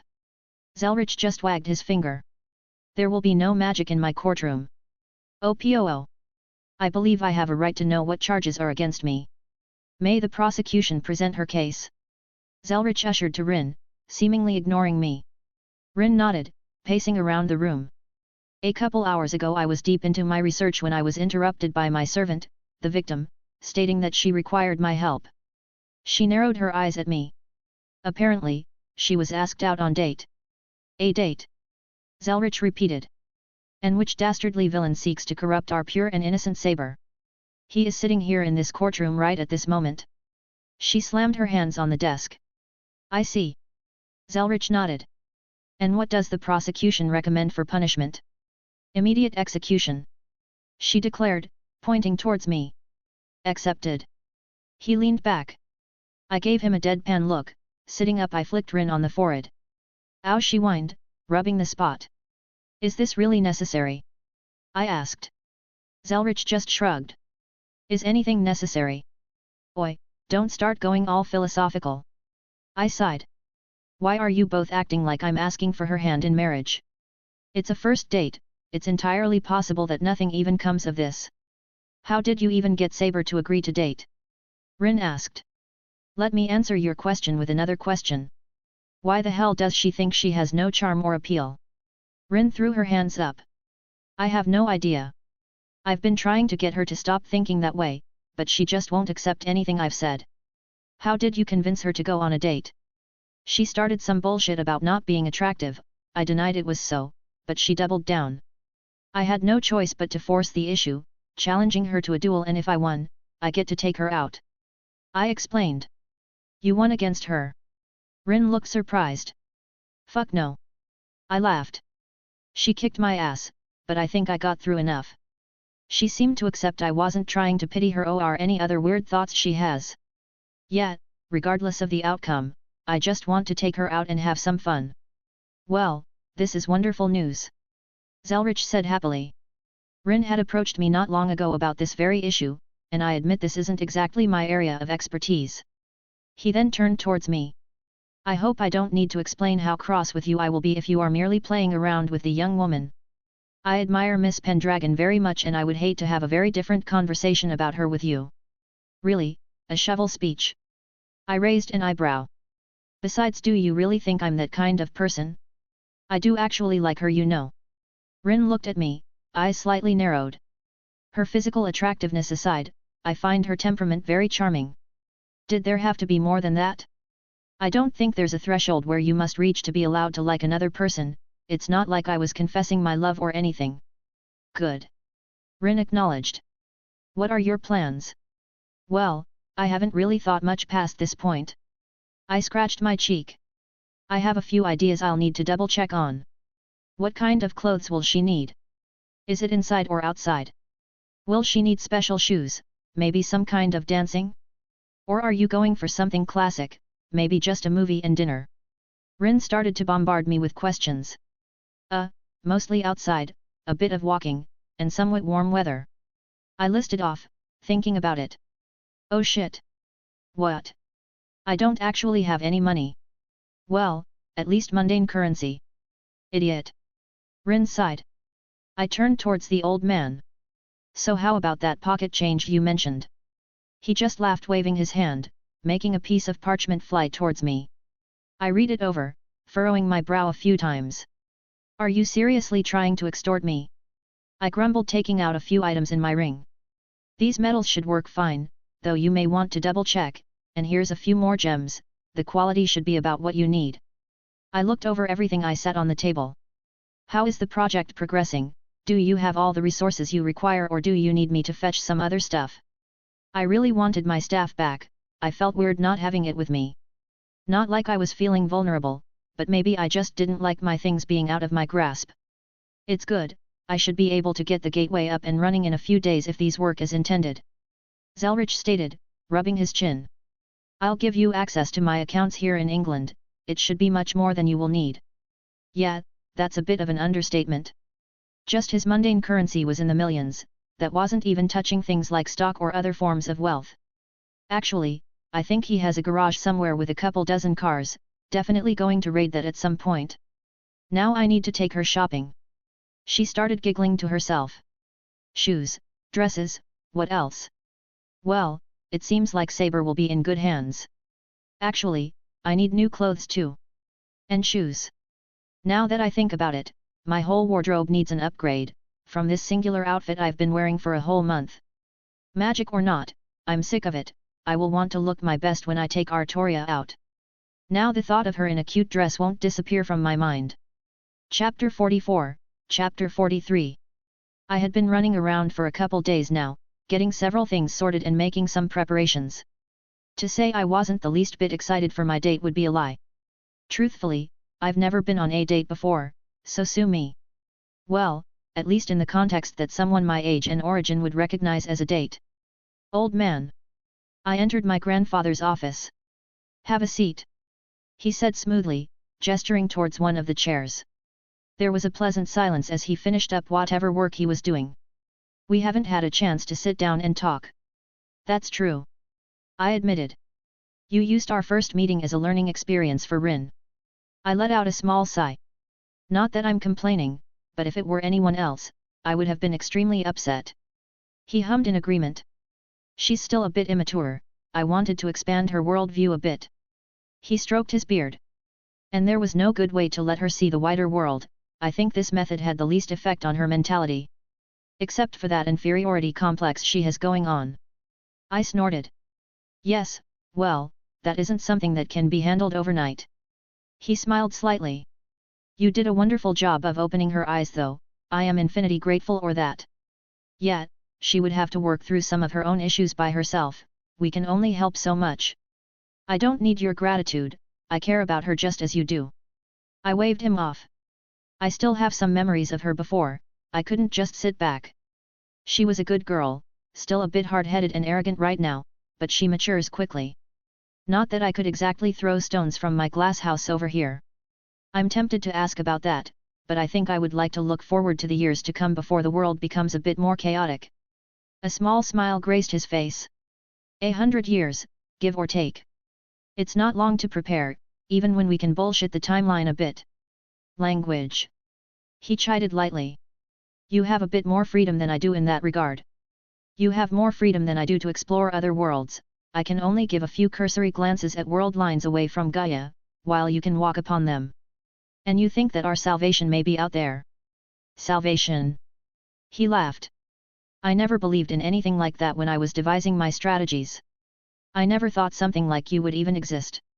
I'm just playing any card I can get my hands on to keep the world spinning. He shook his head, an aged smile gracing his face. You weren't my first attempt at skewing fate in my favor, I tried many ridiculous experiments. There was one point where I even theorized the resurrection of Albion, or maybe refining its corpse into a mystic code. Yeah right, you just wanted a dragon to ride on. I called him out, because that is exactly what I would want. That was only 10% of my intention. He admitted. Yet, you can't lie to me, old man, I know exactly how you think. What about your granddaughters? I used air quotes to emphasize. Why ask questions you already know? He was the one to sigh this time. Altroch Brunstad is just as rebellious, even if the dead apostle ancestors aren't present here. She still hasn't forgiven me for tricking her pet into being sealed. Thankfully, she stopped acting up a few centuries ago, but only God knows what she'll do when the board finally gets set. Maybe I should go pay her a visit? The daughter of a true ancestor and a dead apostle, one of only 2 remaining beings that are allowed to carry the name Brunstad, after the Crimson Moon Brunstad. She was frighteningly powerful, even if she wasn't a true ancestor herself. And Arcuid is sleeping, which is the best case for everyone. I said quietly. I saw his expression, he truly cared for the last true ancestor. We both knew that if the forces dwelling deep within that carefree girl could potentially awaken if she got swept up in the battle that may come. It almost seems unfair how much easier it is to destroy the world than to protect it. Even if it seems unfair, there is still a chance. What's the saying, the heavens never block all paths. I smiled lightly. Once Rin gets up to standard, she can also start traveling, searching for her own fortune. Which will be another decent skew of fate in our favor. I give it 10 years before she is ready, maybe 20 at the most. He looked distant, calculating in his head. I agreed with his thoughts, that seemed about what I would expect if she didn't make any surprising leaps in that time frame. Well, who knows, she's a smart girl, some lucky chance could propel her years ahead of schedule. I could give her a hand, the last world I went to had some good opportunities for her to spread her wings. I offered. I also have some people back there that could watch over her, but I may have also left some dangers in my wake. Lots of good stuff for someone in Rin's situation, I'm sure she could bloom quite well in that environment. I haven't had a chance to peek over there. He looked a bit interested. I've only explored a small fraction, but I couldn't help but fall in love with the place. I even got myself a woman over there waiting for me. I smiled. And you're trying to woo dear Artoria, bold, aren't you? He raised an eyebrow. If anything serious comes after this date, I'll be forthright, but for now I just want her to enjoy her time and maybe get a new perspective on her second life. I wasn't one to lie about something significant like that. A healthy relationship can't be built on lies.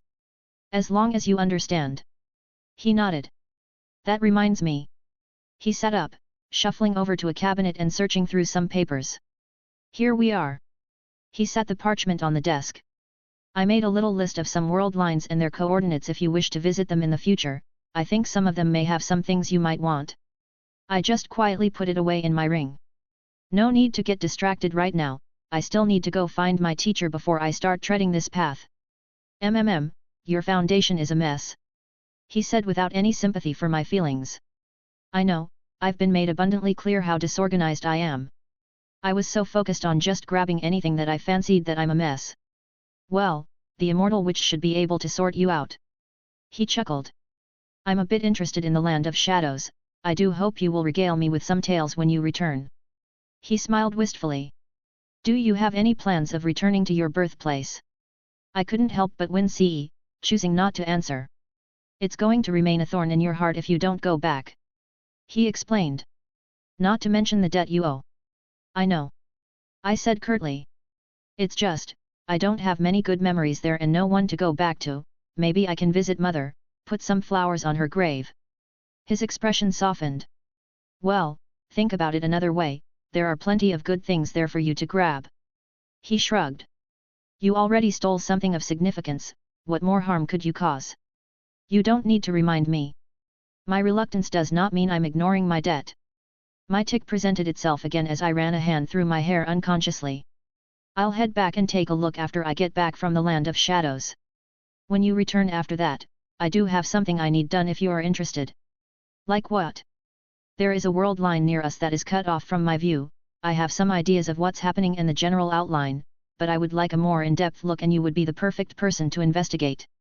Close to us is a very relative thing to say. Distance is a misnomer, a concept we attach because it makes us feel more comfortable. Other world lines are both infinitely close and infinitely far away. Rin not ready for something like that. She's usually good about running errands. No. He shook his head lightly. This is beyond her abilities, even if Saber ventures with her, I don't know if she would survive. Oh? Color me curious now, I don't recall something like this in my memories. Little surprises are life's joy. He perked up a bit. There's this organization called Chaldea, actually why don't we wait until you get back, it's a very long-winded explanation. Whatever, I'll hear the rest of the explanation later, I already have a lot on my plate. That is true, you have a date with Miss Pendragon soon. He smiled, teasingly. I wonder if I'll have some great-grandchildren to spoil in the future. Fuck off. I snorted. Besides, it's highly unlikely for a servant to even have children, to call it 1 in a million would be generous. Adding on my heritage, make that 1 in a billion. As strange as it was, servants can have children with humans. The concepts inherent in their sublimation onto our realm of existence. They are emboldened by the collective human unconscious, and the idea of reproduction is so far ingrained on us as a race that it stays within them even with ether-based vessels. Are children something you would want in the future? He asked me with some interest. Now that I think about it, Zelretch can't have children himself anymore. A side effect of his battle with the Crimson Moon, he burnt through a lot of his life force. Maybe this was a desire I kept over from my previous life? I scrunched my eyebrows, mulling the question over. I want a big family. I couldn't help but smile picturing Meridia trying wrangle a few of our kids even if it was something not possible. I felt a strange resolve in my heart. So what if it wasn't possible? When did that ever stop me from doing things? I'll make it possible, there has to be some method across the infinite expanse that has a method. It would be a long-term goal for now, but first, well, I need to make some final preparations for my date, I'll catch you later, old man. Creator's thoughts. Alright, hey race the actual chapter for today. Chapter 45, Chapter 44. I looked myself over in the mirror. Hair was nice and tidy, clothes were clean even if they weren't exactly as high quality as I usually enjoy, but my old ones were almost ripping in certain places. Otherwise, everything looked rather good. It's kind of weird that I hadn't seen Artoria in the past couple days, almost like she disappeared after I told her what time I would be taking her out. Well, Rin wasn't to be seen either, I think she took Artoria out shopping and whatnot. Speak of the devil, I heard the door opening to their private quarters just as I stepped out of my own area. Rin stepped out first, giving me a smirk as Artoria followed behind her. Saber wanted to know your thoughts. Rin said with a smile. Rin. Saber, squeaked, her face turning red. It's amusing because she was wearing just normal clothes, jeans, a blue blouse and a scarf around her neck. Except this was probably a big step for her, someone who never cared about her casual dress before. You look good. I said honestly. I heard Artoria let out a cute little noise as her flush deepened. Rin just shot me a thumbs up, one I returned. I offered my hand. Ready to go?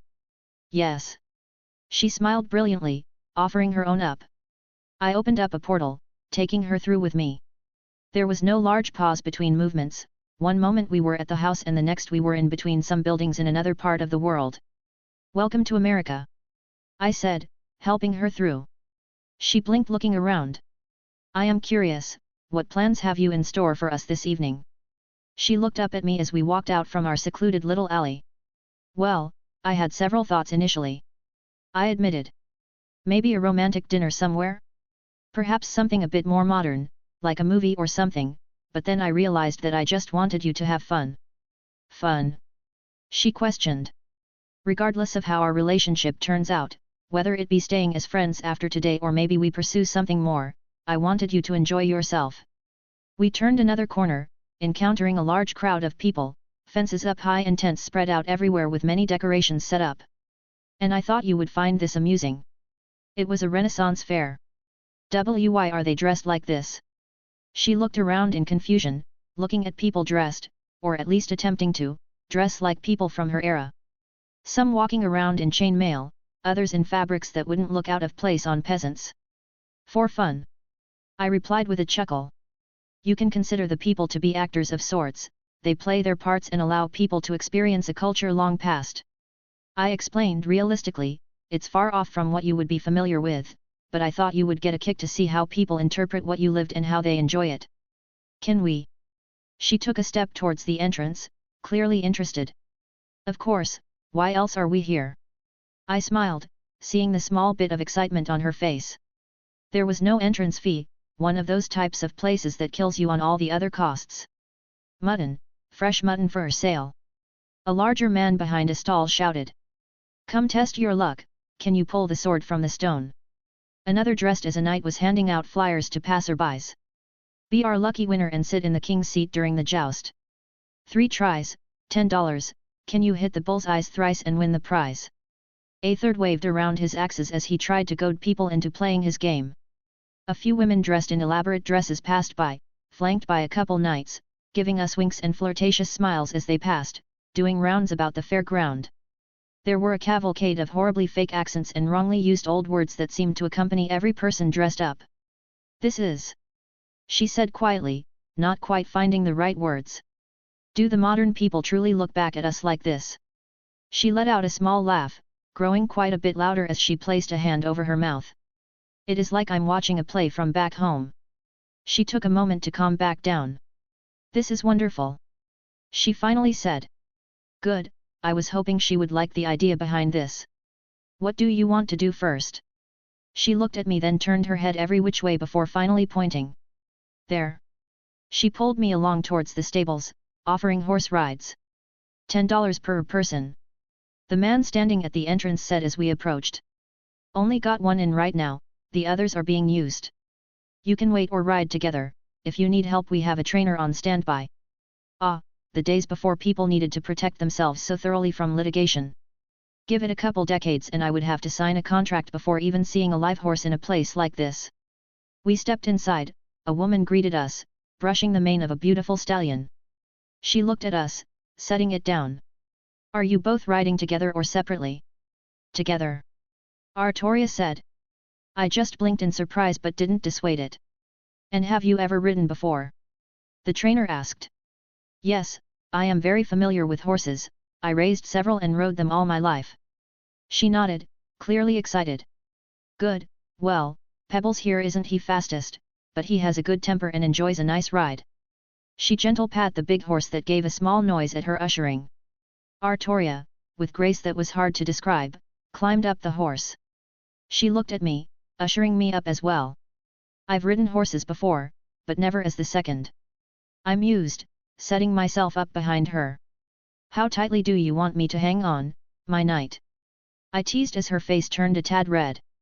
Make sure you wrap your arms around me tightly, I do not wish for you to fall off." She didn't turn around, but I could see her cute little blush. I of course followed directions. There was the urge to tease her, not sexually mind you, I had standards, but maybe see her get more flustered. But, she was really excited for this whole thing, who knows how long it's been since she's been on a horse. I would rather not distract her too much and allow her to enjoy the experience again. The horse practically stood at attention, it straightened up and moved out with a grace I could only assume came from Artoria's servant nature. Did she having a riding skill? I'm like 90% sure she did. The specialist led us out into an open field behind the building. There were a couple other riders, gently trotting around. I think I spotted a little girl riding a horse with her mom walking right beside her. Artoria was gentle on the reins as she ran a hand down the horse's mane. "Hello Pebbles," I heard Artoria whisper. "Let us see what you can do, shall we?" Almost as if understanding her, Pebbles made a noise of compliment. The horse began trotting lightly, slowly picking up speed. There were a few hurdles set up. I don't think we were intended to use them. But that didn't seem to deter Artoria any. "Yeah!" she called out, giving the horse a command as it took off. A little surprise made me hold onto her a little tighter. Without any effort the stallion cleared the first hurdle, jumping it with no issue. Moving between each one, clearing all of them as the majestic animal excitedly did a lap around the field at Artoria's ushering. She expertly led the horse to continue several maneuvers and parade around the entire arena as if he owned it. "Well done, Pebbles, you are a fine steed, and I would have been honored to ride you into battle." She patted the animal who seemed overjoyed at her affection. She just allowed the horse to trot around, moving him in any which direction, just enjoying the ride a bit longer before returning. "Want to feed him?" I poked my companion, as we slid of the horse, getting her to eye the carrots in the corner. "Yes, he did well, he deserves a reward." She grabbed a couple carrots, slowly feeding them to her new friend. "You may have a few years on you, but you ride like a young stallion," she cooed to the happy animal. "Where to next?" she asked as we left the stables, smiling brightly. I could only imagine, riding horses were an intrinsic part of her past, probably something she grew up doing and loving as a result. How long had it actually been since she sat behind the reins? I saw something interesting before. I smiled, walking at her side down the fairgrounds. 3 throws for $10. A man shouted, wearing some kind of wool or leather clothing. "Hit the bullseye 3 times and win a prize." "What's the prize?" I asked, as we got close. He gestured towards his stand with some large stuffed animals. "A pick of the lot." I smiled, handing him the money for 2 sets as I handed one over Artoria, giving her a look. "A competition, then?" Her lips curled up. "You dare to challenge me after our last bout? Mayhaps you intend to propose more terms for this competition once again." "Well, I hadn't planned on it, how about you make the stakes then? Your arrogance shall be your undoing." She beamed with confidence. "If I win, I shall sample all the foodstuffs here at the cost of your purse." "Well, technically it's Zelretch's purse, but okay. Then if I win, I want Rin to pick out another outfit for you to wear." Rin has good taste and I wanted to help Artoria break out of her shell without being too forward. She stiffened, her face turning red again. "The terms are acceptable," she said quietly, taking up a position. "Hey, was I missing something here?" "Ladies first," I offered, gesturing for her to step ahead.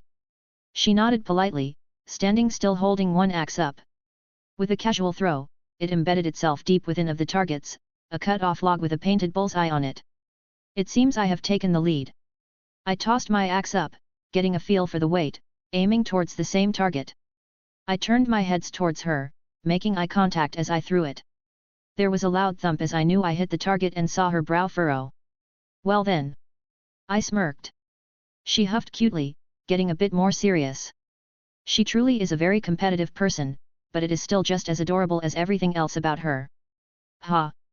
She threw with a bit more force, the axe burying deep inside the log. I gave no fanfare this time, copying her motion and also hitting the bullseye, though mine barely made it inside. "Careful, one misstep and you may very well lose." She smirked herself.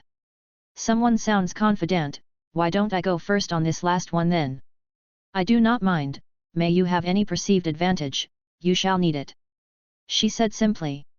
"Well, alrighty then." I aimed up, and my foot dug into the ground as I pulled on more strength than before. My axe hurled towards the target, burying deep inside and cracking the piece of wood, making it fall to the ground. "Oh no, it looks like the target is destroyed, I guess I win by default." "You cheat!" she exclaimed. "I have no idea what you're talking about." I looked away. "Dastardly cheater! Oh look, prizes!" I ignored her complaints, moving towards the booth. "Well, I guess that counts." The man at the counter just shrugged. Which one you want? I turned towards Artoria. Well. The lion. She looked at it a bit expectantly. The man smiled, picking the large, stuffed lion, off the wall. For your girlfriend. He handed it over to me. Artoria turned just a bit redder, making me laugh a little. Can I offer my prize as a peace offering, my lady? I bowed my head in an exaggerated manner. You are forgiven for this transgression. She happily grabbed the stuffed animal, inspecting and prodding it with a bit of glee. Well then, I believe you have a wager to uphold later. I smirked. Rin is going to be relentless with her teasing. How about we get something to eat then? I wanted to try all the foods here. I heard fair food has its own charm. I would like that. She gave a smile that could melt ice. What is that? A dainty little hand pointed towards a food stall. Looks like a turkey leg wrapped in bacon. How obscenely decadent. Want one? Yes. This is about how the next hour or so went. As we tried the various foods all around the fairgrounds. What are those? Deep-fried bananas. Surprisingly yummy. What about these? Looks like a cheeseburger with donuts for buns. Once again, my gluttonous side thanked me. I think we got through all the staple foods at the fair and even moved through their own little niche of medieval foods as well. I thought I could hold my stomach well, but this little girl outate me at every turn. Not that I really cared. If it made her happy, I would keep going. I'm a little curious, why did you agree to go on this date with me? I was honestly curious. You were willing to fight me, she replied. Mayhaps, I was moved, to be willing to go to such length. She stopped for a moment, deep in thought. I wished to understand. Her head ducked down, unable to grasp the correct words. Are those caramel apples? She suddenly grabbed me hand, dragging me towards another food stall. I wish to partake. Subtlety, thy name is not Artoria. Well, I wouldn't push if she didn't seem to understand it herself. Just let the chips fall where they may. Regardless, it was pleasing to see the sheer joyful expression that Artoria wore for most of the day. It made this entirely worth it without any secondary thoughts. Oh, let's play this one. I pulled on her this time. She followed my direction without any complaint. 5 darts, pop as many balloons as you can. The man sitting behind the counter casually said, grabbing a few bills I put down. Artoria eyed one of the darts, moving it between her fingers before aiming and tossing. I missed. She seemed annoyed with herself. I don't suppose you've ever used darts before. Nay, it was something that never came up in my life. She shook her head, throwing another and popping a balloon. Yes. She happily blurted out, before regaining her composure, and tossing another with a loud pop following. Pop. Pop. Her few more darts finished up. Good job, you got the small prize. The man said, gesturing towards the back. Which one you want? The dragon. She pointed out, towards a green stuffed animal. I guess it's not surprising that it follows a certain theme based on the place. This one is yours. Artoria handed it to me, clutching her own lion, cheeks just the slightest pink. You had gifted me with one, so it is only proper that I return the favor. She looked rather pleased with herself. I love it, I said with a smile, happily accepting the gift. He shall be named Drake Jr. Today was one of the most fun days I've had, but all good things had to come to an end. We both noticed the sun starting to dip in the sky, the people begin to head out as stalls and shops began to close up for the evening. Thank you. Artoria said quietly, dipping her head. I have not had so much enjoyment for a very long time. Believe me, the pleasure was truly mine. It's not like my life was filled with days like these. Rin had explained to me what dates were the other day, differentiating between this and what courtship was back from my era. She looked pensive. I find the idea agreeable, a preliminary outing to see if individuals would be good matches to further pursue romantic goals. She stopped looking up at me. Oh, was that my key to ask her out again? Artoria. I said firmly. I would like to make it clear that I like you. If you want to keep going, do more dates, get to know each other better and maybe go a step further, I would be overjoyed. I gave her hand a little squeeze. But I do have some things you need to know if you want to walk this path. Take some time to yourself, figure out your own feelings, then get back to me when you're ready. She didn't look put off in the slightest, maybe even a bit relieved. I think she was under the misconception that she had to give me an answer right here and now. Thank you, she said lightly, seemingly content. Why don't I take you home then? I chuckled softly, taking her to a secluded corner and opening a portal for both of us. We stepped through to an empty house. It looks like Rin and Zelretch were nowhere to be found. Well, usually it would be my job to walk you home, but that whole procedure is a bit wonky here. I just shook my head. She looked up at me, cheeks splashed with the faintest pink that I recognized all too well at this point. I had a wonderful time. She turned her head looking every which way before standing up on her toes and placing her lips against my cheek ever so quickly. She disappeared almost immediately into her room, leaving me there brushing my hand against my cheek. Author's note. Just realized we passed 100k words, woot. Anyways, there may or may not be a chapter tomorrow. I'm going to be super busy. Also, if you want to read ahead 5 unedited chapters, or maybe just encourage my coffee addiction, visit mypatreon.com/asteriaforone. Chapter 46, Chapter 45. Short chapter today, a bit tired. Artoria Pendragon POV.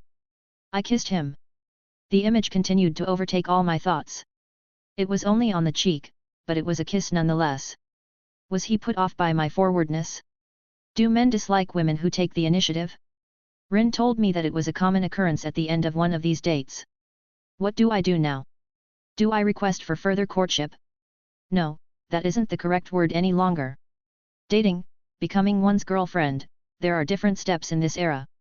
I was unsure of how to proceed. Do I wait for him? Do I wish to continue this dating? My heart was beating rapidly, but I was unsure of myself. Is this even the proper path to take? I am technically a fleeting existence, though with Wilhelm or Zelretch present, I do not doubt their means to keep me anchored. Even still. He said that he likes me. Never have I had a man confess affection for me, and I would be lying if I said it did not make me happy. Saber. I turned around to see Rin enter the room. I was too lost in my own thoughts to even notice her. Girl, you better spill all the details. We had a lovely time. I stated plainly. Yeah, no. I need more than that. Rin replied. Where did you go? What did you do? Did he wear protection? Rin. I shouted uncontrollably. I could feel my face heating up. Fine, but spill everything, start from the beginning.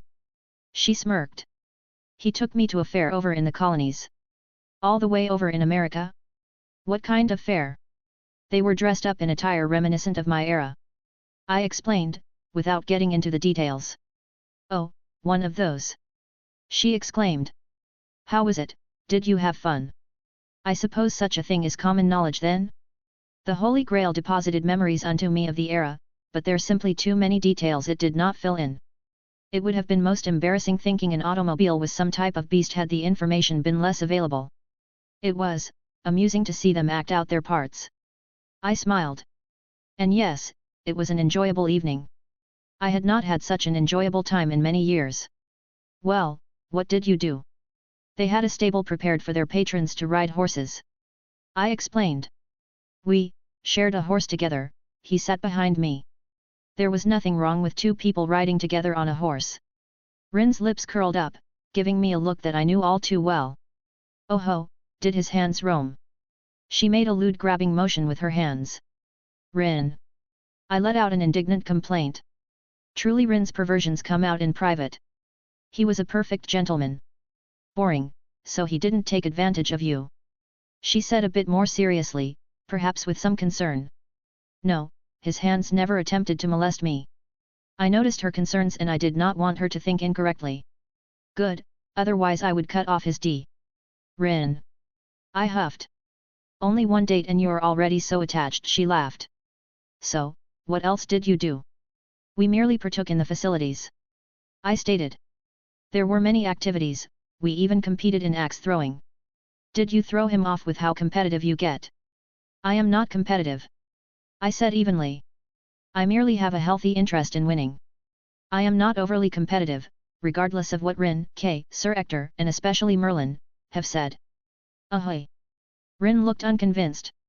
If I were as competitive as you say, then I should have held a grudge for losing, even if he did cheat. He had escaped my ire with his gift. Thankfully I had managed to hide my bounty before Rin had seen, less her unceasing teasing continue. Did you wager anything, maybe a steamy night in a hotel somewhere? Rin wiggled her eyebrows.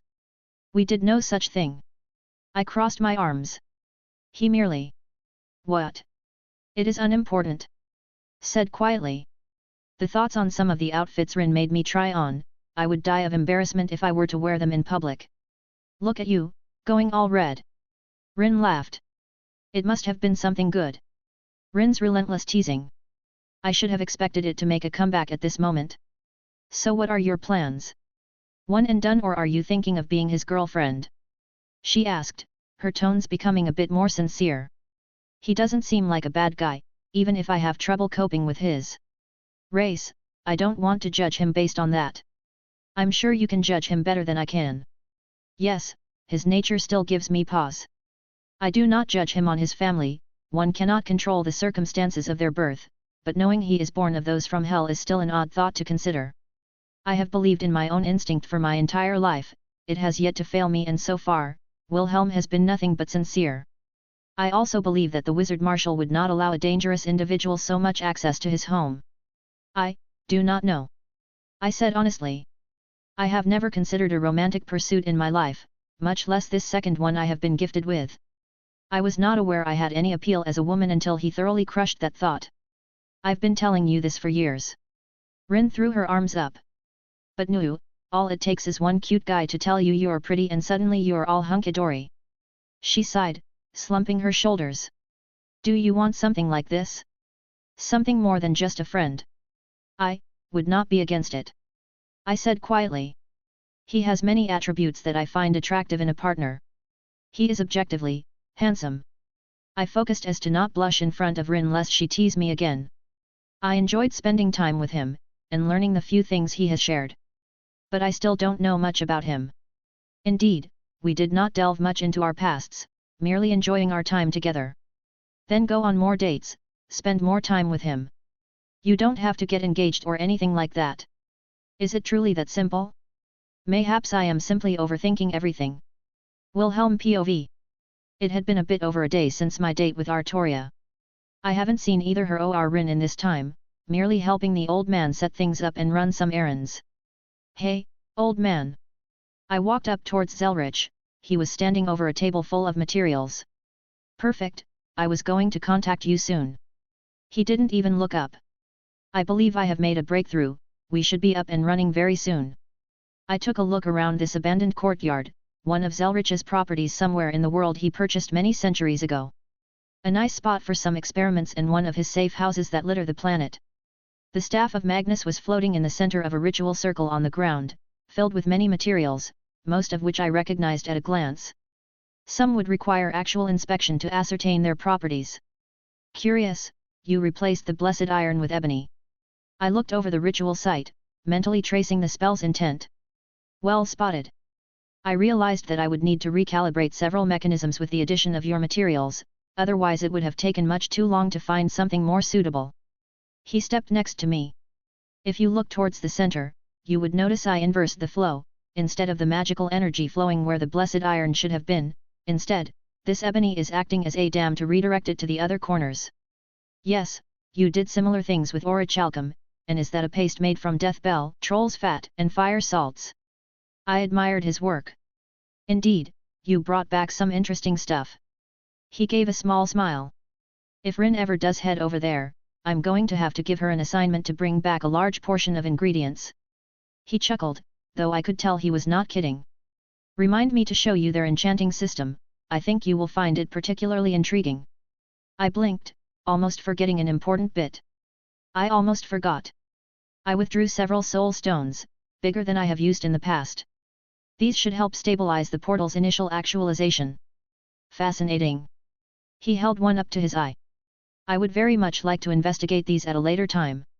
I could understand, a foreign system was always something fun to discover. Soul stones are rather interesting, I wouldn't mind looking over any notes if you research the subject. That is a fair trade if you provide me with suitable resources. Zelretch nodded. Equivalent exchange, one of the driving forces in the magical community. It was the reason Rin even made it into Zelretch's eye in the first place. Her ancestor did him a small favor, so he gave the man a little something to work on for future generations. Speaking of a certain Magus. You want to grab Rin to help us with the finishing touches? It would be a good hands-on experience. If you wouldn't mind. He asked sincerely. Of course. I simply smiled, watching him disappear into a porta. Almost time, everything is here and ready. Next stop, the Land of Shadows. I did manage to get a chapter out today, even if it's a little shorter than the norm. Anyways, same shit as always, if you want 5 chapters ahead, check out patreon.com/asteriaforone. Chapter 47, Chapter 46. The courtyard was built into the side of a mountain.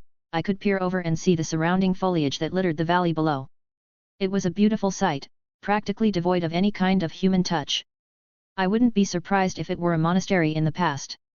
Many of the amenities had been weathered and grounded from the passage of time, but it was still a wonderful location for some secretive experiments. I turned my head, seeing the familiar scene of a portal created by the application of the kaleidoscope opening up. Zelretch walked out, followed by both Rin and Artoria. I gave Rin a nod and I looked towards Artoria, who met my eyes. There was only a quick glance before she looked away. Cute. I have no idea what our current status is or if we'll even have anything more in the future. I don't want to rush anything, so I didn't mind taking it slow. If it was meant to be, it was meant to be. Perhaps by the time I return she'll have her own heart settled. I clapped my hands. Everyone ready? I wasn't really told what I would be doing besides the basics. Rin stated, taking out a very familiar-looking wand. Well, isn't that a blast from the past? I eyed it with a smile forming on my face. Is she still as rambunctious? Rin sighed, drooping her shoulders. There's a reason I keep her turned off most of the time. I gently pat her shoulder. I know Zelretch doesn't particularly enjoy Ruby being around even if he created her. Funnily enough, he does enjoy annoying other people with her antics. Don't worry, you'll be able to craft your own personal mystic code in the future. Yeah, the old man said I would need to gather the materials by myself though. She deadpanned. That would require me traveling around with Ruby. She waved the stick in annoyance. I'll keep a lookout for anything useful for you. I offered. Her expression quickly turned around. Thanks. She beamed, sincerely thankful. What about you, have you made your own yet? I know you both can't exactly share. Truthfully, I'm a tad curious as well. Zelretch chimed in. I personally wouldn't settle for anything below a certain level and your resources were far inferior to mine. True, and I was quite lucky being able to find some compatible materials. I glanced over to Artoria. I think Saber is the only one that's seen it before. It was a good sword. She commented evenly. I withdrew my prized blade from my ring, allowing it to glisten under the light of the stars. I named it Mirage. With that I did a small movement, allowing the colors to flow out. Glass. Zelretch mumbled, eyeing it carefully. No, that isn't quite right, but then how did you connect? Oh. Wonderful, what an intuitive design, and the craftsmanship is excellent. He exclaimed. Brilliant, just as I would expect from myself. He chuckled. Though if it weren't for the bauble at the end, it would still fall short of my jeweled sword. Really can't hide anything from you. Zelretch just gave me a cheeky smile, bringing out his own sword. I had a small urge to swipe it, and I think he noticed because he gave me an I dare you look. Well, it's your turn, Rin. I held back a smirk. As much as I cared about Rin, I would forever enjoy these next few moments. Rin sighed, activating her wand. I'm back. The wand took to the air, flying in circles before landing before us. Master, I have awakened once more, it's time to rid the world of evil. Magical girl Rin will dispense justice. Damn it Ruby! Rin slapped her palm to her face. Saber. Ruby happily flew towards our resident knight. Hello, Ruby. Artoria gave a small smile. One of Zelretch's creations, a kaleidoscope. Basically a sapient wand with the ability to access the kaleidoscope, and an excellent tool for a beginner like Rin. Despite what one may think, this thing was a very beautiful work of art. Ruby, it's time to calm down. Zelretch didn't raise his voice, but Ruby practically snapped to attention. Yes, creator. The wand stopped zipping around and hovered right next to Rin. Also, meet my grandson. Zelretch gestured to me. Hello Ruby, it is an absolute pleasure to meet you. I couldn't help my lips curling up. Grandson. Ruby's voice sounded shocked. Since when? About a week or so ago. Rin snorted. Sounds about right. I shrugged. The magical wand came over to inspect me. My magical girl senses are tingling. You're either the super secret masked male hero that saves magical girls at the last possible moment, or a demon in disguise. I couldn't help but blink. Why not both? Oh ho, you walk the path of the anti-hero then? Forever shrouded in darkness, only the true love of a pure maiden can bring you towards the light. Ruby flew back towards Rin. Rin, we must recruit him to our cause. Rin looked at me in exasperation. Ruby, let's put a pin in that for now, we have a job to do and I think the old man is going to get impatient. Fine, fine. Ruby deflated. But I want to braid Saber's hair again later. I would not be against it, you did a wonderful job the last time. Artoria chimed in. How does that even work? Did she use magic or is she just that good at it? And now I want to see Artoria with her hair braided. Awesome. Sleepover is decided, we shall eat lots of ice cream and talk about boys. Ruby declared. Rin finally grabbed the talking wand. Yeah, let's do that. Her voice dripping with sarcasm. Take these calculations and start running your simulation. Don't forget to scan the ritual site. Zelretch helpfully added. You got it, Master. Ruby somehow saluted regardless of not having any limbs. She hovered over the magical circle, light emitted from her point and washing over the area. Materials categorized, begin conceptual simulation. Well, the moment of truth. I said to no one in particular. Zelretch was having Rin run the calculations, I didn't particular mind, it's not like she could ruin anything, if I were to be blunt about it. Again, I don't mind stepping back and allow Rin to have a learning experience. Master, your calculations show a 42.38% chance of success. Only 42%. Rin looked a bit defeated. Not too bad. Zelretch interrupted her dejection. Realistically, neither me or my grandson would have broke 60% without some ancillary means or just brute forcing the issue. He pulled a small stone shard out of his pocket. Let's add this and recalculate, Ruby. Scanning. She looked over the shard. 97.93% chance of success. A shard from the original Gate of Sky, do I even want to know where you got that? I just shook my head. Well, Rin, you heard the lady, let the show begin. Okay, I got this. She said to herself, quietly. I saw her circuits light up and her amateurish pulling on the kaleidoscope. I wasn't insulting her ability, it was merely a description of her current skill. To even be called an amateur was actually quite the compliment when it came to this specific magic. Ruby, lend me a hand. Rin waved the wand around, forming the gate up as the materials responded to her call and floated into the air. They started revolving, mishmashing and fell into a formation that resembling an archway. I think I got it. She finally said after a few moments. Zelretch nodded towards me, walking to the staff of Magnus. Hold it for a moment. He grabbed the shaft and pulled on Rin's own spell work to anchor the spell to the divine construct. The portal stabilized as Rin slowly backed off. What a cheeky little staff. Ruby commented. I should show it who's the boss. She harumphed. I could tell that the portal was a success, it should hold for 2 uses, one there and the return trip. Well done, Rin. I complimented. Of course she tried to show off a haughty attitude, but she was preening under the praise. Well, looks like it's time. I swept my gaze around. Got everything you need? Zelretch asked, more of a formality really. Yeah, that and then some. Rin, why don't I show you some stuff I hid inside, in case you ever need to hear again for any reason. Zelretch put a hand on her shoulder, leading them inside the building, giving me and Artoria a moments of privacy. Come along, Ruby. Yes, Creator. The wand also floated with them. I just shook my head, realizing what he was doing. Rin apparently did too as she didn't say anything and followed. I looked towards Artoria who returned my gaze briefly. I guess this is goodbye for a little bit. Do you know how long your trip will last? She took a few steps closer, idly playing with her hands. Inside for me? A while probably, for outside, I would say not any longer than 2 weeks. I hazard a guess, only doing a few mental calculations. I see, She cut herself off, not sure what to say. There isn't a need to push yourself, I said gently, giving her a smile. I'll be back in a bit, and we can have a talk about how to go from here, be it friends or something more. The important thing is to figure out what you want. She took a hesitant step forward, grabbing onto my sleeve. I will look forward to your return. I saw the faintest pink on her cheeks. There weren't any more words that needed to be said. With a step forward, I pushed into the portal.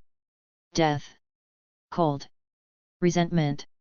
I was bombarded with these feelings as soon as I walked through. The coldness of this realm wasn't natural, it was tainted with the feeling of death and the resentment of souls that refused to rest. I could stand on mountains in Skyrim, in the blizzards, and not be as cold as I was right now.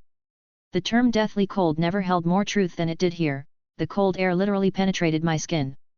Ironically, I was standing over a pit of molten lava. From where it came, I had no idea. Only a small, stone bridge holding me up, and allowing me passage over safely. One might think, just fly over. Except, normal laws no longer apply. Trying to fly up will not necessarily take me to the sky. I wanted to continue my muse, take in my surroundings, but I was disturbed by the most rude undead that stumbled from whatever hiding places they laid. Skeletons, zombies, some other types of abominations that breathed necrotic energy from their pores. I wasted no time, several runic circles hovered over my head, expelling volleys of spells at any undead that dared to get in my way. These couldn't even compare to the draggers I fought back in Skyrim, especially not those really strong ones, though I had the feeling that dangers lurked nearby. My casual stroll off the bridge was met with the cliff of a mountain as I overlooked the valley below.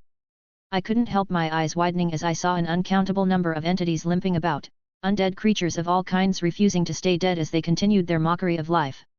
Well, I guess it was time for a certain sword to shine. Dawnbreaker was freed from the confines of my ring. Its holy light exploded out, grabbing the attention of every undead in the area.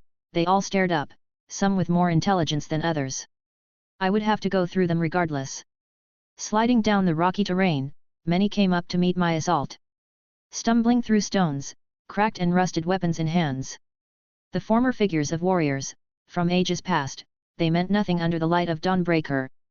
My holy sword cutting clean through any undead it came across. Holy light exploded on contact, blowing away those that got too close. I had gotten a bit better at handling this weapon. I realized that it had a few more uses than just being good against undead. Its light, the anti-undead properties, could be utilized more malleably. I dove into a large group, no coordination as they tried to climb over one another to get to me. I could only assume they despised the living, their resentment allowed only themselves and those like them to exist. Dawnbreaker was slamming into the ground, the holy light pulsed out like a dome, the walls of golden energy disintegrating everything it touched. The tide seemed endless, as even I killed dozens, hundreds, double that would take the space. Ruoa, a loud shout echoed, the ground shaking and the mountains trembled. A massive hand broke through the earth, grabbing any undead unlucky enough to be in its grasp and pulling them down. I was pretty sure I heard chewing, and the earth began to crack, something was breaking through. It was massive, I don't think I could call it a zombie, but something with that nature. It still possessed flesh, and I doubt its former life was a human one. Some kind of phantasmal species, I was betting a giant of some sort. It towered over me, maybe 30 or 40 meters in height. With a thought, mirage appeared from my ring in my empty hand. The spell circles lit up, filling with magical energy. The monstrosity lumbered towards me, its rotten flesh filling my nose with its putrid scent. Pieces of its body could be seen falling off, other places where the bones could be seen. It almost fell down, trying to reach me at its fastest speed. I didn't move, continuously pulling on the kaleidoscope to empower my spell. The tip of my blade slowly moved up, hovering center mass of the abomination as it tried to reach for me. Ether cannon. My voice echoed around the valley. It was massive, the biggest one I've done in this life. The undead's arm disappeared, as did most of its body. My spell carried on, cleaving through an army of undead that followed in its wake. A small smile rose on my face. It felt good to cut loose like this and not worry about collateral damage. I didn't have time to dwell on it as my eyes noticed something at the end of the path I had just opened up in the tide of undead. There was a pathway that opened up between the mountainous cliffs. It was paved with stone and an archway, clearly indicating the correct way to go. Ruoor. Skreek. A few more earth-shattering roars shook He Valley, huge body parts began to break through the icy tundra, re-entering the world after their slumber. Well, time to skedaddle. Reinforcement fill my body and I shot off, not allowing myself to be swarmed any longer. As my feet carried me past the threshold, the smaller undead refused to enter and I could only look back in confusion. I decided not to dwell on it any longer and kept going in the dark tunnel. A ball of fire lit up above my hand, giving me some light. I was somewhat on edge. I would be a fool to let my guard down after all, but I didn't sense the presence of anything here.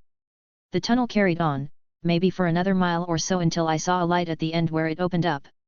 The air was slightly more pristine, like the undead essences were thinner over here. My eyes immediately were taken by the sight of a castle not too far away, but more than that, I saw someone mediating on the ground, the snow even refusing to stain her visage. She had purple hair with the faintest red hue, she was a beauty almost beyond compare. Impaled in the ground next to her was a spear that radiated bloodlust, enough to give me pause this far away. I trembled though when her eyes slowly opened, their red irises focusing solely on me. I'm pretty sure I found my teacher. Okay, fair warning to everyone, I won't be releasing any chapters starting Friday and through the weekend. I'm going out of town to visit family, so no computer. Anyways, Scathatch appears. If you want to support me or read up to 5 chapters ahead, visit mypatreon.com/asteriaforone. Chapter 48, Chapter 47. There was a forceful silence that permeated every corner of this area. This little haven that seemed to exist within this realm of death and cold. Was it fear? One so ingrained on the inhabitants of this desolate realm, those abominations that continue to exist through malice and regret? It seemed like the lingering touch of death even refused to come anywhere near this woman, the true ruler of this realm. She stared at me, not making a sound as I approached. My feet breaching the otherwise pristine snow was the only sound that existed in these moments. Every step I took was evaluated, judged, and weighed. I felt the gaze of Zelretch, my previous self, and I could only attribute it to that same feeling. As if I was being completely seen through, all my secrets laid bare before her eyes. It almost made me pause, give a second thought to my objective. If Zelretch was gentle, then this woman threw away all conventions of civility with nothing but her gaze. The feeling rising up in my chest, anxiety, repressed feelings I didn't want to acknowledge. I felt as if I would be found wanting.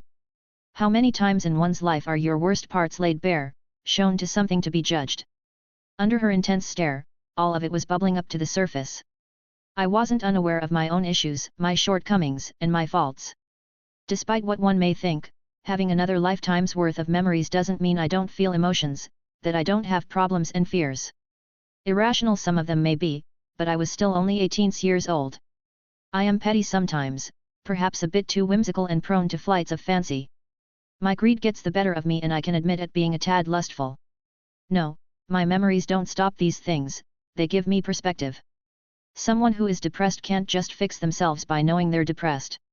Wisdom is not the same as maturity, I knew that, along with all my own issues. This didn't stop me, it didn't halt my steps as each one felt heavier. Even now, I don't know the true reason I'm here. The obvious answer was that I wanted to become stronger, but why? Did it have to do with the spider? Did I perhaps perceive some kind of debt to my past self and this world? The cynical part of myself could tell this world to fuck off and I could go anywhere. No, it was much more selfish, childish even. I wanted to prove something, prove my existence to the world. It was foolish, stupid even, but I felt the need to be relevant. My steps finally halted, only a few feet away from the legendary woman, still in the same positions, her eyes never leaving me. I dropped to the ground, forehead touching the cold tundra underneath as I prostrated. Please, teach me. She didn't answer and I stayed prone. There was only the slightest fluctuation, like vitality returned to this land and I heard the sound of long breath being taken and the world shifting. I tilted my head up to see her taking a breath of cold air. So old, yet still so young. Her words sounded, tired. Raise your head, child. I lifted myself up, into a position on my knees. Will you be my teacher, then? To come so far, the effort itself is a gesture I cannot ignore. She stood up slowly. You have potential. Her words were simple and direct. I followed suit, standing up.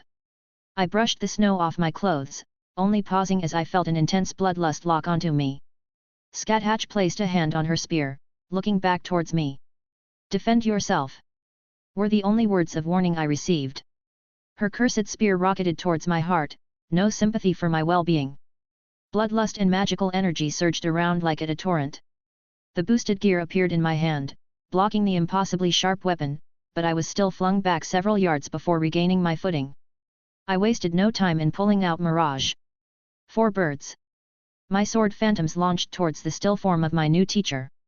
"Curious," was her response, merely staring at the incoming attack, leveling her spear and thrusting 4 times in a single breath. Magical thorns filled the air, piercing and stabbing in the direction of her thrusts. Similar to my sword phantoms, they tore apart my own attacks and came through to me. Shield of Asgard. I quickly actualized a handful of runes, creating a not-so-great application of my shielding spell. It cracked under the strain, shattering with ease, but the attack seemed to dissipate with that much defense. "Foolish," Scathatch said with a slight frown. "Your application of runes is an insult." I didn't have time to register her words. She was in front of me, spear piercing through my lower stomach. I wanted to say something, but my throat was now filled with blood. Pain was an old friend, but that didn't mean I wasn't happy to see it again. "Your instinct is underdeveloped." There was no mercy in her eyes. "Boost!"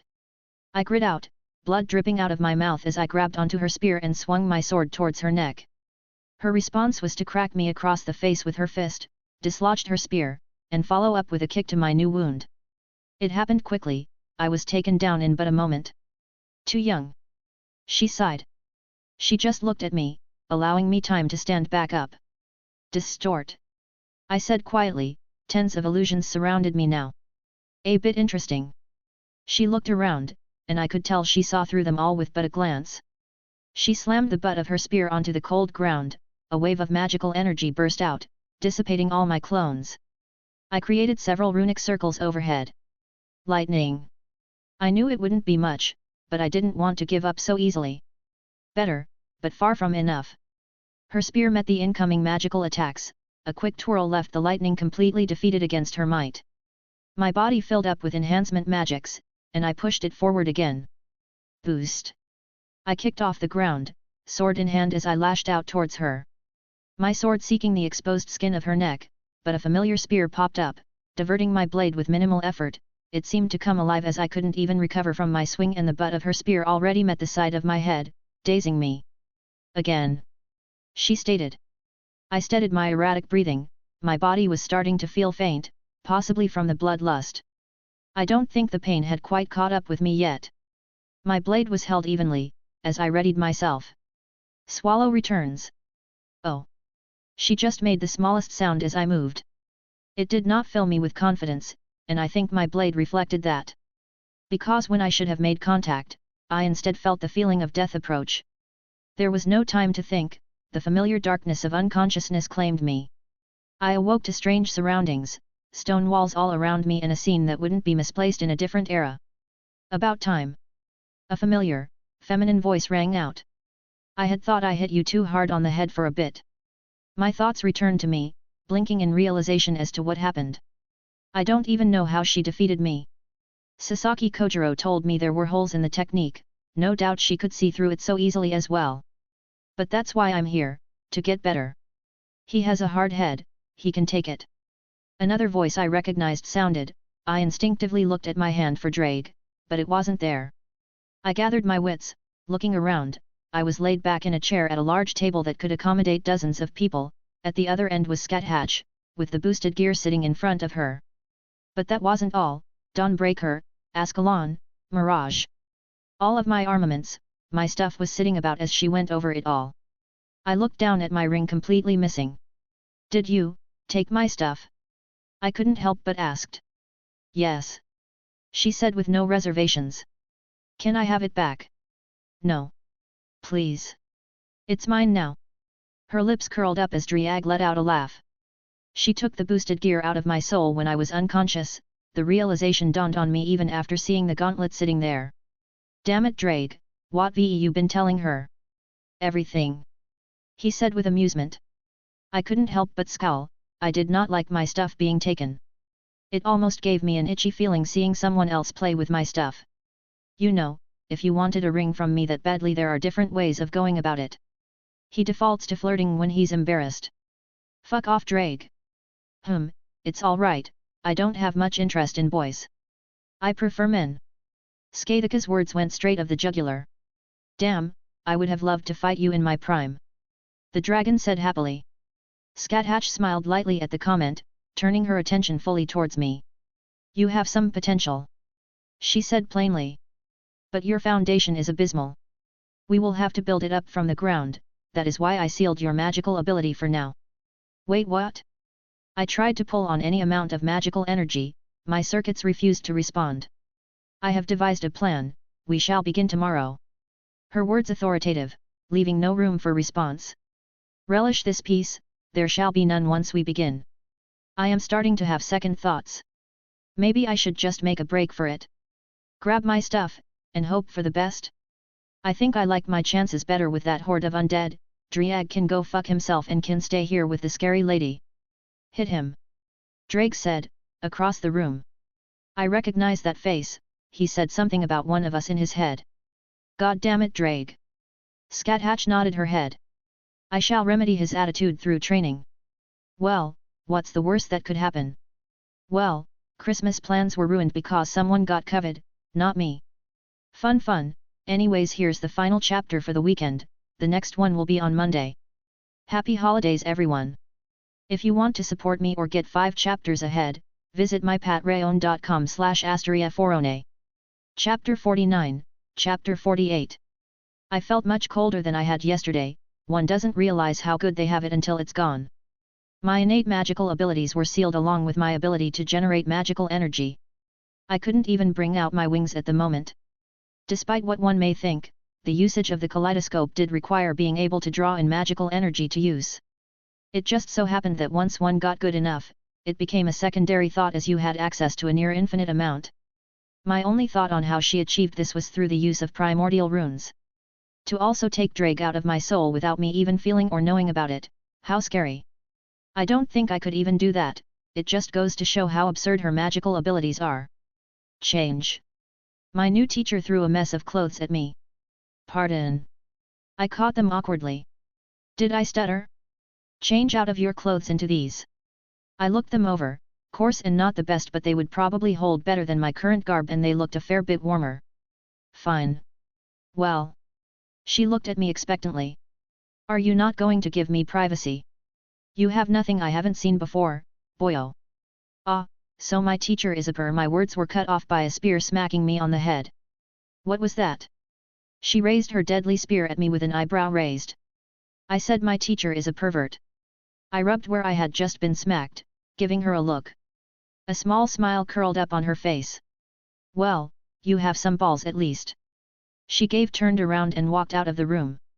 What a hard woman to read, I thought for sure she would kick my ass there, perhaps not the best decision on my part, but I am nothing if not stubborn. I quickly changed, setting my clothes to the side, because I don't have my fucking ring anymore. Which I still am livid about. Walking out of the room, Scathatch was waiting for me. Come, daylight wanes and you will require all the help you can get. Daylight? This place was a perpetual twilight, covered in clouds and snowstorms. Actually, I haven't experienced the night here, I think I was unconscious for that, or maybe the day/night cycle isn't the same as outside. There. She heaved her spear up, pointing towards a mountain on the horizon. What? I had no idea what she was talking about it. Start climbing. She said simply. One more time. You will climb that mountain or die on it, if I see you before you finish, you will meet the end of my spear. I opened my mouth to retort, but the bloodlust she was emitting threw off any sarcastic remark I had, mostly. Why that mountain? I mean, there were plenty of mountains, that wasn't even the biggest or the smallest, it just seemed odd is all. Because I said so, get going. She tossed me a sack full of food. I caught it, peering inside, looked like enough to last me a few weeks if I rationed it well. Strangely enough, there was no water, was there a reason for that? The dragon shall accompany you as well. She thought for a moment, retrieving Drake from my ring that she was holding on her finger, as if taunting me. He expressed his desire to witness your training, no aid shall be given. She pushed Drake back into my soul without even considering me current state. I felt the breath getting knocked out of me as she roughly shoved the dragon back inside, falling to the ground, gasping for air. Bitch! I couldn't help but grit out under my breath. Do I at least get one of my weapons? I would really appreciate Dawnbreaker right about now, who knows what kind of things are lurking up there. Of course, what do you take me for? She gave the most innocent smile. Dare I ask where it is? Her expression turned sharp. Top of the mountain, get going. Of course. Probably shouldn't have called her a bitch. Drake said, helpfully. Yeah, thanks, Drake, my traitorous partner. Are you still on about that? Betrayed, by the one I trusted most in this world. Trusted the most. I could practically hear him rolling his eyes. Literally gave my soul. All right, just get it out of your system. I think I'm done. I started walking. The base of the mountain was a fair distance away and I was no longer superhuman in all my physical abilities. I would actually have to pace myself. How sluggish I felt was horrible. I looked back a few times, but Scathatch just disappeared and it's not like I had any ability to detect her right now. What exactly did you two talk about? Just some random stuff, then we talked about and how best to train you. I filled in some gaps as she devised some things, but most stuff she could glean by herself. Did you really think I just gave away all your secrets? Nah, I'm just annoyed at the situation more than anyone in particular. I simply don't like other people having my stuff. I could understand it, but that didn't mean I enjoyed it happening. My whole purpose here was for training, I was throwing myself at her mercy for that. I would bitch and complain, but I would keep trudging on. I came upon a forest, is what I would usually call such a thing. Except, this was a land of the dead, filled with death and resentment, there would be nothing growing here that was safe. Even these trees, were they qualified to be called trees? They were dead, they existed in a perpetual death state, I had no idea how they continued to exist, something inherent for this realm, but I didn't question it for the moment. I looked around, finding a few branches that weren't drenched in snow, somewhat drier than the others. They would have to work, I could only assume that I would need some tinder for fires when I got higher up. Maybe even a makeshift torch, if I could find some other stuff to fasten along with it. Unfortunately, my load had to be light, I was basically human right now. Luckily there was a part starting at the base, something resembling a stone inlay that ascended the mountain. My first step onto what could be considered the mountain and I felt a sense of dread wash over me. There was something here, something watching me now, I could feel it even with my current power. No wonder I was supposed to climb this mountain, something was very, very wrong with this particular peak. Was this fear? Something here could actually elicit fear in me. An unfathomable existence, the current me was but a tiny insect in its eyes. Drake. I whispered. Yeah, I feel it too. That was all the confirmation I needed, and he didn't elaborate further. He probably knew more than he was saying, but as Scathatch said, he wouldn't be giving any help. I barely got up the slope when a skeleton came stumbling down right towards me, missing an arm and one if its feet was facing the wrong way. The most noticeable feature was the sword still carried in its hand. Rusted and chipped in various places, but it looked to be a weapon not made with mundane materials. I doubt it would break even if I spent days hitting a rock.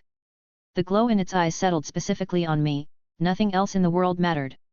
Its feet carried him, stumbles and missteps, but it remained upright. There was no martial prowess in its strike, no intent or probing maneuvers. Simply a creature with minimal intelligence acting on its baser instincts. Even still, I was purely human right now. This little skeleton, something I could kill with a flick of my finger previously, it could end my life. It was a humbling thought. But I refused to allow something so small dictate my heart. I wasn't beret of emotions, fear was something all living things face, but it would not swallow me. I took a step forward, watching its arm. The lackadaisical swing, easily able to cut through stone, came towards my side. I took a step to the right, allow it to pass safely by me. The skeleton stumbled forward, breaking its own momentum and tumbling to the ground. I stomped on its hand and pulled apart the arm. The necrotic power holding it together crumbled easily enough, this was perhaps the most basic of the undead species. The sword felt wrong in my hand, the weight was off, the design was something not suited for my preferences. It was no masterpiece, something haphazardly created by someone with barely an idea of what they were doing, but it would serve my purpose. Mainly, survival. I scavenged what else I could, some strips of fabric still clinging to the bones would be useful later on. Finishing up, I lifted my head, staring up at top, it pierced through the cloud, my eyes were unable to see the peak. Still a long ways to go. I continued my ascent. The air grew noticeably colder as I went up, and not just because of the altitude. This mountain, I could only call it cursed, and that was saying something in this wretched land. There were a few strange phenomena, stones were hovering in the air, no sign of ever falling down. I stared at it for a few moments, finding my own rock to toss up. I only furrowed my brow when it came right back down without any issue. With another though I grabbed a second stone and threw it towards one of the ones stuck in the air. I felt the hairs on the back of my neck stand up, right as the two stones collided, the one that was suspended in the air rocketed straight down like a comet, creating a hole that I could not see the bottom of. Yeah, let's not mess with those anymore. This place is fucking weird, and not in a fun way.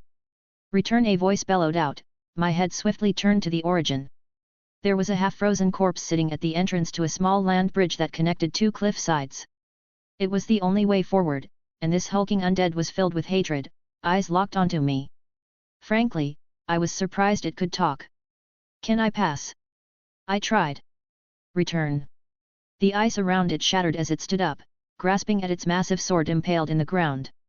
It took a step forward, the snow displaced at its weight. The ground shuddered under each step, its metal armor still holding strong over its body regardless of its weathered look. I gripped my sword tightly, staring at the hulking undead. This thing was on an entirely different level compared to the one I took out a bit ago. Return, it continued to bellow, swinging its massive sword recklessly toward me with each step. I instinctively took a few steps back as it continued to approach. Gripping my sword tightly, I tried to move in between the swings, getting up into its guard, but I realized that most of its body was still completely covered in armor. Could I even penetrate this? The moment I took to contemplate, it swung down its empty hand, the massive fist bearing down at me was met with the flat of my blade. It knocked me to the ground, the force enough to make me cough blood.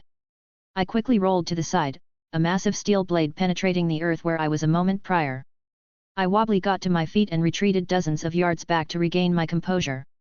I eyed the monstrosity, it looked at me. Return, it shouted one final time before turning around and going back to where it was before. Fuck. I slumped down, feeling the spot where I got hit. Definitely going to be bruised later. How was I supposed to get past that thing? Really, the only spot I could do any chance of damage was the eye slots in its helmet, but that was such a small opening in the midst of its flailing. I stood there lost in thought before some realization dawned on me. I'm an idiot, aren't I? Yup.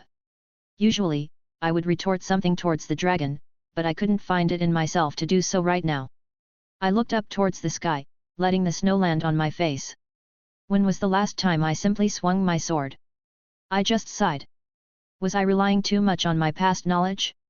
I always thought it my greatest boon, but at this moment, it was more of a crutch. A simple stab through the helmet and I thought of it as some great hurdle. I knew I was all messed up, unfocused, magic and martial ability just flung about, but why have I never just practiced swinging my sword before? It seemed like the simplest thing in the world. Was it arrogance? Did I feel it was beneath me? The master of the kaleidoscope, a magician? I couldn't help but laugh at my own stupidity. My feet planted firmly in the ground, I held my sword with both hands. Slash. Slash. Thrust. Slash. Slash. Thrust. I was here to train, I need to start from the very basics. And we're back. I hope everyone had a good holiday. The training montage. If anyone wants to support me or is interested in reading 5 chapters ahead, visit patreon.com/asteriaforone. Chapter 50, Chapter 49. Step forward, overhead slash. Bend knees, thrust. Left. Right. Deep breath, release and swing. My hands dropped to my side, sword still clutched tight in my fingers. You need to eat. Drags, word breaking me from my fugue. How long was it this time? I dropped down, getting comfortable on the ground and allowed my breathing to settle as I closed my eyes. I felt the cold air scrape across my face. It was hard to stay focused in such situation, but I had much practice at this point. About 2 days if my estimation is correct. This place, it make you lose track of time. No, maybe it was even more than that. It makes you lose your sense of self. How many days have I stayed back here, and just continued my practice? I think we were almost up to 2 months now. The day-night cycle was not the same outside, it almost seemed random, perhaps there was an order that would reveal itself if I continued to pay attention for several more months, but at the moment it just seemed to change based on its own mood. Not just that either, it seems as though the longer I spend in this realm, the more I change along to match its properties. My need to consume food had decreased exponentially, to the fact that I had to be reminded to eat after a couple days. That isn't even mentioning water, I haven't felt the need to drink anything. What a strange place. I swept my gaze around the area, hundreds of skeletal bodies littered my little haven. They hadn't stopped coming for me in these past weeks, though they only came from below. It seemed like besides that one weird guard, no other undead were above me. I think it's about time I moved on. I wasn't talking to anyone in particular, even Drake was silent. There wasn't much to pack up, I kept my food safe and secure, my blade had stayed with me this entire time and I only grabbed scraps from the things I've fought before. Let's see if these past days have been good to me. It didn't take long to meet my familiar friend once again. I had probed him a couple of times since our first meeting, just seeing what exactly he was. Dropping my sack to the ground, I took a step towards his position. Return, it bellowed, standing up. Maybe the magics holding it together force it to say such a thing instead of being the only word it can actually speak? I was much less nervous this time, my hands extremely steady as I continued to walk forward, matching its lumbering steps. It swung its sword in the same way, a haphazard swing horizontally to cleave me in half. I merely took a step back, watching it miss. I think my previous thinking process was flawed, I continued to think of it in a manner of just brute forcing me way through this thing. It recovered its swing, ready to cleave me in twain yet again. I stepped to the side, waiting. The inevitable edge of the blade came towards me, I ducked down, allow it to pass safely over my head and impale itself onto the cliffside. I looked up, seeing the thing trying to pull free its massive blade to no avail. Well, that's one way to do it. I muttered, lifting my own weapon. The undead's free hand tried to swing at me, but I deflected it much better this time, and I followed up with a swift stab through into the eye socket of its helmet. The magics dispersed with a visible effect, the animated corpse falling to the ground. That was much easier than I had built it up to be. You aren't exactly a beginner. Your issue was having a shallow foundation yet possess exceptionally powerful abilities. Yeah, that's true. If I had to describe it, I was perhaps an upside-down pyramid. These past months have been me slowly added more bricks on the bottom to even it out, even just a little bit. Well, let's keep going then. I hesitantly put a foot on the brittle-looking rock bridge that allowed one to cross from one cliff side to another. Natural in formation, but it appeared as though it would break at any moment. I guess it would be comical to die in such a mundane way instead of all the other nonsense going on here. There was a cave up ahead, dark and eerie. Now, in a normal circumstance, I would have explored this, but the me right now was overly cautious. If that undead was guarding something, it was most likely in here. Not only that, I had a very bad feeling crawl up my spine even looking down that black hole. Staying the hell away. I just continued on a bit longer, only to visibly shudder when my clear path came to an end. The inlays that I hoped would take me to the top, stopped here. All that was facing me was the rocky side of the snowy cliff. Well, fuck. I resolved myself, finding a good spot, and I began truly climbing. No turning back now. The sharp stones were quick to tear into my hands, only a few dozen feet up and my skin had already been punctured. My blood seeping out made the stones all the more difficult to grab onto. I could only wrap them in cloth to continue my ascent. The air was getting noticeably thinner with every few dozen feet I continued up, and more strange phenomena started occurring. The cold didn't even have to be mentioned, my vision was significantly lowered in this blizzard weather, I maybe had a 4 or 5 meters I could see in any direction, the only exception was something strange off to the side. Fuck, the words escaped my lips as my foothold crumbled and my hand slipped. I tumbled down, hitting several rocks before landing on a small, protruded edge that allowed me to regain my hold. Blood ran down the corner of my lips, I felt my throat full of the stuff. I hit that ledge hard, and the fall wasn't exactly soft. Sucking in a cold breath of air, I steadied my legs and grabbed onto another jagged edge to pull myself up again. How many feet did I reclimb? Everything looked the same and my vision was heavily impaired. I think the only valid measurement of distance was the fact that I was getting noticeably colder the higher I went. Which, you may expect, climbing a mountain, but this was noticeably colder, as in every few feet it dropped a couple degrees. I don't think I even got far, practically impossible to measure actual distance, when I heard a sound above me. Things were falling down, smacking against the cliff and coming right towards me. As quickly as I could, I stabbed my sword into the mountain as hard as I could and grabbed onto it, ducking my head under my arms. Rocks fell down on me, some merely hurt, intent to leave bruises, others sliced open my skin on their descent. Luckily, none managed to hit my head, lest my skull take a beating. When the last boulders and rocks finally passed, I only climbed a few more feet until I saw a familiar sight. The strange thing that caught my attention before I fell the first time. I saw a castle, completely upside down. It was perhaps the source of those stones from earlier. Did it exist in a state of perpetual falling? Such a thing goes against the logic of humanity, but here that can be true.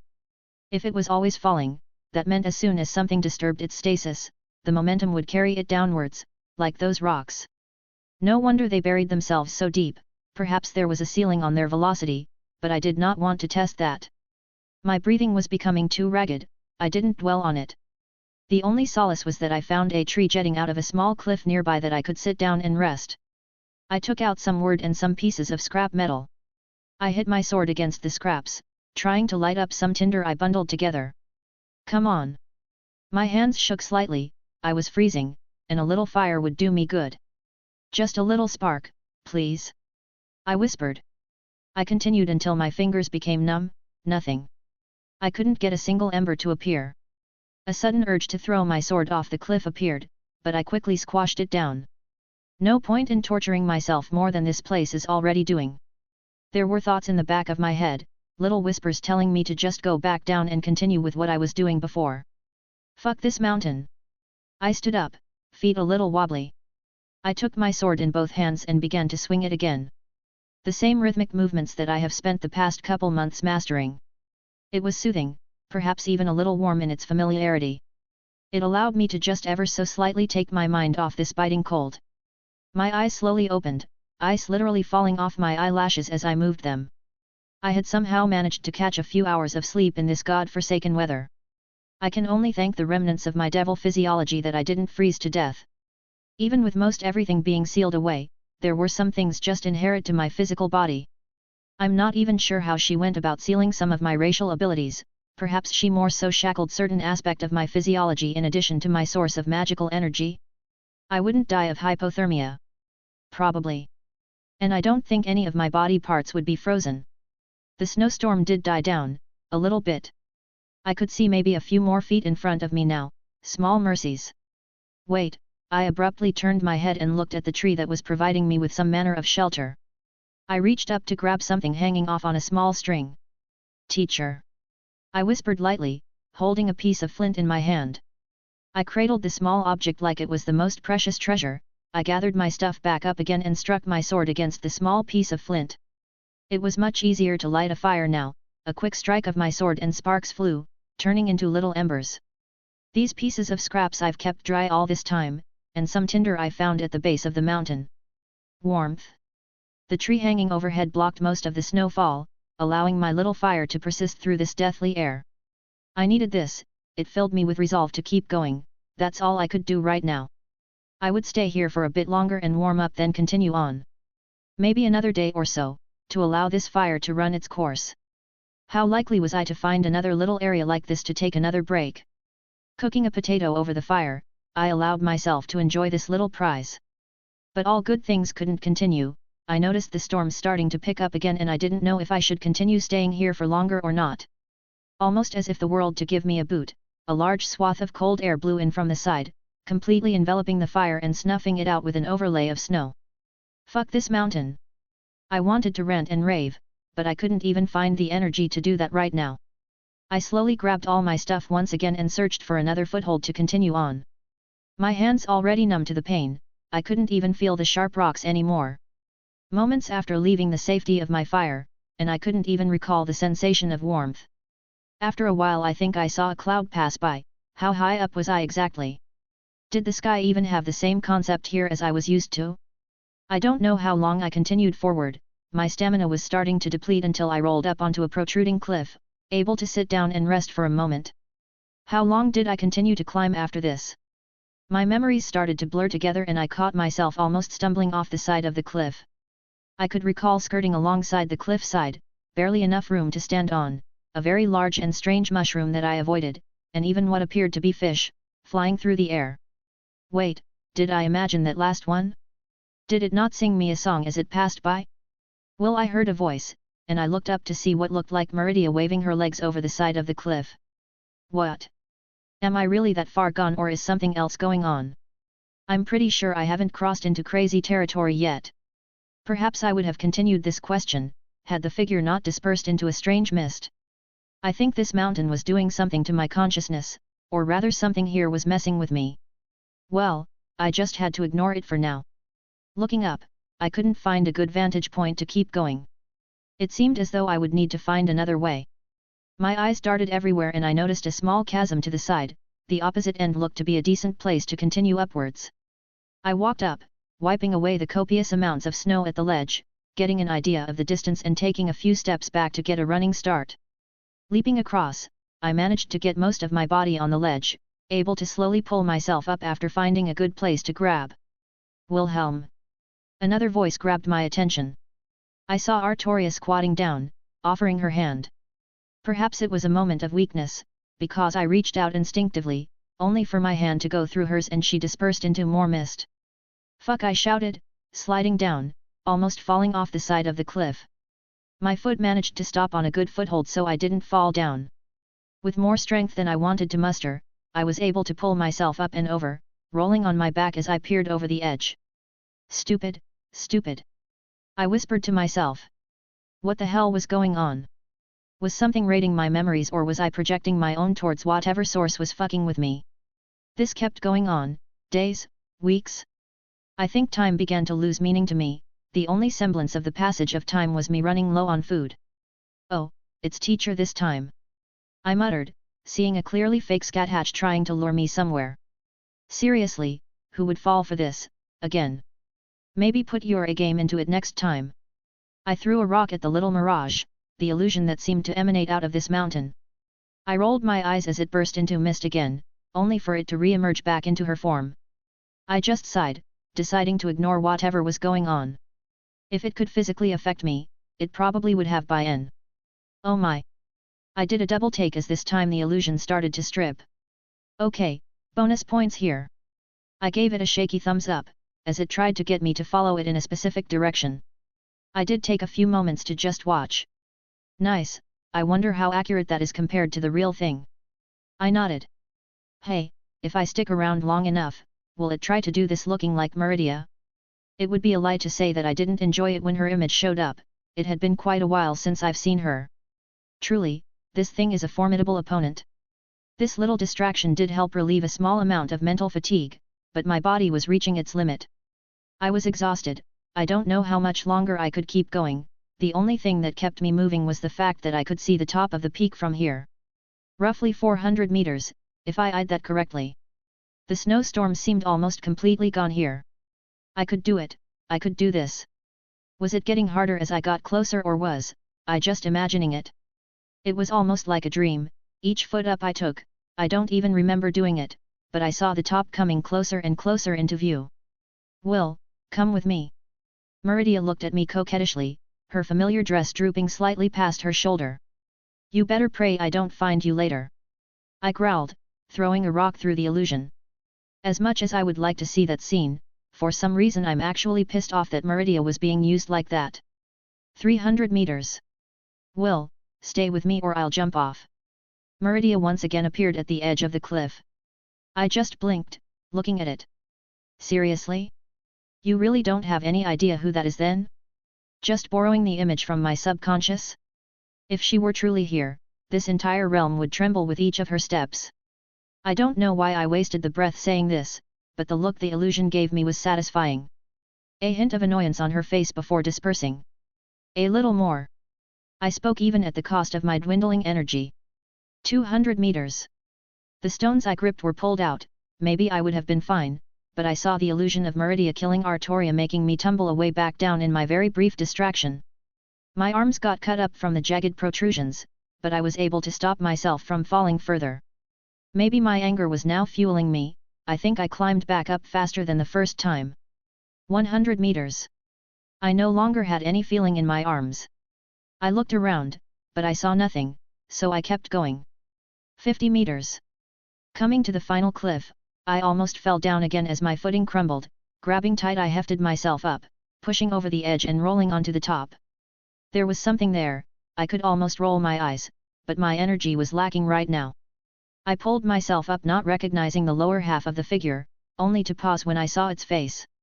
"You," I said quietly, my body trembling. A man with a familiar shade of hair. I almost ran a hand through my own out of instinct. My shaking hands forcibly curled into fists. "My father. Cert's Lucifer. Why don't you come back with me?" He gave a disarming smile. "We can be a family." "No," I said, calming down, much to the thing's annoyance. An audible frown on its face due to my lack of reaction. "Do you expect me to lash out? Or maybe jump with joy at your words? Even if you were real, I'm not that little child living by himself anymore." Was I still angry at him? Sure, I think anyone in my situation would hold on to some anger. But I'm not going to dictate any more than that towards this person. To actively hate someone requires effort. He is not worth it. I took a step forward. "Neither you nor the person you imitate has any control over me." I flicked the illusion, watching it disappear for the last time. "You are irrelevant. Good riddance." There was a small path up to the actual peak. The climbing was more so heaving my tired body up some stone cliff sides.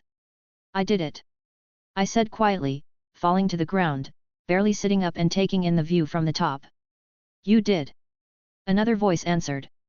I looked over to see Scathatch standing next to me. "You've been watching me the entire time. You did good." She nodded. "I didn't think you would realize your own faults early on. I was planning on having you fight your way up a large portion of the mountain. Perhaps set some stronger variants at certain locations to provide walls you had to work to break down. But it wasn't needed in the end." She shook her head with a small smile. "You set the undead there." I tilted my head. That made an alarming amount of sense. "Of course," she said plainly. "What about those illusions? Remnants of something that I sealed here long ago, something that is neither living nor dead, yet still clings onto a chance at life by consuming the essence of anything it can get its hands on. What was the point of this?" I tried to wave my arms around, but I just collapsed onto the ground. "You needed to suffer," she replied without a hint of remorse. "Ah, so you're a sadist." She walked up to me, lightly tapping the butt of her spear on my forehead. "If I wasn't pleased with your progress, I would have smacked you for that." She frowned slightly. "The dragon spoke of me at length of your issues," I agreed with him after some deliberation. "You have never suffered before, nor have you ever needed to. Some battles may have pushed you to your limits, but it is not the same. I never swung my sword until my arms hurt, I never cast my spells until my voice was hoarse. I never truly trained in any capacity. You understand?" She looked pleased. "You were arrogant because of what you inherited, thinking never to push beyond your own limits. You had never truly suffered before. I have never had a student with your particular situation. I needed to devise a new strategy." "Does that mean you'll unseal my power?" I asked. It would be pointless to keep you from utilizing your strengths any longer. We shall begin your true training tomorrow, for now though." She placed her hand on my forehead. "Rest, you have earned a small reprieve." My eyes closed, involuntarily, and I welcomed the darkness.